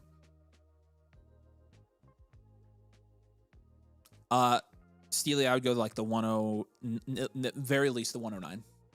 Otherwise, you can get more in season. So. Appreciate you, Marcus, by the way. If you do have any questions, just let us know. So. Okay. Purdue just missed a free throw, and then they got the rebound, and then they just missed a 3, and then now Texas has it, and so I feel better. There we go. Yeah, and Texas needs to hit like a 3 or something here, and that'd be good. All right, we're gonna jump down to Shawnee T. Okay. He's up next. Real quick Drake question. I looked at this one already. I looked at your team here, Bozenhu, and I'm good with you taking Love on here. You can take this. Your first is probably gonna be late. The guy has McCaffrey and Henry and a bunch of other old guys. Not a super insulated team the guy has, so it could be a mid first, but like honestly, he'll probably contend pretty heavily. So yes, I looked at your team. I would take Love in here. Appreciate you, my friend. All right, Shawnee T12 is the next one here. So Sean, say hey, man. I know you're here. We appreciate you, man. And thanks for resubmitting, by the way. It's kind of a pain, but make sure we get it in the live queue here for you. So yeah, let's take a look at this team first. Looks like we've got a 10-team, 1 QB, full point PPR, full point time premium. He did leave some notes. He said it's a rebuilding team. I'm not sure what to do with all of my 26 picks. Back up. There you go. My team is pretty weak at running back and wide receiver, and I know this 26 running back class is weak. Yeah, I already traded my 202 for David Montgomery just to get some needed depth. I think I should look to trade the 106, 110, or maybe both. Well, let's take a look at this team here. Going down here, again, 10-team, 1 QB, shallow league, 7.3% production share, so yeah, not productive at all. That's last in your league, 10th. 7.3% is 10th in your league. You're going to want to write that down, Becca. 7.3%, which is 10th for production. You're good. And then value share is 10.2%, which is 5th. So your value share is not bad here. But looking at your team, Daniels and Lawrence. Oh, this is not a super flex. This is a 2 QB league. So Daniels and Lawrence is an 8 in this format. Very good. Genty, Charbonnet, And David Montgomery is a 6. Garrett Wilson, BTJ, Travis Hunter, Jaden Reed is a 4. And then Dalton Kincaid is a 3 as well. And so you do have the 102, 106, 110, like you mentioned, a 27 first. Draft capital is a 6. Bench is going to be like a 2 here. Honestly, you've got Ward, which helps you out a lot. You said rebuild. I think reload. Overall is a 5 here. We'll go 1 year reload, well-rounded reload contend. So yeah, it's another close one. This is a solid team. I could see this like the old classic accidentally contending in 2026, depending on like how many moves you're able to pull off and value wins you're able to pull off in the offseason. Yeah. If this were a 12 team, we'd have you probably standard value.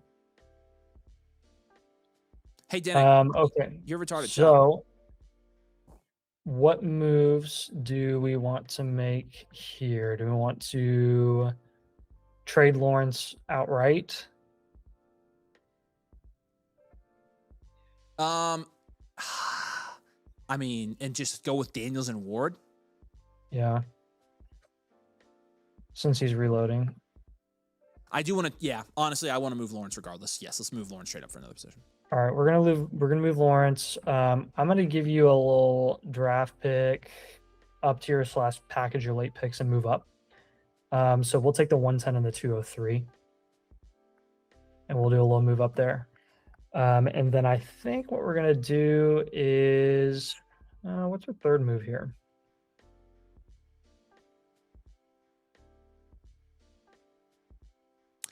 What are we thinking with our third move? And a reload. What was your second one that you had with the picks? The 110 and the 203. Yeah. Honestly, he traded for Montgomery, right? Mm-hmm. Yeah. I'd trade him back away. I don't want Monty. I would trade Monty and Sharps. I would trade Monty and Sharps. I think that's a good move. Yeah. On this team, I don't like. And honestly, like, yeah. Hopefully, Sharps is like overvalued in your league to the point where you get a pretty significant value in for him. So.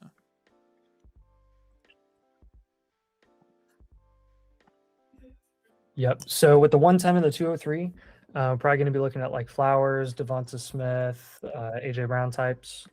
And then with Monty and Charbonnet, try to get it to like Cam Scatterby, Josh Jacobs, Javonte Williams. Yep. With Trevor Lawrence in a 10 team, he's going to carry a little bit less value than where he usually does in a 12. So in that range, we're probably looking at like Rome, Quinshawn, Brees, Bucky. Yep. Agree.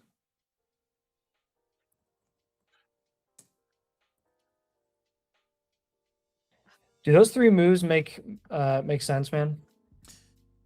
Yeah, I know he's here, so we'll wait for him to ask some questions. What questions you got, Sean? I want to make sure you're covered here. Yeah, again, reloading, not really rebuilding.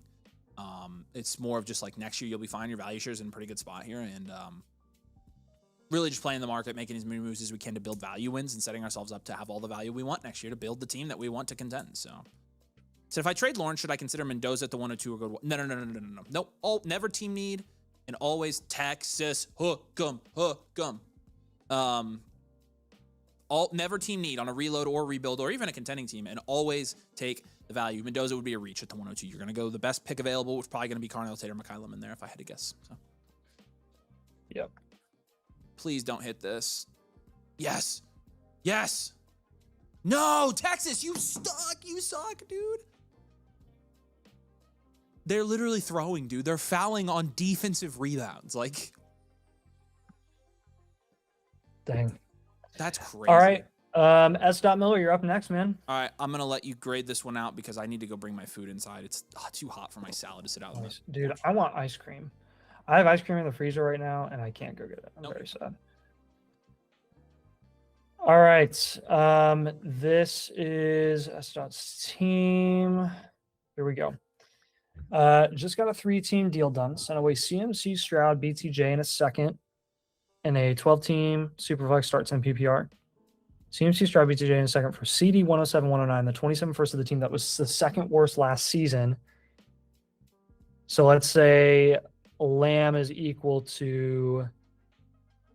Oh my gosh, dude, you annihilated that deal. Are you kidding me? How the heck did you make that deal? Nice job. Think I can contend this year. Just looking for some moves I should make from the best in the biz. Thanks. Thank you, man. I'm excited to look at this and see what you're able to pull off value share wise. Production share is 8.1%, which is 7th in your league. It's actually a half PPR and a 1 point tight end premium. And then 9.5% value share, which is 4th in your league. Cam Ward and Daniel Jones and Matthew Stafford's going to be a 3. It's actually operable. It's very possible. It's very possible to walk into the season as a contender with that roster at quarterback. Hampton, Brees is going to be like a 6. You have Lamb, Tet, Olave, and then a fall off with Worthy and Sutton. Those top 3 is really solid. I'll give you a 7 and a 12 team, and Gadsden's going to be a 4. 102, 107, 109. That, my friend, solves your flex spots plus some. We are going to, with your value share, going to go standard value, well-rounded here. Draft capital grade is going to be a 7. Bench score is going to be a 2. Overall grade 4.8. You are right on the verge here, but I think I agree with you here, man. I think you're contending, and I think that CeeDee Lamb trade that you made was the value in that put you over the edge. I think that is the move that resulted in you being able to contend this season. If I were looking at this team, taking away the assets that you traded for and plugging in the ones that you traded away from, this would probably be a reloading team. So well done. That's what I'm trying to tell you. Good job. What do we got? Standard value well-rounded? Yep. Okay. So we are going to take, I'm going to start with one little mini up tier here with a couple of like serviceable upside shot jag guys. Worthy and Gainwell, we're going to get a guy that I'm a little more comfortable with coming off the bench. And then I'm going to have you shop the 107 and the 109, and I'm going to give you different ranges for those picks. Doesn't mean that you have to sell them now. You can wait until later if you want to, closer to the draft. But these are kind of the breaking points for the picks, where if your league overvalues these picks, let's see what we can get here. This is a half PPR. I would prefer that we flex running backs before we flex wide receivers.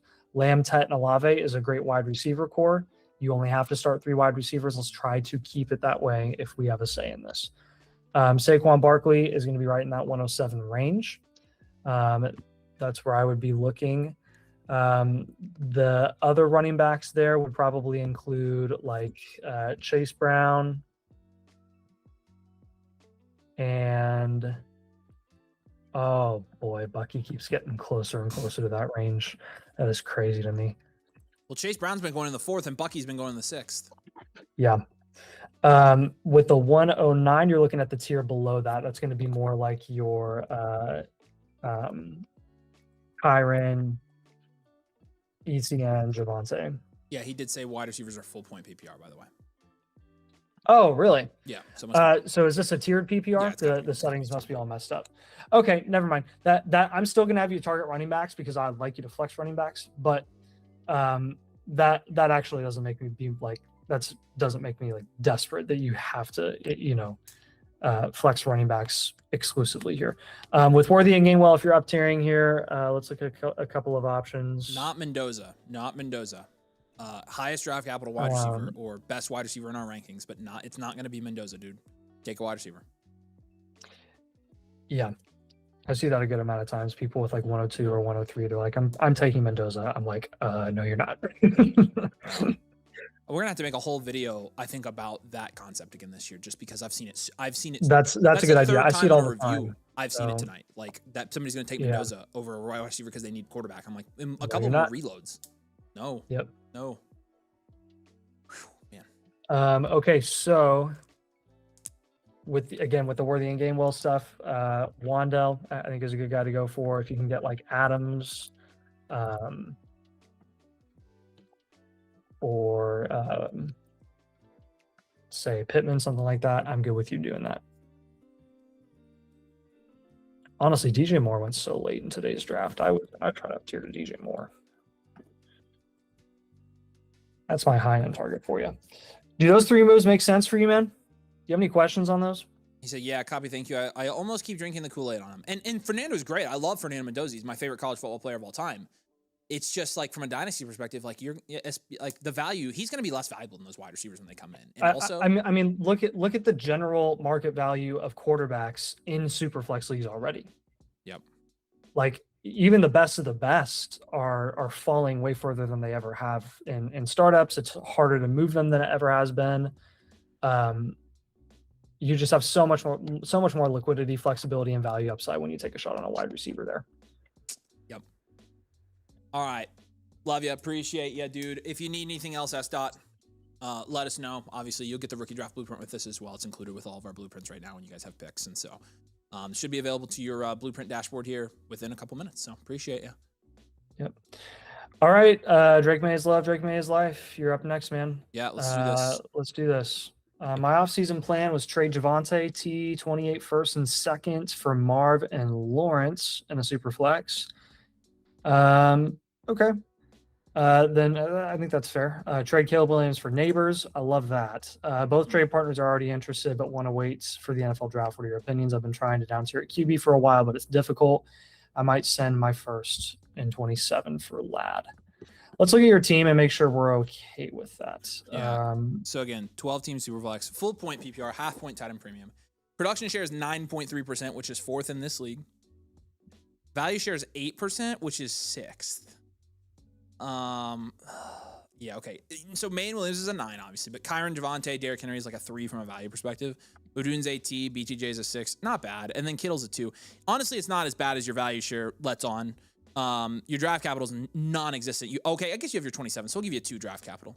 And then what do you think? And bench is like you got DK, Jacoby Myers. Honestly, like a 4. That's not bad. Overall's a 4.8 here. It's either a reload or a standard value. What do you think? I don't think I'll go standard value. I think there's any reason to reload this team. I think we'll go standard. Yeah. All right, standard value, well-rounded, contend for this one. So yeah, we will have you contend this year. Yeah, and I will give you down tiers. You said so you're planning to trade Caleb Williams for Neighbors. Please do that if you can. Yeah, please. You want to trade Javonte T or 28 first and second for Marvin Lawrence. That I would probably not do. I don't hate it. It's just like I think it's kind of risky for your team. I think that's a little risky. Yeah, I think I agree. I will give you down tiers from Drake May, like at least concepts there. I won't do both quarterbacks since you said it was kind of tough to do that. But I will give you, again, for some of your other moves here, let's go ahead and do this one. I would, if we're doing a Drake May down tier, that would give us the ability to do a Michael Wilson and DK up tier. Yeah, I like it up tier there too, yeah. Yeah, what do you think our third move should be? You could actually, nope, I changed my mind. We're gonna do a BTJ and Michael Wilson up tier. All right. And then we're gonna do a pivot from DK. 3 moves. All right, that works too. Same thing. Any plus on top of Jaden Daniels that's like relevant. If you down tier from May, like a Jordan Addison, for example, would be really nice. If you down tier to Joe Burrow, see if you can get like an early pick, like the 105. If you down tier to Patrick Mahomes, that team has Garrett Wilson. I'd be very interested in that. Those would be 3 major concepts for a down tiering from Drake May there. Same sort of logic applies for Lamar Jackson. If you were to down tier to Daniels or Lamar, they're basically lockstep right by each other in terms of value. The same sort of plus ish on top of Lamar is what we'd be looking for as Daniels there. Yep. The up tier from BTJ and Michael Wilson.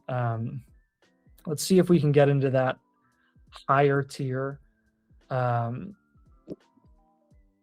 Really looking at like Ladd, Garrett Wilson, Nico. And then with DK, when we're pivoting from him, I would love to just get a short-term league winner at Adams, if possible. Yeah, if or you can go for a running back like Swift. Yeah, that's also better. Quite a bit better. Wandale's another guy that I prefer. So yeah, I would too. Do those 3 moves make sense for you, man? Do you have any questions on those? Really, we just want to make sure that we're making moves that are going to increase the flex spot upside of your team, since we do have you contending this year.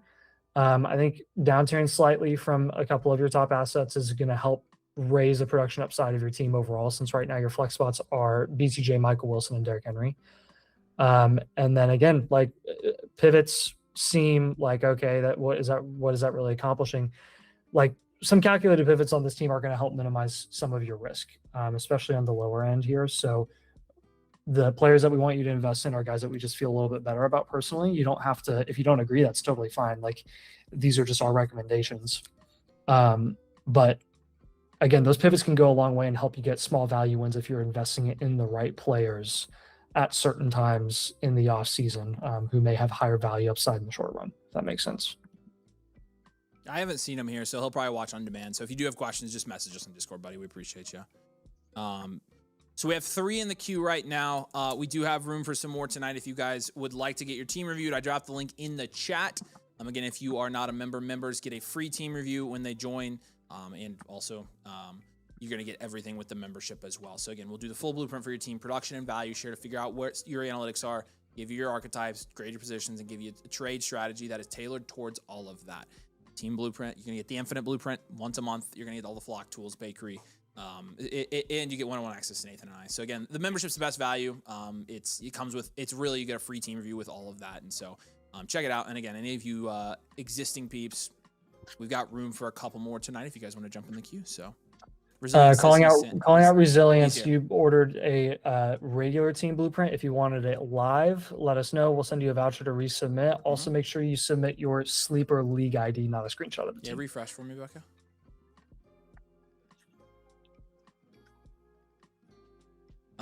Yeah, resilience, you bought a which if you don't want to do it on the live stream, no problem, and we can do it off screen for you. But it looks like that's it is a sleeper league? Yeah, it's a sleeper team. So we'll need you to submit your sleeper league ID. And again, my friend, if it doesn't look like you're a member, it's cheaper to do the membership than buy a review, I promise you. So you're welcome to do the review. But yeah, you do have to select the live team blueprint tier when you sign up. So if you don't want to do the membership. So we appreciate you, man. Let us know what you'd like to do. We're happy to help you out with that. If you want to do the membership instead, we can refund you that and get you on the membership. So Coach Rob, we got yours as well, man. Nagasuma, you're up next. We're holding Andrews for now. All right. Nagasuma. Resilience, I would highly recommend, my friend. I know you're trying to find a way around spending the extra $18. I promise you the extra $18 is worth it. I promise you it's worth it. Well, also the difference between the standard and the live, if you want it live, is the membership. Yeah, so but I'm just saying, like, like it's honestly like you're getting way more bang for your buck, 18 more bucks than just paying for a one and done team review. I promise you are. Like you get a new team review every month with the membership. So yeah, sorry. It's the site membership pricing. We don't set the pricing on the site, but it's much better bang for your buck. We include a lot of stuff with it. So all right, Purdue is gonna win, so that sucks. He said, where can I send the sleeper league ID? If you want to send it in the chat of that review, then that's fine. Again, if you want to resubmit, I can show you how to link that team when you resubmit. And so it's completely up to you. Would you just let us know what you'd like to do to proceed? So, all right. Who's up? Oh yeah, we're skipping Andrew. Yep. Did you answer his question about the sleeper league ID? Yep. I said he can drop it in the chat of that review, or if he wants to resubmit, I can help him to link it. So. Okay. All right. All right, Nagasuma. All right, let me watch this Texas possession. There's 8 seconds. Oh, they scored. Nathan, dude, what the frick? Oh, sorry. I didn't know I was ahead of you. Hey, you've been talking like you're ahead of me. Yay, they scored. Okay.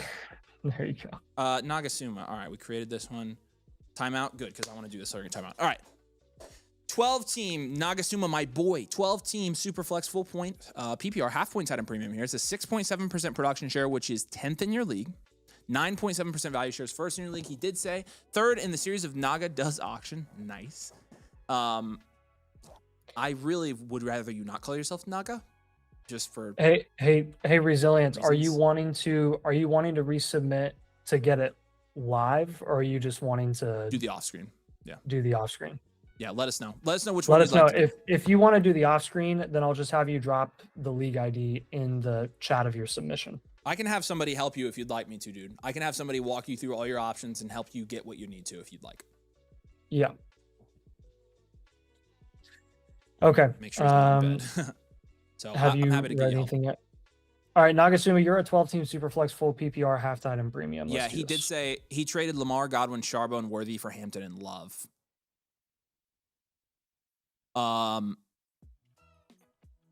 Yeah, it's a pretty good move. Yeah, how am I doing with the three? All right, let's do it. Yeah, I know your other ones have been good. You're first in value in this one as well. So, I'm just kidding, Nagasuma. Palmer says they're holding my boy Nathan hostage. They still got him. They still got him on the bus. It's nuts. All right. Yeah, let's do this thing. So, dude, Iowa literally choked this game away. They're about to freaking lose. are they actually? Actually, not really. They just got a big 3. There's 58 seconds left. This second half has gone by super quickly. Nathan, but they're down by 3. I hadn't seen Nebraska hit that 3 until just now. Freaking fricker. You better not react to the Purdue game. I'll kill you. Unless they lose. Okay. You can tell me. Well, I mean, I don't know if I can help it. All right. Let's break this down for Nagasuma. Production share 6.7%, which is 10th in your league. Value share 9.7%, which is first in your league. So massive gap there in a 12 team. And I can see why, because a lot of your value is tied to the quarterback position. May Daniels Love is 10th, or is a score of 10. Hampton alone is going to be a 3. I'll give you a 4. You have Rashad White. Jamar Chase, Jacoby Myers, Terry McLaurin, that'll be a 4 as well. And then Mason Taylor, Chig is going to be a 2. Couple seconds in this year's class, and then you got your first and second and third and fourth next year. So we'll give you a draft capital grade of 3 there. Bench score is going to be a 2. Overall grade is going to be a 4.8. What do you think here, Avery? Are we reloading or are we going standard value? I go value, sure. It's as out of a startup. I go standard value. Yep. Works with me. Standard value, dual elite QB. Okay, so we got to move. We got to move one of these QBs straight up for another position. So I think you can either do that by moving them for another guy, pivoting, or you can down tier and get multiple guys of another position in exchange for them. I'll give you Daniels as a guy that you can move off of there. I think our second move here is probably going to be a small down tier from Chase to another cornerstone wide receiver. And then we're going to take your seconds, your 203 and your 212, and we're going to up tier there.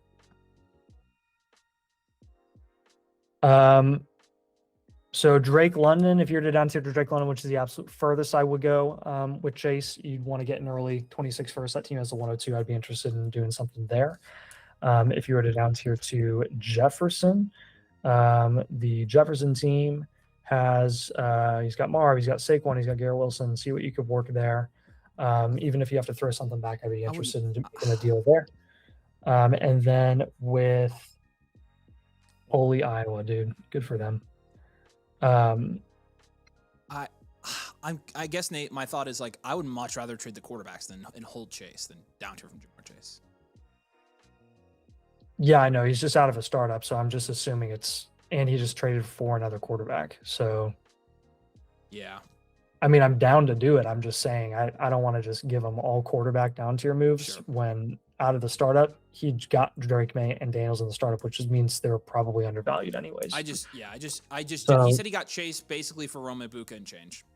So, I would probably hold. All right, you can hold him then. I'd probably hold, yeah. All right, Resilience, we got you. We appreciate you, man. All right, if that's the case, I'll just give you down tiers from your QBs. One of which, when you're down tiering from like Daniels, you're probably going to get multiple guys at another position.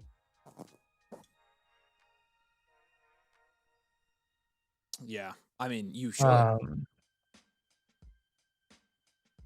So, like, if you were to down tier to Pickens, that team has Nico and James Cook. I would look at something there.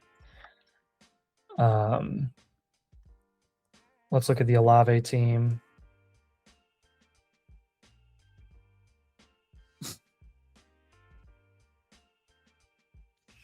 I'm not getting anything there. Let's try HM. Screw this, dude. What about Tet? The Tet team is a 102.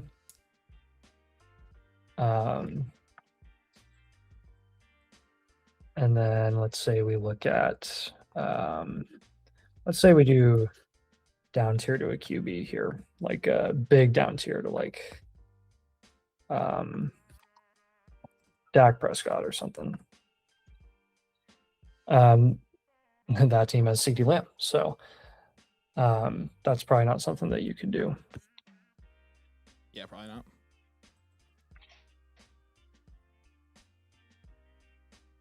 not. The Lawrence team has James Cook or Nico. You can look in either of those. Now with Drake May, if you're down tier to a quarterback like Joe Burrow, see if you can get CMC on top. If you're to do like Lamar and get a small plus, that team has Wandell. You can look into that. If you were to do another position entirely, let's see what pluses we could get on top of like a Drake London. That team also has the 102, so same sort of concept there. Now with the 203 and the 212, when we're up tiering there, I'm probably going to be looking at Adams, Henry, Swift, DJ Moore. See what you can do there. Do those moves make sense, Nagasuma?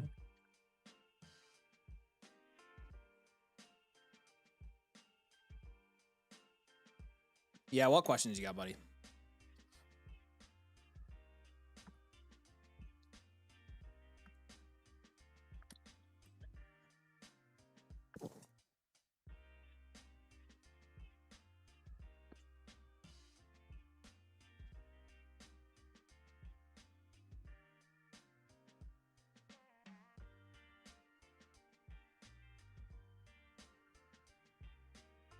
Watching, I want to see how this freaking game ends real quick.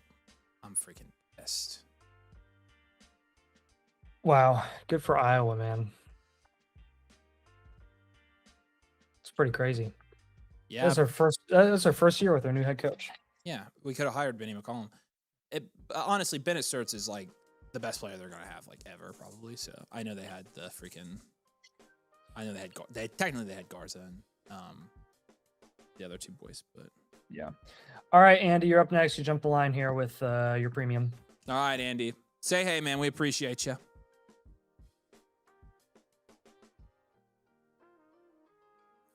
He said second blueprint for this $300 high stakes league. Prior to free agency, I was able to move Marks and Manungai for ETN.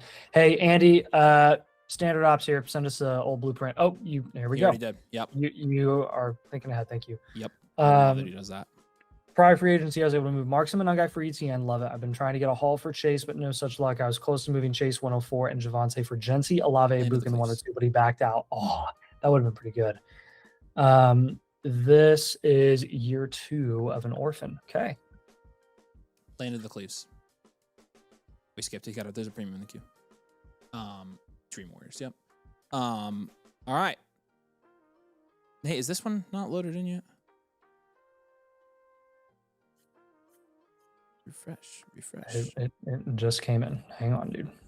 Refresh. Do you know how much I have to scroll through the 100 we have in the queue right now? Refresh. There it is. All right. 12 team Superflex, full point PPR. You got an 8 flat % production share, which is 8th in this league. All right, and you've got a 10% value share, which is 3rd in your league. Now let's compare. I do want to do the compares. Last time you had an 8.1% production share, so your production share has dropped 0.1%. You had a 9.2% value share, which is now at 10%. Dude, and 1. Let's go. Nathan, you spoiled it. Yes, come on, boys. Hook 'em, baby. We got this. We got this. He better make this dang free throw. He got to hit the free throw. So you have increased your value share by 1 percentage point, which again is fabulous. That's very impressive. That, like in 1 month, that's crazy, dude. Yep. I think the one of the bigger value wins was the ETN. Yeah, move. I think you're right. Caleb and Goff's is 7. Quinshawn, Travis Etienne, Javante Williams is 7 as well. You've got Jamar Chase, Brian Thomas Jr., Xavier Worthy. That's going to be like a 5, and then Harold Fannon's like a 5 as well. But you got the 103, 104, and a 27 first. Draft capital's a 6. Bench is like a 3. Overall 6.2. 50th percentile teams we do. This is a standard value around a contend, don't you think, Nate? Mm-hmm. Okay, don't spoil it, Nathan. He hit it. All right, good. All right, hold on. Let me watch. Okay, it's timeout. All right. Freaking Purdue. I hate them so much. All right. Yeah, so in terms of your advanced analytics here, let's get into some of those. Again, not a crazy team from a value share perspective, but I still think we're going to look pretty good here in our advanced analytics. So in terms of how you've constructed this roster, pretty even. 21% draft capital, 26% quarterback, 15% running back, and 29% wide receiver with 6% tight end in there as well. 9.8% quarterback value share is a 7. A 6.9% value share is again a 7 as well. An 8.8% value share at wide receiver, and then 8% at tight end. So very balanced here. Your average age is 25 at running back and 24 at wide receiver, 21 at tight end, and then 28 at quarterback. Your insulation's a 7, so fairly insulated here. Production's a little bit lower, which is to be expected, I think, 5.5. Situational 6.3. We've got you at 5th in this league. You do have a lot of draft capital. You only have 1 cornerstone and 2 foundationals, and then you do have 2 upside premieres on this team, and then Fannin and BTJ. So again, like not one of your crazier teams here, but definitely a team that I think we're going to have contend. And yeah, let's look at what we gave you last time. We've got your moves up from last time, so we won't give you the same moves, obviously, but your team, I mean, you added ETN. That was the majority of the move that you made that got you the big value share. So we do have some other moves we can go ahead and make now, though. Like we didn't give you a likely move on the last one, and that's going to be a big one here. So let's start with something like that, I think. Yeah, the likely one is actually, that's become significant. Literally value equivalent on KTC right now to Adams. Are you kidding me? He hit it? Yes. Frick. Box out. They didn't box out the whole game, Nate. Clough got how many offensive rebounds? Like, again, easiest path to lead I've ever seen. It freaking makes me a miserable human being. Oh, it was TKR that got that one. Dang it, dude. I hate this so much. This is horrible. Oh, my gosh, Nathan. Stupid Texas, man. Okay, so other moves here that stand out to me. You have Malik Willis on this team, who also saw a big value win. So I'm going to have you shop him because you don't really need him. You have Caleb Williams and Jared Goff. If you want to move him for a different QB, if you want to have the third QB, you can go Daniel Jones or Shuck instead. Or you can just take a shot on a wide receiver like Jordan Addison, which you could use that help, I think, at wide receiver. Yeah. BTJ, last time we recommended a pivot from BTJ. Looks like you weren't able to pull that off. I would explore maybe a down tier this time and see if you can get creative. Flowers, JMO, or Rice, see if you can down tier to any one of those guys. The JMO team has Wandell. The Flowers team has Higgins, Jaden Higgins. The Rashee Rice team has Swift. All of those additions would be really nice. I also looked at a Charbonnet and Xavier Worthy up tier. Jacobs or Scadaboo, or honestly even like a late first I would be interested in there, if you want to look into that. And then yeah, with Likely, I already mentioned if you can move Likely for just a productive guy, like please, you have my blessing. Be aggressive, see how high you can get. Target Derrick Henry. Yeah. That would be nice. You have the 103 and the 104. I think for the last 2 moves here that we've got for you, I'm just going to give you kind of like breaking point ranges for those individual picks, like where I would be comfortable with you moving off of them.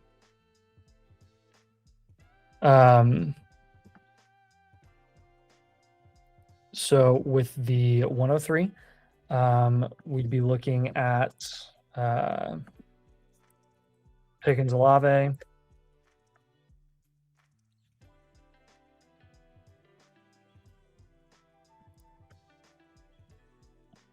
With the 104, we'd be looking at probably Garrett, who we just saw go in the early 4th today, pretty close to where the 104 went.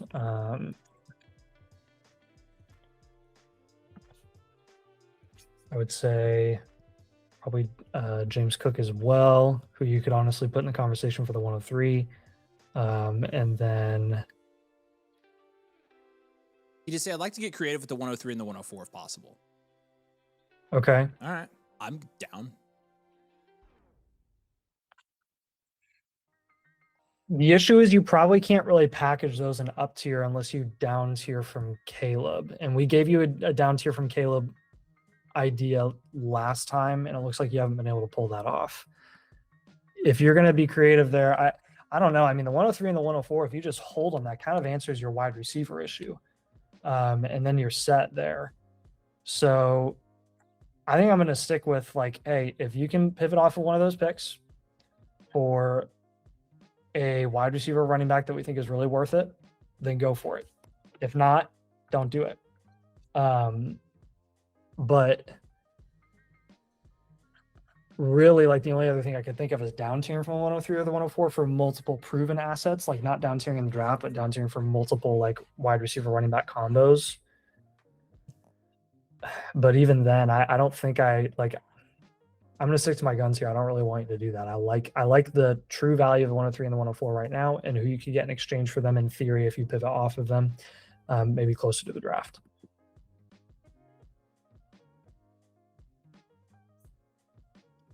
Does that make sense, man?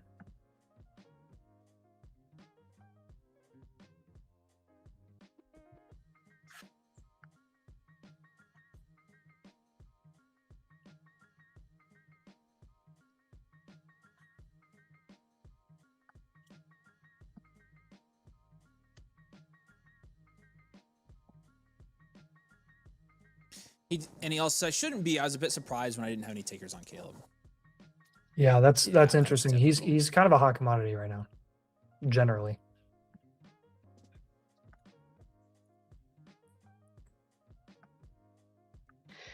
All right. If you have any questions, Andy, just drop them in the chat. We got you. But Yeah, you know we got a couple trade questions. Right. Vince a Ghost, man, Purdue winning is like such a killjoy. My My QBs are Darnold and Geno Smith.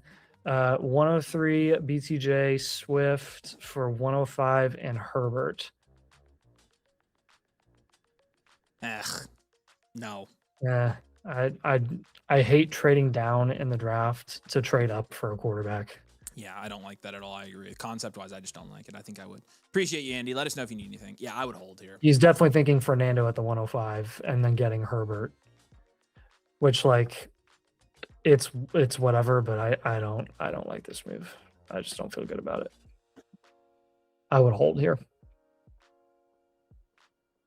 Get some cheaper QBs, please. Like target any quarterback not named Justin Herbert. Like the price for what you're actually getting production wise from him is just not worth it. Yeah, it's not. I'll be getting a 28 first as well with this for Randy Tang. So factor that in. Loveland, BTJ, Quinshawn, throw away the 208 and 308, they don't matter. Bowers, 27 first, Lawrence, Wandale and Algier don't really carry a weight here. So this is essentially a first and Lawrence for Quinshawn and BTJ. Bowers, Loveland. This is a 1 QB. So actually, yeah, Lawrence doesn't matter much. No. You're getting a 28 first, so 27 and 28 first and Bowers for Loveland, BTJ, Judkins. This is probably fair, I think. Yeah, I would call this fair. Yeah. It's a big, ginormous trade with a bunch of junk in it, but it probably ends up being fair. So appreciate you, Randy. All right, mediocre Stormtroopers up next. All right. He did say UT is soft, no defense. Agree. And Purdue plays no defense either. That's why it was 79-77. But yeah, that's very, very disappointing for us. So, oh yeah, we're skipping Andy. That's right. All right, cool. Mediocre Stormtrooper. Here we go, man. Appreciate you. If you're here, say hey. Oh yeah, I just read your comment. I'm an idiot. If you have questions, let us know as we go through this. He probably left some comments for us if we could read those real quick. He said, made many moves over the last 12 to 18 months, completely changed my outlook. Thanks, Domain. Appreciate you, man. Look at the trade history since January. I think I'm set up strongly to contend this year, but have a little powder left to fire off a finishing blow. Not sure if I should wait or move on to something now. Okay. Well, let's see what we got here. 12-team Superflex, full point PPR. Is a quarter point tied in premium. Production share is 10%, which is second in this league. Very good. And value share is 10.5%, which is third in this league. So top 3 in production and value share here. Joe Burrow and CJ Stroud, it's probably like a 6, actually. It's probably like a 6. Travion Henderson and Bashal Tutin's a 3. Neighbors, Garrett Wilson, Ladd, AJ Brown's an 8. That's good. Colson Loveland's an 8 as well. You've got the 101 and a 27 first. Give you a 9 there with the 101. Bench is going to be a 4. Overall is a 6.2. The great team. This is a fantastic team. Standard value, well-rounded, contend, but you're definitely contending this year, mediocre Stormtrooper. So I don't think, so here's the thing. I can't look at your trade history because the trade history thing is not working on stream mode right now. But if you want to let me know some of your trades in the comments, I would be very happy to. It's that little arrow at the top. Yeah, to the right, like by the tight end score on the graphic. All-Star IR squad.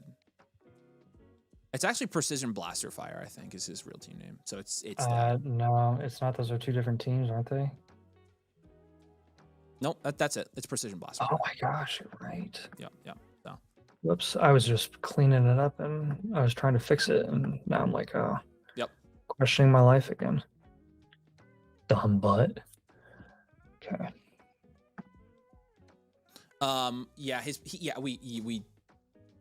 His trades, sorry. Go scroll up. Let's see if it works now. Maybe they fixed it. There's a little arrow. Yes. That one. Yep. No, nothing's working. Yeah, sorry. Let us know what your trades are in the comments because I'd be curious to know. But yeah, I can't see them right now, so that sucks. Okay. Depth. So contending, flexing like Wandale, AJ Brown, Ladd. You got Bashal, Tutin, and Travion. Definitely gonna make some moves at running back. Like that's probably the main thing here. Probably move Loveland. He said traded for AJ Brown, Murray, Dobbins, Rashad, Mondre, Kittle, and Tonja since January. Dang, you've traded a lot. So we'll move Loveland. We'll move Loveland straight up for another position. Running back, I think, because I think his wide receiver room is pretty good. Yeah, so that'd be James Cook, JT is almost exactly. Honestly,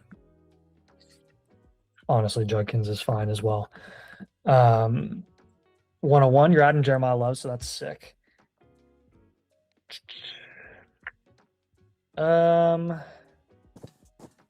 Stroud, bye-bye. I'll give you a couple options here for Stroud. If you want to move Stroud for a quarterback, you can go Dak or Darnold. If you're going to go for another position, go for literally anyone that's going to produce, unlike him. And take a value upside shot on like Devonta Smith or something. Okay, and then what do you think about our third move here? Do a little Tutin move. Yeah, chop him at least. I don't know. Yeah, that's not a bad idea. What? So I figured I need a productive running back. Yeah, honestly, you probably need 2 because I don't know how productive Travion's going to be. So. Yeah. He's got Jeremiah Love coming in, which helps a lot. Should we do a Burrow down tier? Yeah, I was going to say you could do that. You could also, did you give him a Stroud move? Oh, yeah, I did. Yep. Yeah, that's the other one. Of course I did. All right, if you're down tier from Joe Burrow to like a Jordan Love, that team has Breece Hall. I'd be very interested there. The Jalen Hurts team has a Flowers.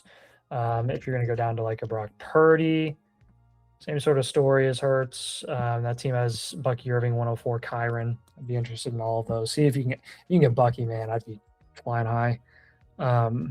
He's so cheap right now. Yeah. Do you have any questions on those 3 moves? Just kind of want to get you to build up running back around Jeremiah Love and try to get Travion ideally to be one of your last flex options, worst case scenario or best case scenario. You can afford to take some of your bench pieces here and package them to try and up tier. You could try to do that with Tutin to get up to like the Scattaboo and Josh Jacobs and Javonte range.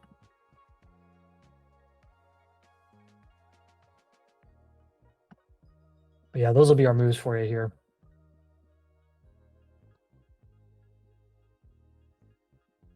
Yeah, what questions you got here, buddy? We appreciate you.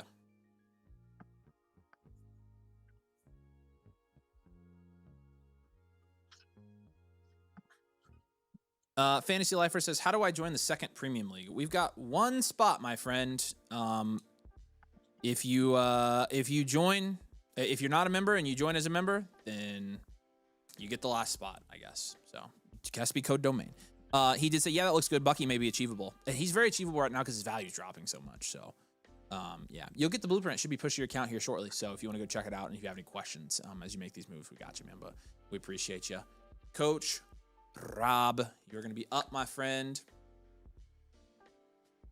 And again, y'all, there he is. What's up, man? Good to see you.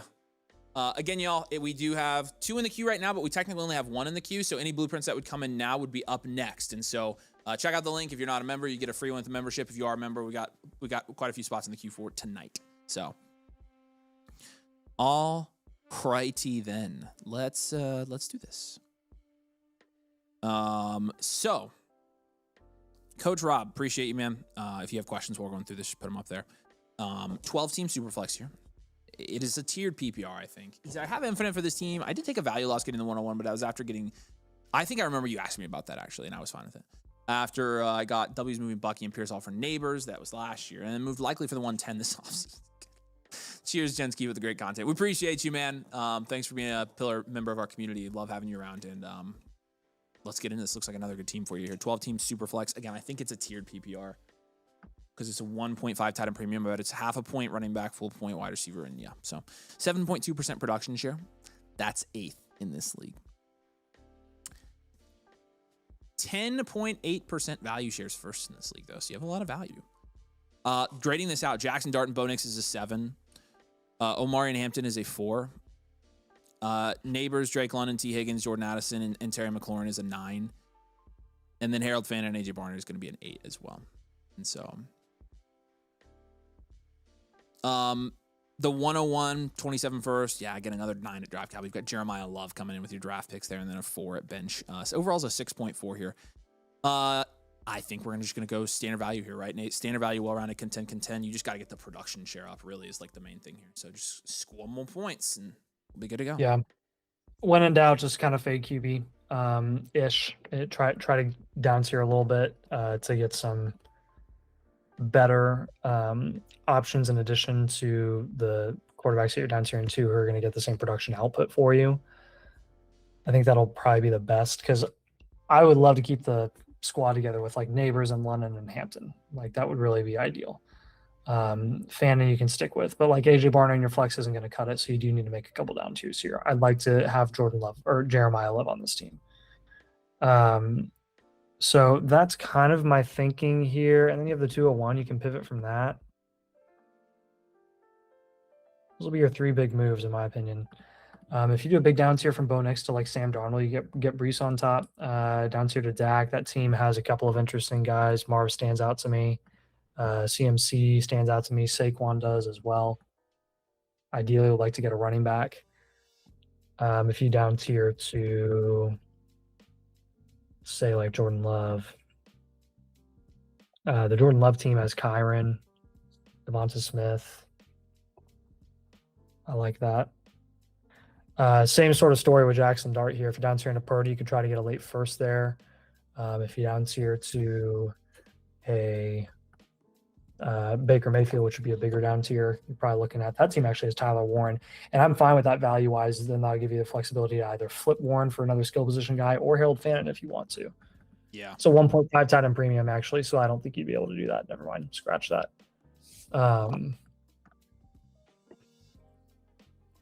That is a crazy tight end premium. Yeah. Jeez, he said try Bucky instead. He did say not opposed to a few more down tiers as well. So yeah. Yep. Yeah. And he also just said he just got Bo Nix. Okay. Which Bo's a good value right now. Yeah, he's a fine value. Yeah. I would explore. Did you up tier to Bo Nix or did you down tier from a QB to Bo Nix? Because you can just walk down the steps, dude, and keep getting some pluses on top. I'm still going to give you ideas to down tier from Bo. It's not because I dislike Bo. It's just like, yeah, here's a couple ideas. Let me look at Lawrence here. Lawrence would be a smaller down tier from Dart. Like even like a Swift or something would be valuable. Okay, and then the 201 here, we're going to be looking at the short-term league winners, Devontae Adams and Addison primarily, or not Addison, Devontae Adams and Henry. You have Addison on this team. Speaking of, honestly, if you can move the 101 for RJ Harvey, I'd take a shot there.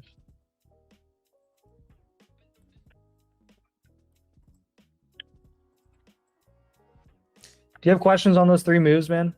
Yeah, what we I think, really want to keep your high-end guys together. Hampton, Love, Neighbors, and London. I want to keep together.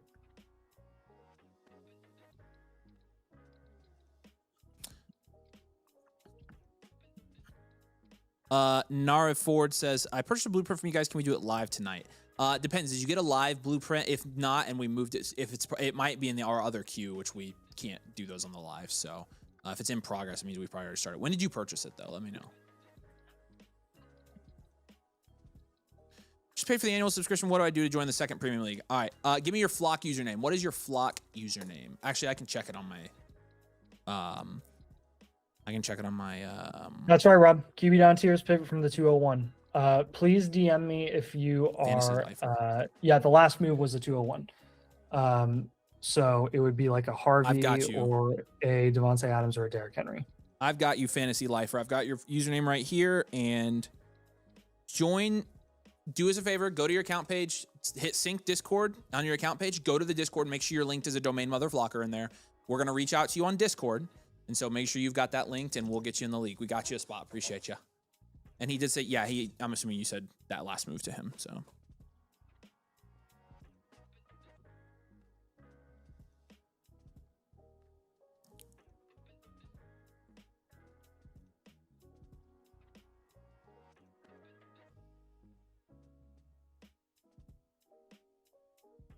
All right, what should we do about Andrews? Should we wait? I heard Andrew was on the stream earlier, like 20, 30 minutes ago. Andrew, if you're on here,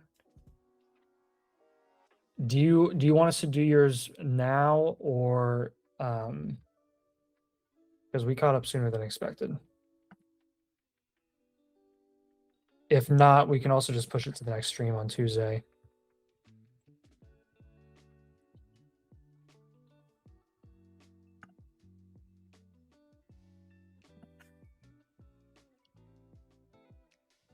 Yeah, Nara Ford says 4 days ago. Yeah, sorry, we probably already started it, my man. You're probably close to getting your blueprint at this point, so we won't be able to pull it over for you. Sorry about that. I wish I would have known on that one and we would have kept it for you, but yeah, we already moved over to start it. So. Yeah, let's wait and see if Andrew's here. Anybody else want to get one in for tonight?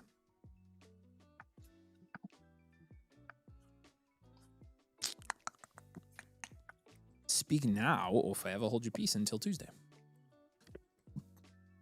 Oh, Andrew's here. Okay, sweet. We can do it. Okay. All right. Thanks, man. Okay, McConkey Kong. All right. Here we go. Appreciate you, dude. Thanks for becoming a member, by the way. We really appreciate you. And if you have any questions as we go through this, just put them in the chat. Becca will put them on the screen. We can have a dialogue as we go here. But yeah, team name McConkey Kong. It's a 10-team league. It is a super flex league, a full point PPR. It is a start 10 league. He did say, I've made a lot of trades recently trying to continue to make value wins. That's great. I've got a lot of teams I'm talking trades with, and most are waiting for the NFL draft to end. They'll talk more. That's fine. We'll give you trades out into that window as well. Some basic frameworks I can share with you guys. Perfect. Drop them in the chat if you would. That'd be great. You have an 8.2% production share, which is 8th in this league. Your value share is much higher, 11.3%, which is 4th in this league. So you are building value here. Not super productive, but building value. Drake May and Tyler Shuck is a 6. Tootin and Brooks is probably a 1. Burden, McConkey, Marv, Alec Pierce. Pardon me? Nate, score on the wide receiver room here? Yeah, it's the foundational versus upside premier issue. Okay, so like a 7. Yeah. And then Harold Fannin's actually in a 10 team, that's really like a 6. Yeah, it's probably 6. And then Harold Fannin is an 8. Laronda Gadsden, and likely that's an 8. So 101, 106. You do have your Whoa, wow, 427 first. Oh, this is just a future value team. Future value, in my opinion, is a future value, well-rounded contend. What do you think, Nate? Or sorry, rebuild contend. The future value. Yep, I agree. All right. I think as a future value team, what stands out to me is probably doing a down tier from Drake May here. Yeah. We've got a lot of risk in wide receiver, some good upside opportunity, but what do we want to do there? Do we want to do anything there? Hold our guys? Pivot from Burden? I don't know. It sucks to move off of Marv and Latin Burden with the upside there. Like, let's take Tootin and the 207. Yeah, we can do that. I want to do that for sure. And then I will give you a target for the 106. Targets for the 106. Kind of like our breaking point targets for the 106. Brees Hall, Bucky Irving, Ramo Dunze. You can get any of those guys for the 106. Please do it. Please do it. Bashal Tootin and the 207. What I really want to do is get you up to a more comfortable tier of running back, ideally. If not, you can look for a wide receiver in that range. There just isn't really one because there's kind of a drop off. So really Scadaboo, Javonte, Josh Jacobs, and yes, as a future value team, I'm fine with you targeting Josh Jacobs because he'll gain 10 to 15% of value heading into August, and then you can ship him off at a premium at that point. So you're just trying to get like short-term small value wins. I don't really care about the age of the asset so much as I care about the value win that you can get out of the asset. Yeah. And then with Drake May down tiers, if you were to do a big down tier to like Jackson Dart, so you can get the 102 on top. If you were to do like a small down tier to say Lamar, let's see if that team has any interesting guys. That team has Harvey. That team has Kyle Pitts. So I'd look into some of those. And then if we were to do like kind of a mid-ish down tier to say like a Joe Burrow, then you're probably looking at like Saquon, Olave 105, probably Olave.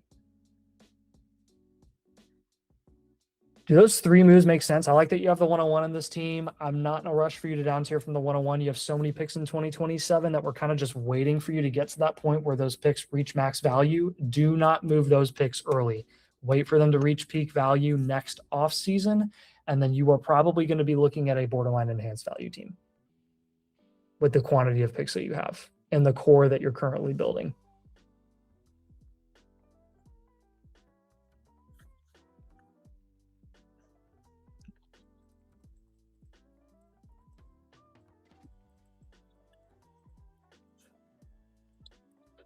All right, questions on that. I'm gonna leave Hibbs up for a little bit. He says, I'm finishing my rebuild currently. Yeah, you're in the last year of it. I mean, you've done a good job. You're already like third in value. You're fourth in value. So yeah, the 427 first, sir. Awesome. Matt's here. He says, got out of work. What's up, guys? Happy birthday, Nathan. So currently have a deal to try to get Hampton a 27 first for Pierce Tootin, 106 Pearsall, and a 27 second. Yeah, no, if you can, oh my gosh, yes, add more to that probably. Like he's waiting on the NFL draft. Yeah, and like you said, like your league mates are going to get more active around the NFL draft. So you know, you look, you're not contending this year, and so you technically have a year and a half to do all this. So you're in a good spot here, Andrew. Like just be patient with as your league mates get more active, then pounce on their, you know, when they get more active, pounce on their biases and what they're excited about and the hype and all that, and take some more value wins, and you'll be good. So. I mean, yeah, you clearly have been rebuilding this team, and you've done a good job. And honestly, this team has a really high ceiling from a value standpoint just because of Marv, Burden, Travis Hunter, Fannin, Gadsden, Tootin, likely. All of those guys could go up in value, theoretically. So your ceiling is very high. I like you've got a lot of upside shots here, so I like that.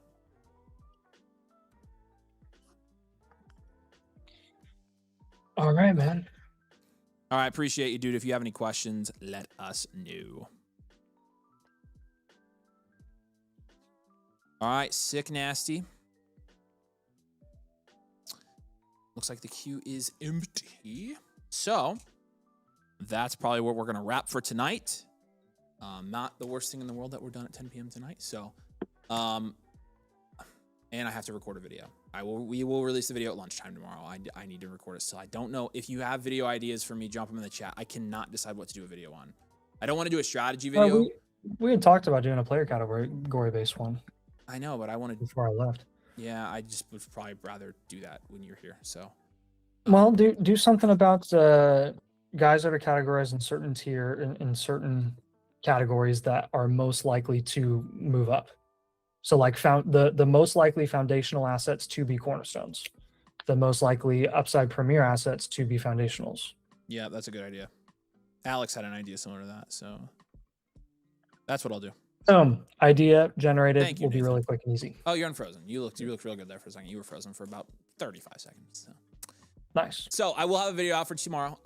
We will be live again next week, of course, and we'll have some fun watching basketball this weekend. It's my kid's birthday party this weekend, so we got that going on. Nathan will be back in the studio next time we're here as well. So, yeah. Just hope you guys all have a fantastic weekend, and we do have more content coming your way tomorrow. So, as always, your support means the world to us, and we love you all. We appreciate you for watching. Have a great weekend, and we will see you here next week. Peace and love.